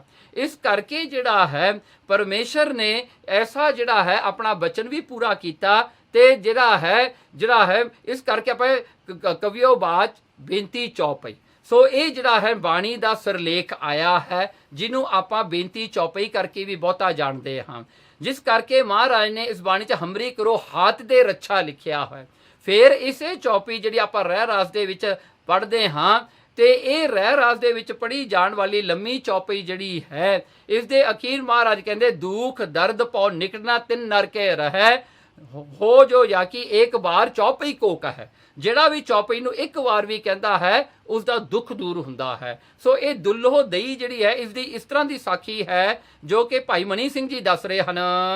ਅਰ ਬਲੀ ਦੁੱਲੋ ਦੇਵੀ ਸੀ ਜੋ ਦੁੱਲੋ ਦਈ ਦੇਵੀ ਸੀ ਵੱਡੀ ਬਲ ਵਾਲੀ, ਮਹਾਰਾਜ ਨੂੰ ਕਹਿੰਦੀ ਸੀ ਕਿ ਮੇਰਾ ਹੋਰ ਭਰਤਾਰ ਕੋਈ ਨਹੀਂ। ਜਿਹੜੀ ਕਹਿੰਦੀ ਸੀ ਪਰਮਾਤਮਾ ਨੂੰ ਵੀ ਮੇਰਾ ਹੋਰ ਕੋਈ ਪਤੀ ਹੈ ਨਹੀਂ ਤੁਹਾਤੋਂ ਬਗੈਰ, ਤੂੰ ਮੈਨੂੰ ਵਰਤਾ ਮਹਾਰਾਜ ਕਹਿਆ। ਤੇ ਉਹਨੇ ਜਦੋਂ ਮੰਗ ਕੀਤੀ ਕਿ ਤੂੰ ਮੇਰੇ ਨਾਲ ਸ਼ਾਦੀ ਕਰ, ਮੈਨੂੰ ਵਰ ਮੇਰੇ ਨਾਲ ਵਿਆਹ ਕਰਾ ਪਰਮੇਸ਼ਰ ਨੂੰ। ਤਾਂ ਮਹਾਰਾਜ ਕਹਿਆ ਤਾਂ ਮਹਾਰਾਜ ਪਰਮੇਸ਼ਰ ਨੇ ਕਿਹਾ ਕਿ ਸਵਾਸ ਬੀਜ ਦਾਨੋ ਨਾਲ ਯੁੱਧ ਕੀਤਾ ਵੀ ਤੂੰ ਸਵਾਸ ਬੀਜ, ਜੋ ਸਵਾਸ ਬੀਜ ਹੈ ਉਸ ਦੈਂਤ ਨਾਲ ਜੰਗ ਕਰ, ਤਾਂ ਉਸ ਦੇ ਸਵਾਸਾਂ ਵਿੱਚੋਂ ਤੇ ਮੁੜ ਕੇ ਦੇ ਵਿੱਚੋਂ ਤੇ ਉਹਦੇ ਸਵਾਸਾਂ ਵਿੱਚੋਂ ਸਵਾਸ ਜਿਹੜਾ ਬੀਜ ਜਿਹੜਾ ਹੈ ਦੈਂਤ, ਉਹਦੇ ਸਵਾਸਾਂ ਵਿੱਚੋਂ, ਉਹਦੇ ਮੁੜਕੇ ਵਿੱਚੋਂ, ਤੇ ਚਿਤਵਨੀ ਵਿੱਚੋਂ ਉਹਦੀ ਸੋਚ ਵਿੱਚੋਂ ਕਈ ਦਾਨੋ ਉਤਪਤ ਹੋਏ ਤੇ ਉਹਦੇ ਜਿਹੜਾ ਹਨ ਕਈ ਜਿਹੜੇ ਹਨ ਜਿਆਦੇ ਦੈਂਤ ਪੈਦਾ ਹੋਏ। ਤਾਂ ਭੀ ਰੁੰਨੀ ਤੇ ਫਿਰ ਉਹ ਜਿਹੜੀ ਹੈ ਰੋਣਾ ਪਿਆ ਦੁੱਲੋ ਦੇਈ ਨੂੰ। ਇਸ ਕਰਕੇ ਕਹਿੰਦੇ ਬਾਲੀ ਰੋਵੇ ਨਾਹੀ ਪਧਾਰ, ਉਹਨੂੰ ਵੀ ਰੋਣਾ ਪਿਆ ਫਿਰ। ਹਰ ਅਕਾਲ ਪੁਰਖ ਨੂੰ ਚਿਤ ਕੀਤਾ ਤੇ ਫਿਰ ਪਰਮੇਸ਼ਰ ਨੂੰ ਉਹਨੇ ਚੇਤੇ ਕੀਤਾ। ਤਾਂ ਅਕਾਲ ਪੁਰਖ ਅਸ ਧੁਜ ਰੂਪ ਕਰਕੇ ਉਸ ਵੇਲੇ ਪਰਮੇਸ਼ਰ ਆਪ ਅਸ ਧੁਜ, ਅਸ ਮੀਨਸ ਕਿਰਪਾਨ, ਧੁਜ ਮੀਨਸ ਸ਼ਰਨ, ਜਿਹਦੀ ਸ਼ਰਨ ਵਿੱਚ ਜਾਣਾ ਹੈ। ਧੁਜ ਦਾ ਜਿਹੜਾ ਸ਼ਬਦ ਝੰਡੇ ਨੂੰ ਵੀ ਕਹਿੰਦੇ ਹਾਂ। ਝੰਡਾ ਉਹ ਹੁੰਦਾ ਹੈ ਜਿਹਦੀ ਆਪਾਂ ਜਿਹੜੇ ਹਨ ਜਿਹਦੀ ਸਾਇਆ ਹੇਠ ਜਾਂਦੇ ਹਾਂ, ਜਿਹਦੀ ਸ਼ਰਨ ਨੂੰ ਲਿਆ ਜਾਂਦਾ ਹੈ। ਉਹ ਅਸਤ ਪਰਮੇਸ਼ਰ ਰੂਪ, ਸ਼ਕਤੀ ਰੂਪ ਪਰਮੇਸ਼ਰ, ਜਿਹਦੇ ਅੱਗੇ ਕੋਈ ਵੀ ਨਹੀਂ ਖੜ ਸਕਦਾ, ਉਹਦੀ ਸ਼ਰਨ ਨੂੰ ਲੈ ਕਰਕੇ ਸਵਾਸ ਬੀਜ ਨੂੰ ਮਾਰਿਆ ਸਵਾਸ ਬੀਜ ਦੈਂਤ ਨੂੰ ਮਾਰ ਦਿੱਤਾ। ਦੋਹਰਾ ਮਰਦਾਨੇ ਸੁਨ ਸਰੋਣ ਮਹਿ ਕਹਿਓ ਬਚਨ ਇਹ ਭਾਏ। ਇਸ ਪ੍ਰਕਾਰ ਕਰਕੇ ਗੁਰੂ ਮਹਾਰਾਜ ਕਹਿੰਦੇ ਬਾਲੀ ਰੋਵੇ ਨਾਹੀ ਪਧਾਰ। ਸੋ ਬਾਲੀ ਇਹ ਦੁੱਲੋ ਦੇ ਵੀ ਰੋਣਾ ਪਿਆ ਜਦੋਂ ਪਰਮੇਸ਼ਰ ਨਾ ਇਸ ਨੂੰ ਪਤੀ ਰੂਪ ਹੋ ਕੇ ਪ੍ਰਾਪਤ ਹੋਇਆ। ਗੁਰੂ ਨਾਨਕ ਸਾਹਿਬ ਸੱਚੇ ਪਾਤਸ਼ਾਹ ਜੀ ਕਹਿੰਦੇ ਨਾਨਕ ਦੁਖੀਆ ਸਭ ਸੰਸਾਰ। ਇਸ ਕਰਕੇ ਜਿਹੜਾ ਸਾਰਾ ਹੀ ਸੰਸਾਰ ਦੁਖੀ ਹੈ, ਇਸ ਸੰਸਾਰ 'ਚ ਕੋਈ ਵੀ ਸੁਖੀ ਨਹੀਂ।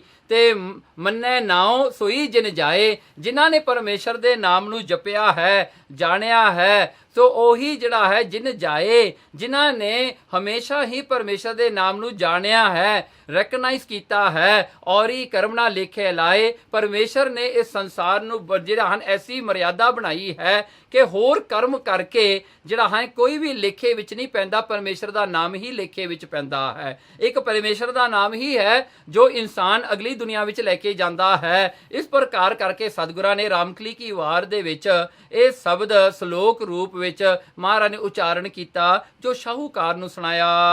ਦੋਹਰਾ ਮਰਦਾਨੇ ਸੁਨ ਸਰੋਣ ਮਹਿ ਕਹਿਓ ਬਚਨ ਇਹ ਭਾਏ। ਸੋ ਜਦੋਂ ਭਾਈ ਮਰਦਾਨੇ ਨੇ ਇਹ ਸ਼ਬਦ ਸੁਣਿਆ, ਸਾਰਾ ਗੁਰੂ ਨਾਨਕ ਸਾਹਿਬ ਸੱਚੇ ਪਾਤਸ਼ਾਹ ਜੀ ਦੇ ਜਿਹੜਾ ਹਨ ਮੁਖਾਰ ਬਿੰਦ ਤੋਂ ਸਰਬ ਸ਼ਬਦ ਕੋ ਅਰਥ ਅਬ ਦੀਜੈ ਹਮੈ ਸੁਨਾਏ। ਭਾਈ ਮਰਦਾਨਾ ਕਹਿੰਦੇ ਪਾਤਸ਼ਾਹ ਜੀ ਸਾਨੂੰ ਸਾਰੇ ਅਰਥ ਸੁਣਾਓ ਇਸ ਸ਼ਬਦ ਦੇ। ਚੌਪੇ ਸ੍ਰੀ ਨਾਨਕ ਤਬ ਅਰਥ ਬਖਾਨੇ। ਉਸ ਵੇਲੇ ਗੁਰੂ ਨਾਨਕ ਸਾਹਿਬ ਸੱਚੇ ਪਾਤਸ਼ਾਹ ਜੀ ਨੇ ਅਰਥ ਦੱਸੇ ਇਹ ਹੁਣ ਸ਼ਬਦ ਦੇ। ਸਰਬ ਬ੍ਰਿਤਾਂਤ ਵਧਾਏ ਮਹਾਨੇ। ਦੇਖੋ ਸਰਬ ਬ੍ਰਿਤਾਂਤ ਜਿਹੜਾ ਹੈ ਵਧਾ ਕੇ ਚੰਗੀ ਤਰ੍ਹਾਂ ਡਿਟੇਲ ਵਿੱਚ ਸਤਿਗੁਰੂ ਜੀ ਦੱਸਦੇ ਹਨ। ਸਤ ਅਸਮੇਧ ਕਰਤ ਹੈ ਜੋ। ਦੇਖੋ ਜੋ 100 ਅਸਮੇਧ ਜਗ ਕਰਦਾ ਹੈ ਸੰਸਾਰ ਵਿੱਚ, ਹੋਤ ਸਵਰਗ ਮਹਿ ਅਦਪਤ ਸੋ। ਉਹੀ ਰਾਜਾ ਬਣਦਾ ਹੈ ਸਵਰਗਾਂ ਦਾ। ਸੱਚੀ ਹੋਤ ਹੈ ਮਹਿਲਾ ਤਾਂ ਕੀ। ਦੇਖੋ ਇੰਦਰ ਜਿਹੜਾ ਹੈ ਇਸ ਦੀ ਘਰਵਾਲੀ ਦਾ ਨਾਂ ਸੱਚੀ ਹੈ। ਸੋ ਸੱਚੀ ਜਿਹੜੀ ਹੈ ਮਹਿਲਾ ਤਾਂ ਕੀ ਕਹਿਣਗੇ, ਜਿਹੜਾ ਵੀ ਇੰਦਰ ਦੇ ਰਾਜ ਤੇ ਬਹਿੰਦਾ ਉਹਦੀ ਘਰਵਾਲੀ ਫਿਰ ਸੱਚੀ ਬਣਦੀ ਹੈ। ਰਤਨਾ ਪਟੰਤਰ ਪੂਜ ਹੈ ਜਾਂ ਕੀ। ਕਹਿਣਗੇ ਰਤ, ਕਹਿਣਗੇ ਉਸਦੇ ਜਿਹੜੇ ਹਨ ਇਸਤਰੀ ਇੰਨੀ ਸੁੰਦਰ ਹੈ ਕਿ ਕਾਮ ਜਿਹੜੀ ਇਸਤਰੀ ਹੈ ਕਾਮ ਦੀ ਉਹ ਵੀ ਉਹਦੇ ਬਰਾਬਰ ਨਹੀਂ ਹੁੰਦੀ, ਬਹੁਤ ਹੀ ਸੁੰਦਰ ਹੈ। ਚੰਦ ਬਦਨ ਅਰਬਿੰਦ ਬਿਲੋਚਨ। ਦੇਖੋ ਉਹਦਾ ਜਿਹੜਾ ਸਰੀਰ ਚੰਦ ਵਰਗਾ ਸੁੰਦਰ ਹੈ ਤੇ ਕਵਲ ਵਰਗੇ ਉਸਦੇ ਨੈਣ ਅੱਖਾਂ ਹਨ। ਚਿਤਵਨ ਬਾਣ ਕਾਮ ਮਦ ਮੋਚਨ। ਦੇਖੋ ਚਿਤਵਨ ਉਸਦੀ ਨਜ਼ਰ ਐਸੀ ਹੈ ਜਿਵੇਂ ਕਾਮ ਦੇ ਬਾਣ ਐਰੋਸ ਹੁੰਦੇ ਹਨ, ਜੋ ਵੀ ਦੇਖ ਲੈਂਦਾ ਉਹੀ ਘਾਇਲ ਹੋ ਜਾਂਦਾ ਹੈ। ਅਪਰ ਅਪਸਰਾ ਸੁੰਦਰ ਸਾਰੀ। ਹੋਰ ਵੀ ਇੰਦਰ ਦੀਆਂ ਬੜੀਆਂ ਅਪਸਰਾਂ ਜਿਹੜੀਆਂ ਐਂਜਲਸ ਹਨ ਉੱਥੇ ਹੈਵਨ ਦੇ ਵਿੱਚ, ਸਰਬਰ ਹੈ ਆਇਸ ਅਨੁਸਾਰੀ। ਸਾਰੀਆਂ ਹੀ ਆਗਿਆ ਵਿੱਚ ਰਹਿੰਦੀਆਂ ਹਨ।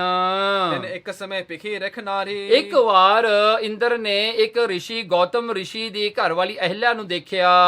ਤਨ ਕੇ ਸੁਧ ਬੁੱਧ ਸਕਲ ਬਿਸਾਰੀ। ਉਹਨੇ ਆਪਣੇ ਸਰੀਰ ਦੀ ਸਾਰੀ ਹੀ ਜਿਹੜੀ ਹੈ ਉਹਨੇ ਸੁੱਧ ਬੁੱਧ ਹਾਰ ਗਿਆ ਦੇਖ ਕੇ ਵੀ ਇੰਨੀ ਸੁੰਦਰ ਅਹਿਲਿਆ ਹੈ। ਦੋਹਰਾ ਦਿਪਤ ਦੀਪ ਦੁੱਤ ਬਪ ਪਿਖੀ ਬਾਸਵ ਭਇਓ ਪਤੰਗ। ਦੇਖੋ ਕਹਿੰਦੇ ਐਸਾ ਉਸਦਾ ਜਿਹੜਾ ਹਾਲ ਹੋਇਆ ਜਿਸ ਤਰ੍ਹਾਂ ਪ੍ਰਕਾਸ਼ ਨੂੰ ਦੇਖ ਕਰਕੇ ਜਿਹੜਾ ਕਿ ਇੱਕ ਪਤੰਗਾ ਹੁੰਦਾ ਹੈ ਉਹ ਵਿੱਚ ਜਾ ਸੜ ਮਰਦਾ ਹੈ। ਇਸ ਪ੍ਰਕਾਰ ਕਰਕੇ ਕਹਿੰਦੇ ਪ੍ਰਕਾਸ਼ ਦੇ ਦੀਵੇ ਵਾਂਗ ਉਹਦਾ ਸੁੰਦਰ ਸਰੀਰ ਹੈ ਅਹਿਲਿਆ ਦਾ। ਕਾਮ ਸਿੰਘ ਗਰਜਨ ਕਰਾ ਧੀਰਜ ਭਇਓ ਕੁਰੰਗ। ਕਾਮ ਰੂਪ ਸ਼ੇਰ ਉਹਦੇ ਵਿੱਚ ਗਰਜਨ ਲੱਗਿਆ ਇੰਦਰ ਦੇ ਅੰਦਰ, ਤੇ ਉਹਨੂੰ ਧੀਰਜ ਰੂਪੀ ਜਿਹੜਾ ਹਰਨ ਹੈ ਉਹ ਹਾਰ ਗਿਆ, ਭੱਜ ਗਿਆ।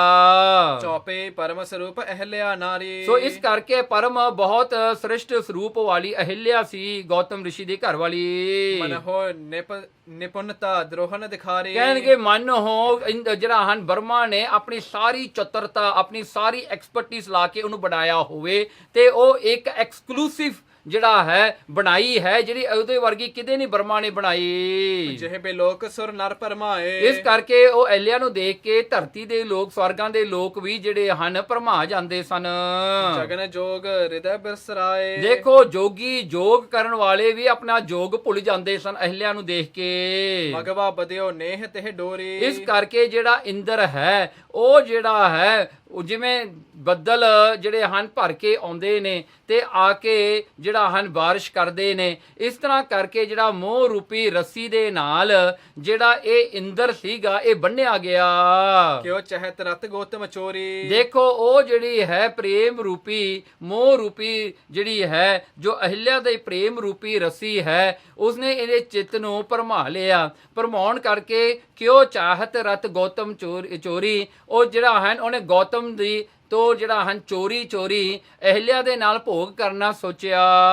ਰਹਿਓ ਦੇਖ ਅਵਸਰ ਨਹਿ ਪਾਵੈ। ਉਹਨੇ ਹਮੇਸ਼ਾ ਦੇਖਦਾ ਰਹਿੰਦਾ ਸੀ ਮੌਕਾ ਪਾਉਣ ਵਾਸਤੇ, ਪਰ ਮਿਲਦਾ ਕੋਈ ਨਹੀਂ ਸੀ ਮੌਕਾ ਉਸਨੂੰ, ਇੰਦਰ ਨੂੰ। ਚਿਤ ਹੈ ਉਪਾਏ ਮਿਲਿਆ ਕਿਉਂ ਜਾਵੈ। ਕਿ ਉਹ ਚਿਤਵਦਾ ਰਹਿੰਦਾ ਸੀ, ਸੋਚਦਾ ਰਹਿੰਦਾ ਸੀ ਇੰਦਰ ਮੈਂ ਅਹਿਲਿਆ ਨੂੰ ਕੱਲੀਆਂ ਨੂੰ ਕਿਵੇਂ ਪਾਵਾਂ, ਜਾ ਕੇ ਕੱਲੀ ਨੂੰ ਪਾ ਕੇ ਮੈਂ ਕਿਵੇਂ ਆਪਣੇ ਮਨ ਦੀ ਇੱਛਾ ਨੂੰ ਪੂਰੀ ਕਰਾਂ। ਮਿਲ ਮਯੰਕ ਸੰਗ ਘਾਤ ਵਿਚਾਰੀ। ਉਸ ਵੇਲੇ ਚੰਦਰਮਾ ਨਾਲ ਮਿਲ ਕਰਕੇ ਉਸਨੇ ਐਸਾ ਦਾਉ ਲਾਇਆ ਜਿਹੜਾ ਹਨ ਇੰਦਰ ਨੇ। ਦਮਨੇ ਅਰਧ ਰਾਤਰ ਛਲ ਧਾਰੀ। ਅੱਧੀ ਰਾਤ ਨੂੰ ਉਸਨੇ ਕੀ ਕੀਤਾ, ਜਿਹੜਾ ਹੈ ਇਹ ਚੰਦਰਮਾ ਕੁੱਕੜ ਬਣ ਗਿਆ, ਜਿਹੜਾ ਹੈ ਕੁੱਕੜ ਬਣ ਕੇ ਉਹਨੇ ਬਾਂਗ ਦੇ ਦਿੱਤੀ।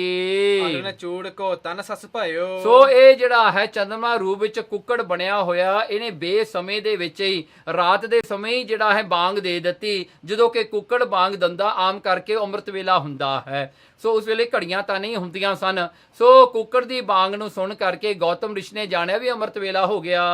ਜਾਏ ਸਮੀਪ ਸ਼ਬਦ ਨਿਜ ਕਇਓ। ਤੇ ਜਾ ਕਰਕੇ ਕੋਲ ਗੌਤਮ ਰਿਸ਼ੀ ਦੇ ਉਹਨੇ ਉੱਚੀ ਦੇ ਕੇ ਬਾਂਗ ਦੇ ਦਿੱਤਾ, ਉਠਾ ਦਿੱਤਾ ਨੀਂਦ ਤੋਂ। ਗੌਤਮ ਲਖੀ ਭਈ ਅਬ ਪ੍ਰਾਤਾ। ਹੁਣ ਗੌਤਮ ਨੇ ਜਾਣਿਆ ਅੰਮ੍ਰਿਤ ਵੇਲਾ ਹੋ ਗਿਆ ਜੀ, ਉੱਠੀਏ ਹੁਣ।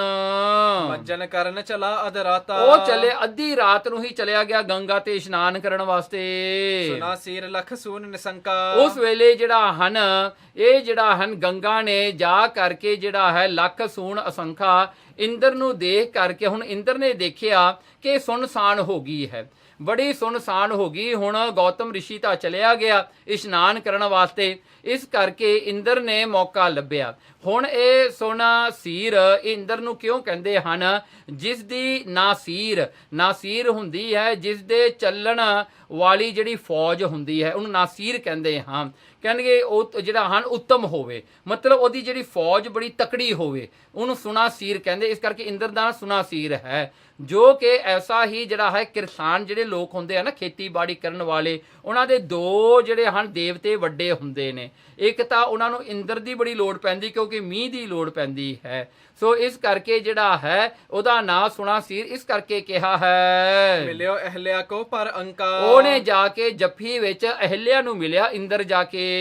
ਹਰਖਿਓ ਅਧਿਕ ਕੇਲ ਕਰ ਲੀਨੋ। ਉਹਨੇ ਬੜਾ ਖੇਡ ਕੀਤਾ, ਬੜਾ ਖੁਸ਼ ਹੋਇਆ ਆਪਣੇ ਮਨ ਦੀ ਇੱਛਾ ਨੂੰ ਪੂਰੀ ਕਰਕੇ ਇੰਦਰ। ਮਦ ਅਨੰਗ ਕੋ ਮੋਚਨ ਕੀਨੋ। ਤੇ ਕਾਮ ਦੇ ਨਸ਼ੇ ਨੂੰ ਉਹਨੇ ਜਿਹੜਾ ਹੈ ਆਪਣਾ ਜਿਹੜਾ ਮਿਟਾਇਆ। ਗੌਤਮ ਕੋ ਸੁਧ ਸੁਰ ਸਰ ਦੀਨੀ। ਸੋ ਉਸ ਵੇਲੇ ਜਿਹੜਾ ਹਨ ਗੰਗਾ ਨੇ ਖਬਰ ਦੇ ਦਿੱਤੀ ਗੌਤਮ ਰਿਸ਼ੀ ਨੂੰ ਵੀ ਤੇਰੇ ਨਾਲ ਧੋਖਾ ਹੋ ਗਿਆ ਜੀ। ਹਟਿਓ ਤਹਾਂ ਤੇ ਰਿਸ ਬਹਕੀਨੀ। ਉਹ ਹਟ ਕਰਕੇ ਗੰਗਾ ਤੋਂ ਇਸ਼ਨਾਨ ਤੋਂ ਹਟ ਕਰਕੇ ਵਾਪਸ ਘਰ ਨੂੰ ਆਇਆ ਬੜੇ ਗੁੱਸੇ ਵਿੱਚ ਗੌਤਮ ਰਿਸ਼ੀ। ਸਤ ਮੰਨੂ ਅਵਲੋਕਿਓ ਜਬ ਹੀ। ਹੁਣ ਸਤ ਮੰਨੂ ਇਹ ਵੀ ਇੰਦਰ ਦਾ ਨਾਮ ਹੈ। ਦੇਖੋ ਇਹ ਜਿਹੜੀ ਹਨ ਕਥਾ ਲਿਖਣ ਵਾਲੇ ਕਵੀ ਸੰਤੋਖ ਸਿੰਘ ਜੀ ਦੀ ਕਮਾਲ ਹੈ। ਇੰਦਰ ਦੇ ਕਿੰਨੇ ਨਾਂ ਉਹਨਾਂ ਨੇ ਦੱਸ ਦਿੱਤੇ। ਕਹਿੰਦੇ ਜੋ ਜਿਹੜਾ ਹਨ ਜਿਹੜੇ ਮਨੁੱਖ ਜਿਹੜਾ ਕਿ ਮਨੁੱਖ ਜਿਹੜੇ ਹਨ ਯੱਗ ਕਰਨ ਵਾਲਾ ਹੋਵੇ, ਜੋ ਜਿਹੜੇ ਹਨ ਮਨੁੱਖਾਂ ਤੋਂ ਯੱਗ ਕਰਾਉਣ ਵਾਲਾ ਹੋਵੇ, ਜੋ ਕਰਨ ਵਾਲਾ ਹੋਵੇ, ਉਹ ਸਤ ਮੰਨੂ ਹੈ। ਕਹਿੰਦੇ ਉਹਨੂੰ ਜਦੋਂ ਇੰਦਰ ਨੂੰ ਦੇਖਿਆ ਗੋਰਖ ਨੇ ਆਪਣੇ ਘਰੇ, ਕੋਪ ਘਰੇ ਖੇ ਸਰਾਪ ਦੇ ਤਬ ਹੀ। ਗੁੱਸੇ ਵਿੱਚ ਆ ਕੇ ਗੌਤਮ ਰਿਸ਼ੀ ਨੇ ਸਰਾਪ ਦਿੱਤਾ ਜੀ ਹੁਣ ਇਹ ਇੰਦਰ ਨੂੰ, ਇੱਕ ਪੱਗ ਕਾਰਨ ਇਹ ਠਾ ਆਇਓ। ਵੀ ਤੂੰ ਇੱਕ ਪੱਗ ਕਰਕੇ ਤੂੰ ਇੱਥੇ ਆਇਆ ਹਾਂ, ਇੱਕ ਪੱਗ ਨੂੰ ਭੋਗਣ ਵਾਸਤੇ ਤੂੰ ਇੱਥੇ ਆਇਆ ਹਾਂ। ਪੱਗ ਜਿਹੜਾ ਪ੍ਰਾਈਵੇਟ ਪਾਰਟ ਹੈ, ਨਹੀਂ ਰਿਖਣ ਤੇ ਨੈਕ ਡਰਾਇਓ। ਤੂੰ ਥੋੜਾ ਜਿਹਾ ਵੀ ਰਿਸ਼ੀਆਂ ਤੋਂ ਨਾ ਡਰਿਆ। ਪੱਗ ਸਹੰਸਰ ਹੋਵਹਿ ਤਨ ਤੇਰੇ। ਚੱਲ ਤੇਰੇ ਵੀ ਸਰੀਰ ਤੇ ਹਜ਼ਾਰਾਂ ਦੇ ਹਜ਼ਾਰੇ ਇਹ ਪੱਗ ਹੋਣਗੇ। ਇੰਦਰ ਨੂੰ ਇਹ ਸਰਾਪ ਕਰਸ ਮਿਲ ਗਿਆ ਜੀ। ਭਇਓ ਸਰਾਪ ਨਹਿ ਜਾਵਹਿ ਡੇਰੇ। ਹੁਣ ਇਹ ਸਰਾਪ ਲੈ ਕੇ ਆਪਣੇ ਡੇਰੇ ਵਾਪਸ ਜਿਹੜਾ ਹਨ ਸਵਰਗਾਂ ਨੂੰ ਨਹੀਂ ਗਿਆ, ਸ਼ਰਮ ਦਾ ਮਾਰਾ ਹੋਇਆ। ਅਤ ਕਰੂਪ ਤਹਿ ਬਨਾ ਸਰੀਰਾ। ਉਹਦਾ ਸਰੀਰ ਬਹੁਤ ਹੀ ਕਰੂਪ ਅਗਲੀ ਹੋ ਗਿਆ ਜੀ ਇੰਦਰ ਦਾ। ਜਸ ਅਗ ਤਸ ਫਲ ਪਾਏ ਅਧੀਰਾ। ਸੋ ਜਸ ਅਗ ਜਿਹੜੇ ਪਾਪ ਕਰਕੇ ਉਹਨੂੰ ਐਸਾ ਫਲ ਮਿਲਿਆ। ਸਵਰਗਾਦਿਕ ਕੀ ਤਜ ਰਜਧਾਨੀ। ਉਹਨੇ ਫਿਰ ਸਵਰਗ ਦੀ ਰਾਜਧਾਨੀ ਵੀ ਉਹਨੂੰ ਛੱਡਣੀ ਪਈ ਇੰਦਰ ਨੂੰ। ਉਹਨੂੰ ਆਪਣਾ ਕਿੰਗਡਮ ਵੀ ਛੱਡਣਾ ਪਿਆ ਹੈਵਨ ਦਾ। ਅਨੀ ਸੁਰਨ ਕੀ ਯੁੱਤ ਸੈਨਾਨੀ। ਜਿਹੜਾ ਅਨੀ ਸੁਰਨ ਕੀ ਯੁੱਤ ਸੈਨਾਨੀ, ਉਹਨੇ ਦੇਵਤਿਆਂ ਦੀ ਫੌਜ ਸਮੇਤ ਸੈਨਾਪਤ ਸਾਰੇ ਹੀ ਛੱਡਣੇ ਪੈ ਗਏ ਉਸਨੂੰ। ਇੰਦਰ ਨੂੰ ਇੱਕ ਗਲਤੀ ਕਰਕੇ ਹੰਸਰ ਦਾਨ ਦੇ ਇੰਦਰ ਰਵਾਇਆ। ਇਹ ਹਾਲਾਤ ਹੋਈ ਇੰਦਰ ਦੀ। ਗਮਨਿਓ ਜਹ ਜਲ ਹੋਤੋ ਬਿਸਾਲਾ। ਉਹ ਚਲਿਆ ਗਿਆ ਜਿੱਥੇ ਪਾਣੀ ਸੀਗਾ, ਜਿੱਥੇ ਝਾੜੀਆਂ ਜਿਹਾ ਸੀ, ਜਾ ਲੁਕਿਆ ਉੱਥੇ। ਕਮਲ ਨਾਨ ਮਹਿ ਦੁਰ ਤਤਕਾਲਾ। ਤੇ ਦੇਖੋ ਉਹ ਕਿੱਥੇ ਲੁਕਿਆ, ਕਮਲ ਫੁੱਲ ਦੀ ਜਿਹੜੀ ਨਾਲੀ ਹੈ ਉਹਦੇ ਵਿੱਚ ਜਾ ਬੈਠਿਆ ਵੀ ਕਿਸੇ ਨੂੰ ਮੈਂ ਦੇਖਾਂ ਨਾ, ਮੈਨੂੰ ਕੋਈ ਦੇਖ ਨਾ ਸਕੇ। ਦੋਹਰਾ ਲੱਜਤ ਹੋਇ ਰੋਇਓ ਤਬ ਹੈ ਭਗ ਸਹੰਸਰ ਤਨ ਪਾਏ। ਇਸ ਕਰਕੇ ਉਹਨੂੰ ਰੋਣਾ ਪਿਆ। ਕਹਿੰਦੇ ਵੀ ਜਿਹੜਾ ਹਨ ਹਜ਼ਾਰਾਂ ਜਿਹੜਾ ਭੱਗ ਉਹਦੇ ਸਰੀਰ ਤੇ ਹੋ ਗਏ, ਤੇ ਭੱਗ ਹਜ਼ਾਰਾਂ ਹੀ ਹੋਣ ਕਰਕੇ ਉਹਨੂੰ ਸ਼ਰਮਸ਼ਾਰ ਹੋ ਕੇ ਰੋਣਾ ਪਿਆ। ਸਹੰਸਰ ਦਾਨ ਦੇ ਇੰਦਰ ਰਵਾਇਆ। ਪਰਸਰਾਮ ਕੀ ਅਬ ਕਥਾ ਦੇ ਸੋ ਤੁਮਹਿ ਸੁਨਾਏ। ਕਹਿਣਗੇ ਇਸ ਕਰਕੇ ਹੁਣ ਤੁਹਾਨੂੰ ਦੂਜਾ ਪਰਸਰਾਮ ਦੀ ਕਥਾ ਸੁਣਾਉਂਦੇ ਹਾਂ। ਚੌਪੇ ਸਹਸਰ ਬਾਹੋ ਭੂਪਤ ਇੱਕ ਭਇਓ। ਇੱਕ ਰਾਜਾ ਸੀ ਜਿਹਨੂੰ ਸਹੰਸਰ ਬਾਹੂ ਕਹਿੰਦੇ ਸਨ, ਜਿਹਦਾ ਨਾਂ ਅਰਜੁਨ ਵੀ ਦੱਸਿਆ ਹੈ। ਇਹਦੇ ਬਾਹਾਂ ਦੇ ਵਿੱਚ ਹਜ਼ਾਰਾਂ ਹੀ ਬਾਹਾਂ ਦਾ ਬਲ ਤਾਕਤ ਸੀਗੀ। ਹਜ਼ਾਰਾਂ ਬਾਹਾਂ ਜਿੰਨੀ ਤਾਕਤ ਇਹਦੇ ਵਿੱਚ ਸੀ। ਬੜਾ ਤਕੜਾ ਖੱਤਰੀ ਰਾਜਾ ਸੀਗਾ ਇਹ ਜਿਹੜਾ ਸਹੰਸਰ ਬਾਹੂ ਸੀ। ਸਰਬ ਦਿਗ ਵਿਜੈ ਜਿਹੇ ਛਿਤ ਕਇਓ। ਉਹਨੇ ਸਾਰੀ ਧਰਤੀ ਜਿੱਤ ਲਈ ਸੀ। ਇਸ ਸਹੰਸਰ ਬਾਹੂ ਨੇ ਸਾਰੀ ਧਰਤੀ ਆਪਣੇ ਕਬਜ਼ੇ ਵਿੱਚ ਕਰ ਲਈ। ਰਿਖ ਜਮ ਦਗਨਾ ਸ਼ਰਮ ਇੱਕ ਕਾਲਾ। ਇੱਕ ਰਿਸ਼ੀ ਸੀਗਾ ਜੋ ਜਮਦਗਨੀ ਉਸਦਾ ਨਾਮ ਸੀ। ਰਿਸ਼ੀ ਦਾ ਜਮਦਗਨੀ ਰਿਸ਼ੀ। ਇਹ ਵੀ ਇਤਿਹਾਸ ਵਿੱਚ ਲਿਖਿਆ ਹੈ ਕਿ ਜਮਦਗਨੀ ਦੀ ਜਿਹੜੀ ਘਰਵਾਲੀ ਰੇਣੁਕਾ ਸੀਗੀ, ਇਹਦੀ ਭੈਣ ਵਿਆਹੀ ਹੋਈ ਸੀ ਉਸ ਸਹੰਸਰ ਬਾਹੂ ਰਾਜੇ ਨੂੰ। ਸਿਵਰ ਕੀਨ ਸੰਗ ਸੈਨ ਬਿਸਾਲਾ। ਇੱਕ ਵਾਰ ਉਹਨਾਂ ਨੇ ਰੇਣੁਕਾ ਨੇ ਆਪਣੇ ਪਤੀ ਜਮਦਗਨੀ ਨੂੰ ਕਿਹਾ ਕਿ ਆਪਾਂ ਭੋਜ ਕਰੀਏ, ਲੰਗਰ ਛਕਾਈਏ, ਰਾਜੇ ਨੂੰ ਆਪਣੇ ਘਰ ਸੱਦੀਏ, ਮੈਂ ਆਪਣੀ ਭੈਣ ਨੂੰ ਸੱਦਾ, ਨਾਲ ਉਹਦਾ ਪਤੀ ਸੱਦਣਾ ਹੈ। ਤੇ ਇਸ ਤਰ੍ਹਾਂ ਕਰਕੇ ਭੋਜ ਕੀਤਾ ਜਿਹਦੇ ਵਿੱਚ ਰਾਜਾ ਤੇ ਉਹਦੀ ਫੌਜ ਸਾਰੀ ਆਏ। ਕੀਨੀ ਨ੍ਰਿਪ ਕੀ ਪਹੁਨਾਈ। ਜਮਦਗਨੀ ਰਿਸ਼ੀ ਨੇ ਜਿਹੜੇ ਹਨ ਪ੍ਰੋਹਣਚਾਰੀ ਕੀਤੀ ਜੀ। ਕਾਮ ਧੇਨ ਤਬ ਲੀਨ ਮੰਗਾਈ। ਰਾਜੇ ਦੀ ਪ੍ਰੋਹਣਚਾਰੀ ਕਰਨ ਵਾਸਤੇ ਉਹਨੇ ਕਾਮ ਧੇਨ ਗਊ ਜਿਹੜੀ ਸੀ ਸਵਰਗਾਂ ਤੋਂ ਮੰਗਵਾ ਲਈ। ਜੋ ਕਛ ਚਾਹਾ ਸੋ ਤਿਹ ਤੇ ਪਾਵਾ। ਦੇਖੋ ਉਹ ਕਾਮ ਧੇਨ ਗਊ ਆਉਣ ਕਰਕੇ ਜੋ ਵੀ ਇੱਛਾ ਬਣਦੀ ਸੀ ਕਿਸੇ ਦੀ ਖਾਣ ਦੀ, ਉਹੀ ਇੱਛਾ ਪੂਰੀ ਹੁੰਦੀ ਸੀ। ਸੋ ਸਾਰੀਆਂ ਹੀ ਇੱਛਾ 36 ਪ੍ਰਕਾਰ ਦੇ ਭੋਜਨ ਬਣ ਕੇ ਰਸੋਈ ਤੋਂ ਬਾਹਰ ਆਉਂਦੇ ਸਨ। ਰੁਚ ਅਨੁਸਾਰ ਅਸਨ ਸਭ ਖਾਵਾ। ਸਾਰਿਆਂ ਨੇ ਆਪਣੀ ਰੁਚੀ, ਇੰਟਰਸਟ ਅਨੁਸਾਰ, ਸਵਾਦ ਅਨੁਸਾਰ, ਚੋਇਸ ਅਨੁਸਾਰ ਸਾਰਿਆਂ ਨੇ ਹੀ ਲੰਗਰ ਛਕ ਲਿਆ। ਧੇਨ ਪ੍ਰਭਾਵ ਦੇਖ ਤੇ ਕਾਲਾ। ਜਦੋਂ ਉਸ ਸਹੰਸਰ ਬਾਹੂ ਰਾਜੇ ਨੇ ਕਾਮ ਧੇਨ ਗਊ ਦਾ ਇਹ ਜਿਹੜਾ ਪ੍ਰਤਾਪ ਦੇਖਿਆ, ਲੈਨ ਕਾਮ ਨਾ ਕੀਨ ਭੁਵਾਲਾ। ਉਹਨੇ ਕਾਮ ਧੇਨ ਗਊ ਲੈਣ ਵਾਸਤੇ ਜਮਦਗਨੀ ਨੂੰ ਕਿਹਾ ਕਿ ਮੈਨੂੰ ਇਹ ਗਾਂ ਜਿਹੜੀ ਹੈ ਤੂੰ ਦੇ ਜਿਹੜਾ ਹਨ ਮੇਰੇ ਕੋਲ ਚੰਗੀ ਲੱਗੇਗੀ ਕਿਉਂਕਿ ਮੈਂ ਰਾਜਾ ਹਾਂ। ਲੱਖ ਕੋ ਦ੍ਰਿਸ਼ਟ ਤਿਹ ਛਿਨ ਮਨ ਰਾਈ। ਜਦੋਂ ਉਹਦੀ ਕੁਦ੍ਰਿਸ਼ਟੀ ਦੇਖੀ ਇਹ ਰਿਸ਼ੀ ਜਮਦਗਨੀ ਨੇ ਕਿ ਇਹ ਸੰਸਰ ਬਾਹੋਂ ਭੈੜੀ ਨਿਗਾਹ ਕਰਕੇ ਕਾਮਧੇਨ ਗਊ ਨੂੰ ਆਪਣੇ ਫਾਇਦੇ ਵਾਸਤੇ ਲੈਣਾ ਚਾਹੁੰਦਾ ਹੈ, ਤਾਂ ਉਸ ਵੇਲੇ ਰਿਸ਼ੀ ਜਮਦਗਨੀ ਨੇ ਲੁਕੋ ਦਿੱਤੀ, ਉਹਨੂੰ ਇਨਵਿਜ਼ੀਬਲ ਕਰਤਾ ਉਹ ਕਾਮਧੇਨ ਗਊ ਨੂੰ। ਪਠਣ ਸਵਰਗ ਕੋ ਧੇਨ ਉਡਾਈ। ਤੇ ਕੀ ਕੀਤਾ ਜਮਦਗਨੀ ਰਿਸ਼ੀ ਨੇ ਵਾਪਸ ਸਵਰਗਾਂ ਨੂੰ ਭੇਜਣ ਵਾਸਤੇ ਉਹ ਕਾਮਧੇਨ ਗਊ ਨੂੰ ਹਵਾ ਵਿੱਚ ਉਡਾ ਦਿੱਤਾ। ਨ੍ਰਿਪਤ ਕੁਮਤ ਮਨ ਮੈਂ ਇਉ ਠਾਨਾ। ਤੇ ਉਹ ਰਾਜੇ ਦੀ ਕੁਮਤ ਭੈੜੀ ਮਤ ਜਿਹੜੀ ਹੈ ਐਸੀ ਹੋਈ ਮੋਹ ਕਰਕੇ ਉਹਨੇ ਕੀ ਕੀਤਾ ਉਸ ਵੇਲੇ, ਮੁਨਿਵਰ ਕੇ ਕੀਨੇ ਹੱਥ ਪ੍ਰਾਨਾ। ਉਹਨੇ ਜਿਹੜਾ ਯੁੱਧ ਕਰਨ ਲੱਗਿਆ ਜਮਦਗਨੀ ਰਿਸ਼ੀ ਦੇ ਨਾਲ, ਕਿਉਂਕਿ ਇਹ ਬ੍ਰਾਹਮਣ ਸੀਗਾ ਜਮਦਗਨੀ ਰਿਸ਼ੀ ਤੇ ਸੰਸਰ ਬਾਹੂ ਜਿਹੜਾ ਸੀ ਇਹ ਖੱਤਰੀ ਸੀਗਾ। ਸੋ ਇਸ ਕਰਕੇ ਇਹਨੇ ਕੀ ਕੀਤਾ, ਉੱਡਦੀ ਹੋਈ ਗਾਂ ਕਾਮਧੇਨ ਗਊ ਤੇ ਇਹਨੇ ਇੱਕ ਬਾਣ ਇੱਕ ਐਰੋ ਚਲਾਇਆ, ਜਿਹੜਾ ਐਰੋ ਜਾ ਕੇ ਕਾਮਧੇਨ ਗਊ ਨੂੰ ਵੱਜਿਆ ਤੇ ਉਹਦੇ ਵਿੱਚੋਂ ਜਿਹੜਾ ਲਹੂ ਨਿਕਲਿਆ, ਜੋ ਲਹੂ ਜਿਹੜਾ ਆ ਕੇ ਧਰਤੀ ਤੇ ਡਿੱਗਿਆ, ਉਤੋਂ ਤੰਬਾਕੂ ਦੀ ਜਿਹੜੀ ਹੈ ਬੂਟੀ ਬਣੀ ਹੈ।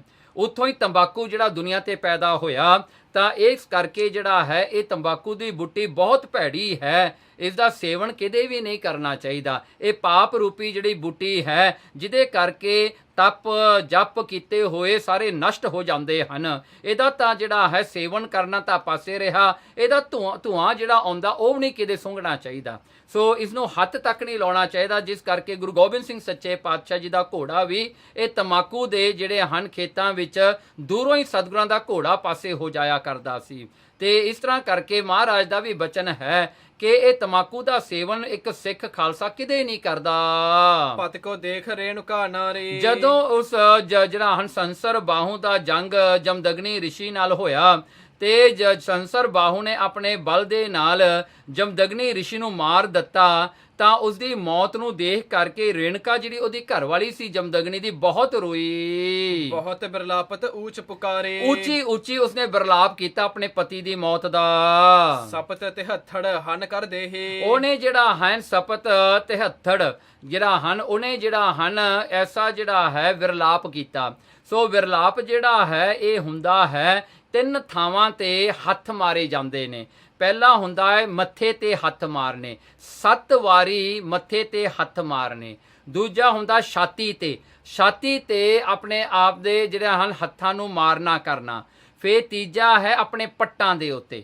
ਸੋ ਮੱਥੇ ਤੇ, ਛਾਤੀ ਤੇ ਪੱਟਾਂ ਤੇ 7 ਵਾਰੀ ਤੇ ਹੋ ਗਿਆ ਜੀ 21 ਵਾਰੀ, 21 ਟਾਈਮਸ ਇਹ ਜਿਹੜੇ ਹਨ ਹੱਥ ਉਹਨੇ ਜਿਹੜਾ ਹਨ ਸੋਗ ਦੇ ਵਿੱਚ ਮੱਥੇ, ਛਾਤੀ ਤੇ ਆਪਣੇ ਪੱਟਾਂ ਤੇ ਮਾਰਨੇ ਕੀਤੇ ਰੇਣਕਾ ਨੇ। ਸੁਤ ਕੋ ਸਿਮਰ ਬੁਲਾਇਓ ਤੇਹੀ। ਉਸ ਵੇਲੇ ਆਪਣੇ ਪੁੱਤਰ ਰੇਣਕਾ ਨੇ ਸੱਦਿਆ, ਜਿਹਦਾ ਪੁੱਤਰ ਸੀਗਾ ਪਰਸਰਾਮ।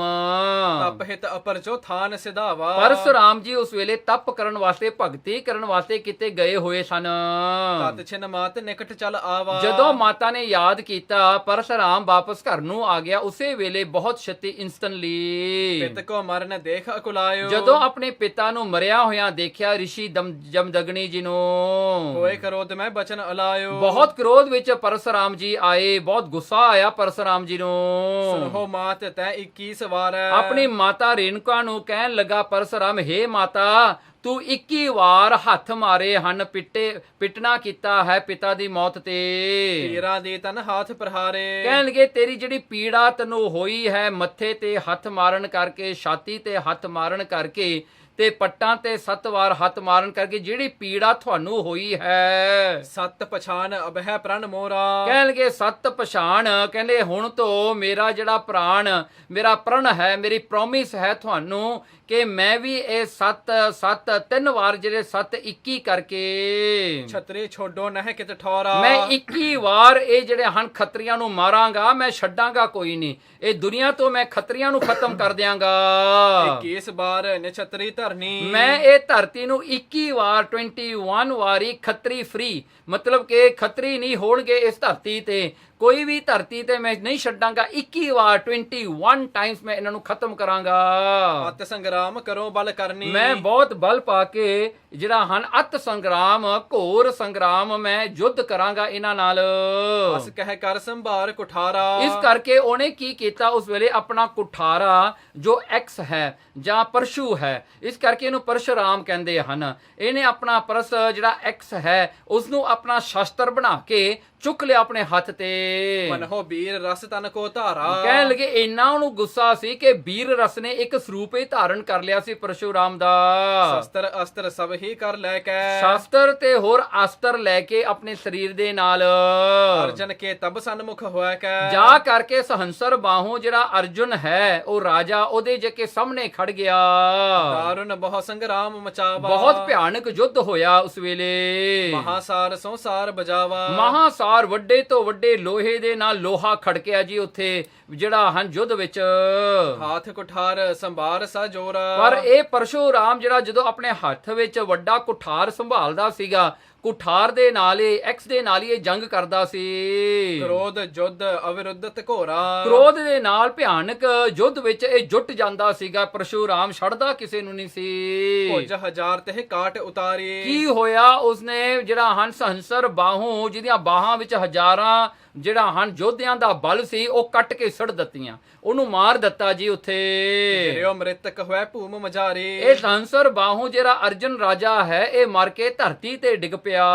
ਸਰਬ ਧਰਾ ਮਹਿ ਤਿਹ ਛਿਨ ਰਾਮੋ। ਉਸ ਵੇਲੇ ਪਰਸ਼ੂਰਾਮ ਨੇ ਸਾਰੀ ਧਰਤੀ ਦੇ ਉੱਤੇ ਛਤਰੀ ਕੋ ਨਹਿ ਛੋੜਿਓ ਨਾਮੋ। ਕੋਈ ਵੀ ਛਤਰੀ ਕੋਈ ਵੀ ਖੱਤਰੀ ਨਹੀਂ ਇਹਨੇ ਛੱਡਿਆ, ਧਰਤੀ ਤੇ ਸਾਰੀ ਮਾਰ ਦਿੱਤੇ, ਬੀਨ ਬੀਨ ਤਿਨ ਕੁਲ ਕਰ ਹਰਨੀ। ਨਾਸ ਕਰ ਦਿੱਤੇ, ਚੁਣ ਚੁਣ ਕੇ ਸਾਰੇ ਖੱਤਰੀ ਮਾਰ ਦਿੱਤੇ ਜੀ। ਦਈ ਦਿਜਨ ਕੋ ਸਗਰੀ ਧਰਨੀ। ਤੇ ਸਾਰੀ ਧਰਤੀ ਦਾ ਰਾਜ ਇਹਨੇ ਬ੍ਰਾਹਮਣਾਂ ਨੂੰ ਦਿੱਤਾ, ਆਪਣੇ ਗੋਤ ਵਾਲਿਆਂ ਨੂੰ, ਆਪਣੇ ਜਿਹੜੇ ਹਨ ਕਸਤ ਵਾਲਿਆਂ ਨੂੰ, ਜੋ ਕਿ ਬ੍ਰਾਹਮਣ ਹਨ, ਉਹਨਾਂ ਨੂੰ ਰਾਜ ਦੇ ਦਿੱਤਾ ਧਰਤੀ ਦਾ। ਗਮਣਿਓ ਆਪ ਵਿਪਨ ਤਪ ਕਾਰਨ। ਤੇ ਆਪ ਤਪ ਕਰਨ ਵਾਸਤੇ ਚਲਿਆ ਜਾਂਦਾ ਸੀ। ਰਹਿਓ ਬੈਠ ਕਰ ਦੁਸਤ ਬਿਦਾਰਨ। ਤੋ ਬੈਠ ਜਾਂਦਾ ਸੀ ਆਪਣੀ ਭਗਤੀ ਦੇ ਵਿੱਚ, ਧਿਆਨ ਜੋੜ ਲੈਂਦਾ ਸੀ ਦੁਸ਼ਟਾਂ ਦਾ ਨਾਸ ਕਰਕੇ। ਛਤਰੀ ਬਦੇ ਬਹੁਤ ਜਬ ਕੋਟੀ। ਕੀ ਹੋਇਆ ਜਦੋਂ ਭਗਤੀ ਕਰਦਿਆਂ ਕੁਝ ਕੁ ਸਮਾਂ ਬੀਤਦਾ ਸੀਗਾ, ਖੱਤਰੀ ਹੌਲੀ ਹੌਲੀ ਫੇਰ ਵੱਧ ਜਾਂਦੇ ਸਨ, ਫੇਰ ਉਹ ਪਾਵਰ ਟੇਕ ਓਵਰ ਕਰ ਲੈਂਦੇ ਸਨ ਬ੍ਰਾਹਮਣਾਂ ਤੋਂ। ਧਰਾ ਦਿਜਨ ਤੇ ਲੀਨ ਖਸੋਟੀ। ਉਹ ਫੇਰ ਖੋਹ ਲੈਂਦੇ ਸਨ ਧਰਤੀ ਬ੍ਰਾਹਮਣਾਂ ਤੋਂ, ਕਿਉਂਕਿ ਬ੍ਰਾਹਮਣ ਕਮਜ਼ੋਰ ਹੁੰਦੇ ਨੇ, ਇਹ ਤਕੜੇ ਹੁੰਦੇ ਹਨ, ਇਹ ਖੋਹ ਲੈਂਦੇ ਸਨ ਰਾਜ। ਆਨ ਵਿਪਨ ਤੇ ਜੁੱਧ ਮਚਾਵਾ। ਫੇਰ ਇਹਨੇ ਆ ਕੇ ਬ੍ਰਾਹਮਣਾਂ ਨੂੰ ਬਚਾਉਣ ਵਾਸਤੇ, ਫੇਰ ਬ੍ਰਾਹਮਣ ਰਾਜ ਦੇਣ ਵਾਸਤੇ, ਫੇਰ ਇਹਨੇ ਆ ਕੇ ਖੱਤਰੀਆਂ ਨੂੰ ਮਾਰਨਾ। ਛਤਰੀ ਏਕ ਰਹਿਨ ਨਹਿ ਪਾਵਾ। ਫੇਰ ਦੂਜੀ ਵਾਰ ਵੀ ਇਹ ਕੋਈ ਖੱਤਰੀ ਨਾ ਛੱਡਿਆ ਇਹਨੇ ਧਰਤੀ ਤੇ। ਜੀਤ ਧਰਾ ਵਿਪਰਨ ਕੋ ਦੀਨੀ। ਫੇਰ ਧਰਤੀ ਦਾ ਰਾਜ ਜਿਹੜਾ ਹਨ ਵਿਪਰਨ ਨੂੰ ਦੇ ਦਿੱਤਾ, ਜਿਹੜਾ ਹਨ ਬ੍ਰਾਹਮਣਾਂ ਨੂੰ ਦੇ ਦਿੱਤਾ। ਇੱਥੇ ਵੀ ਇੱਕ ਸ਼ੰਕਾ ਆ ਸਕਦੀ ਹੈ ਕਿ ਜੇ ਖੱਤਰੀਓ ਮਾਰਦੇ ਫੇਰ ਖੱਤਰੀ ਆਉਂਦੇ ਕਿੱਥੋਂ ਸੀਗੇ। ਸੋ ਇਹ ਜਿਹੜਾ ਪਰਸ਼ੂਰਾਮ ਸੀ, ਇਹ ਜਿਹੜਾ ਰਾਜਿਆਂ ਦਾ ਯੁੱਧ ਕਰਦਾ ਸੀ, ਉਹਨਾਂ ਦੀ ਫੌਜ ਨੂੰ ਮਾਰ ਕੇ ਉਹਨਾਂ ਦਾ ਰਾਜ ਲੈ ਲੈਂਦਾ ਸੀ, ਲੈ ਕੇ ਬ੍ਰਾਹਮਣਾਂ ਨੂੰ ਦਿੰਦਾ ਸੀ, ਪਰ ਉਹਨਾਂ ਦੇ ਬੱਚਿਆਂ ਨੂੰ ਨਹੀਂ ਮਾਰਦਾ ਸੀ, ਉਹਨਾਂ ਦੀ ਔਰਤਾਂ ਨੂੰ ਨਹੀਂ ਮਾਰਦਾ ਸੀ। ਇਸ ਕਰਕੇ ਖੱਤਰੀ ਫੇਰ ਵੱਧ ਜਾਂਦੇ ਸਨ। ਕੁਝ ਸਮੇਂ ਬਾਅਦ ਉਹਨਾਂ ਦਾ ਇੱਕ ਜਨਰੇਸ਼ਨ ਹੋਰ ਆ ਜਾਂਦਾ ਸੀ। ਛਤਰੀ ਬਦੇ ਛੀਨ ਪੁਨ ਲੀਨੀ। ਫੇਰ ਛਤਰੀ ਵੱਧਦੇ ਸਨ, ਫੇਰ ਇਹ ਉਹਨਾਂ ਨੂੰ ਮਾਰ ਕੇ ਲੁੱਟ ਦਿੰਦਾ ਸੀਗਾ, ਰਾਜ ਫੇਰ ਬ੍ਰਾਹਮਣਾਂ ਨੂੰ ਦੇ ਦਿੰਦਾ ਸੀ। ਪਰਸ਼ੁਰਾਮ ਮਾਰੇ ਤਬ ਆਏ। ਜਦੋਂ ਵੀ ਛਤਰੀ ਆਉਂਦੇ ਸਨ, ਪਰਸ਼ੁਰਾਮ ਉਹਨਾਂ ਨੂੰ ਮਾਰਦਾ ਸੀ ਜੀ ਆ ਕੇ। ਧਰਨੀ ਸਕਲ ਦਿਜਨ ਪੁਨ ਪਾਈ। ਫੇਰ ਆ ਕੇ ਉਹਨੇ ਧਰਤੀ ਦਾ ਰਾਜ ਬ੍ਰਾਹਮਣਾਂ ਨੂੰ ਦੇਣਾ। ਇਸ ਬਿਦ 21 ਵਾਰ ਸੰਘਾਰੇ। ਇਸੇ ਤਰ੍ਹਾਂ 21 ਵਾਰ 21 ਟਾਈਮਸ ਇਹਨੇ ਐਸਾ ਕੀਤਾ, ਧਰਤੀ ਤੇ ਖੱਤਰੀਆਂ ਨੂੰ ਖਤਮ ਕੀਤਾ, ਉਹਨਾਂ ਦਾ ਰਾਜ ਖਤਮ ਕਰਕੇ ਬ੍ਰਾਹਮਣਾਂ ਨੂੰ ਰਾਜ ਦਿੱਤਾ। ਦਈ ਦਿਜਨ ਕੋ ਬਾਰੰਬਾਰੇ। ਵਾਰ-ਵਾਰ ਇਹਨੇ ਜਿਹੜਾ ਹੈ ਬ੍ਰਾਹਮਣਾਂ ਨੂੰ ਰਾਜ ਦਿੱਤਾ ਕਿ ਰਘੁਪਤ ਸੰਗ ਭਿੜਿਓ ਇੱਕ ਕਾਲਾ। ਬਸ ਇਹਦਾ ਜਿਹੜਾ ਹੈ ਜ਼ੋਰ ਸਾਰੀਆਂ ਖੱਤਰੀਆਂ ਤੇ ਚੱਲਿਆ, ਇੱਕ ਖੱਤਰੀ ਤੇ ਨਾ ਚੱਲਿਆ। ਉਹ ਰਾਮਚੰਦਰ ਜੀ ਸਨ, ਤ੍ਰੇਤੇ ਯੁੱਗ ਦੇ ਅਵਤਾਰ। ਜਦੋਂ ਉਹਨਾਂ ਨਾਲ ਇਹਦੀ ਭੀੜ ਹੋਈ, ਹਰਿਓ ਗਇਓ ਤੇ ਓਜ ਬਿਸਾਲਾ। ਉਸ ਵੇਲੇ ਇਹ ਬਲ ਹਾਰ ਗਿਆ, ਪਰਸ਼ੂਰਾਮ ਹਾਰ ਗਿਆ, ਰਾਮਚੰਦਰ ਜੀ ਜਿੱਤ ਗਏ ਸਨ। ਲੱਜਿਤ ਹੋਏ ਸਦਨ ਮਹਿ ਆਇਓ। ਉਸ ਵੇਲੇ ਇਹ ਸ਼ਰਮਸ਼ਾਰ ਹੋ ਕੇ ਵਾਪਸ ਆਪਣੇ ਘਰ ਨੂੰ ਆਇਆ ਪਰਸ਼ੂਰਾਮ। ਸੋ ਰੋਵਤ ਬਲ ਸਕਲ ਹਰਾਇਓ। ਆਪਣਾ ਬਲ ਹਾਰ ਕੇ ਜਿਹੜਾ ਹਨ ਇਹਨੂੰ ਰੋਣਾ ਪਿਆ ਆ ਕੇ ਘਰੇ। ਫੇਰ ਰੋਇਆ, ਕਹਿੰਦਾ ਮੇਰਾ ਬਲ ਨਹੀਂ ਹੁਣ ਚੱਲਦਾ, ਮੈਂ ਬਲ ਹਾਰ ਗਿਆ। ਜਾਚਤ ਦਿਜ ਦੇਖਤ ਜਗ ਮਾਹੀ। ਦੇਖੋ ਜਾਚਤ, ਫਿਰ ਇਹ ਰੋਂਦਾ ਹੈ, ਹਰ ਸਮੇਂ ਵਿੱਚ ਰੋਂਦਾ ਹੈ। ਜਦੋਂ ਫਿਰ ਵੀ ਦੇਖਦਾ ਵੀ ਬ੍ਰਾਹਮਣਾਂ ਨੂੰ ਕਿੰਨੀ 21 ਵਾਰੀ ਰਾਜ ਦਿੱਤਾ, ਇਹ ਫਿਰ ਵੀ ਮੰਗਤੇ ਦੇ ਮੰਗਤੇ ਹੀ ਰਹਿ ਗਏ। ਰੋਏ ਬੇਸੂਰਤ ਸੁਖ ਤਹਿ ਨਾਹੀ। ਝੂਰਦਾ ਹੈ, ਰੋਂਦਾ ਹੈ, ਦੁਖੀ ਹੁੰਦਾ ਹੈ। ਪਰਸ਼ੂਰਾਮ ਨੂੰ ਵੀ ਕੋਈ ਸੁੱਖ ਨਹੀਂ ਜਿਹਨੇ 21 ਵਾਰ ਧਰਤੀ ਦਾ ਰਾਜ ਜਿੱਤਿਆ।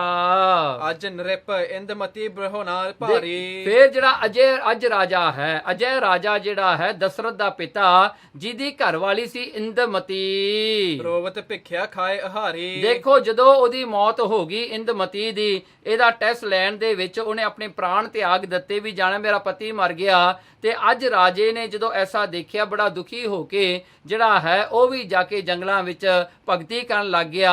ਰੋਵਤ ਭਿਖਿਆ ਖਾਏ ਆਹਾਰੀ, ਉਹਨੂੰ ਵੀ ਭਿਖਿਆ ਮੰਗ ਮੰਗ ਕੇ ਰੋਣਾ ਪਿਆ ਉਹ ਅੱਜ ਰਾਜੇ ਨੂੰ। ਜਗ ਮਹਿ ਗਿਆਨ ਦ੍ਰਿਸ਼ਟ ਸੁਖ ਹੋਏ। ਦੇਖੋ ਜਿਹੜਾ ਹਨ ਜਗਤ ਦੇ ਵਿੱਚ ਗੁਰੂ ਨਾਨਕ ਸਾਹਿਬ ਸੱਚੇ ਪਾਤਸ਼ਾਹ ਜੀ ਕਹਿੰਦੇ ਗਿਆਨ ਦੀ ਦ੍ਰਿਸ਼ਟੀ ਕਰਕੇ ਹੀ ਸੁਖ ਹੁੰਦਾ ਹੈ। ਨਾ ਤੁਰ ਦੁਖੀ ਰਹਿਤ ਸਭ ਕੋਏ। ਨਹੀਂ ਤਾਂ ਸਾਰੇ ਹੀ ਦੁਖੀ ਹਨ। ਜੇ ਗਿਆਨ ਤੋਂ ਬਗੈਰ ਤਾਂ ਸਾਰਿਆਂ ਨੂੰ ਦੁਖੀ ਹੋਣਾ ਪੈਂਦਾ ਹੈ। ਦੋਹਰਾ ਸੀਤਾ ਲక్ష్మణ ਵਿਛੁਰਨੇ ਰੋਏ ਤਬ ਸ੍ਰੀ ਰਾਮ। ਦੇਖੋ ਰਾਮਚੰਦਰ ਨੂੰ ਵੀ ਰੋਣਾ ਪਿਆ, ਤ੍ਰੇਤੇ ਯੁੱਗ ਦੇ ਅਵਤਾਰ ਨੂੰ, ਜਦੋਂ ਸੀਤਾ ਤੇ ਲక్ష్మణ ਵਿਛੜ ਗਏ। ਬਿਸ਼ਨ ਆਨ ਅਵਤਾਰ ਭਾ ਜਪਤ ਜਗਤ ਜਿਹੇ ਨਾਮ। ਦੇਖੋ ਬਿਸ਼ਨ ਜਿਹੜਾ ਵਿਸ਼ਨੂੰ ਦਾ ਭਾਵੇਂ ਅਵਤਾਰ ਸੀ ਰਾਮਚੰਦਰ, ਕਹਿੰਦੇ ਜਪਤ ਜਿਹੜਾ ਜਗਤ ਜਿਹੇ ਨਾਮ, ਜਿਹਦਾ ਨਾਮ ਸਾਰਾ ਜਗ ਜਪਦਾ ਸੀਗਾ ਰਾਮਚੰਦਰ ਜੀ ਦਾ। ਉਸ ਵੇਲੇ ਸਾਰੇ ਰਾਮਚੰਦਰ ਦਾ ਨਾਮ ਜਪਦੇ ਸਨ, ਉਹਨੂੰ ਵੀ ਰੋਣਾ ਪਿਆ। ਚੌਪੇ ਦਹਸਰ 3 ਲੋਕ ਬਸ ਜਾ ਕੇ। ਦੇਖੋ ਉਹ ਹੁਣ ਰਾਵਣ ਦੀ ਗੱਲ ਹੈ, 10 ਸਿਰਾਂ ਵਾਲਾ ਜਿਹੜਾ ਰਾਵਣ ਹੈ, ਜਿਹੜੇ ਵਸ ਦੇ ਵਿੱਚ ਤਿੰਨ ਲੋਕ, ਤਿੰਨ ਦੁਨੀਆ, ਆਕਾਸ਼ ਲੋਕ, ਮਾਤ ਲੋਕ ਜਾਂ ਸਵਰਗ ਲੋਕ, ਮਾਤ ਲੋਕ, ਪਤਾਲ ਲੋਕ, ਸਾਰੇ ਉਹਦੇ ਕਬਜ਼ੇ ਵਿੱਚ ਸੀਗੇ। ਉਹਨੂੰ ਵੀ ਜਿਹੜਾ ਹੈ ਤਿੰਨ ਲੋਕ ਉਹਦੇ ਬਸ ਵਿੱਚ। ਇੰਨਾ ਤਾਕਤਵਰ ਰਾਜਾ ਸੀਗਾ ਰਾਵਣ।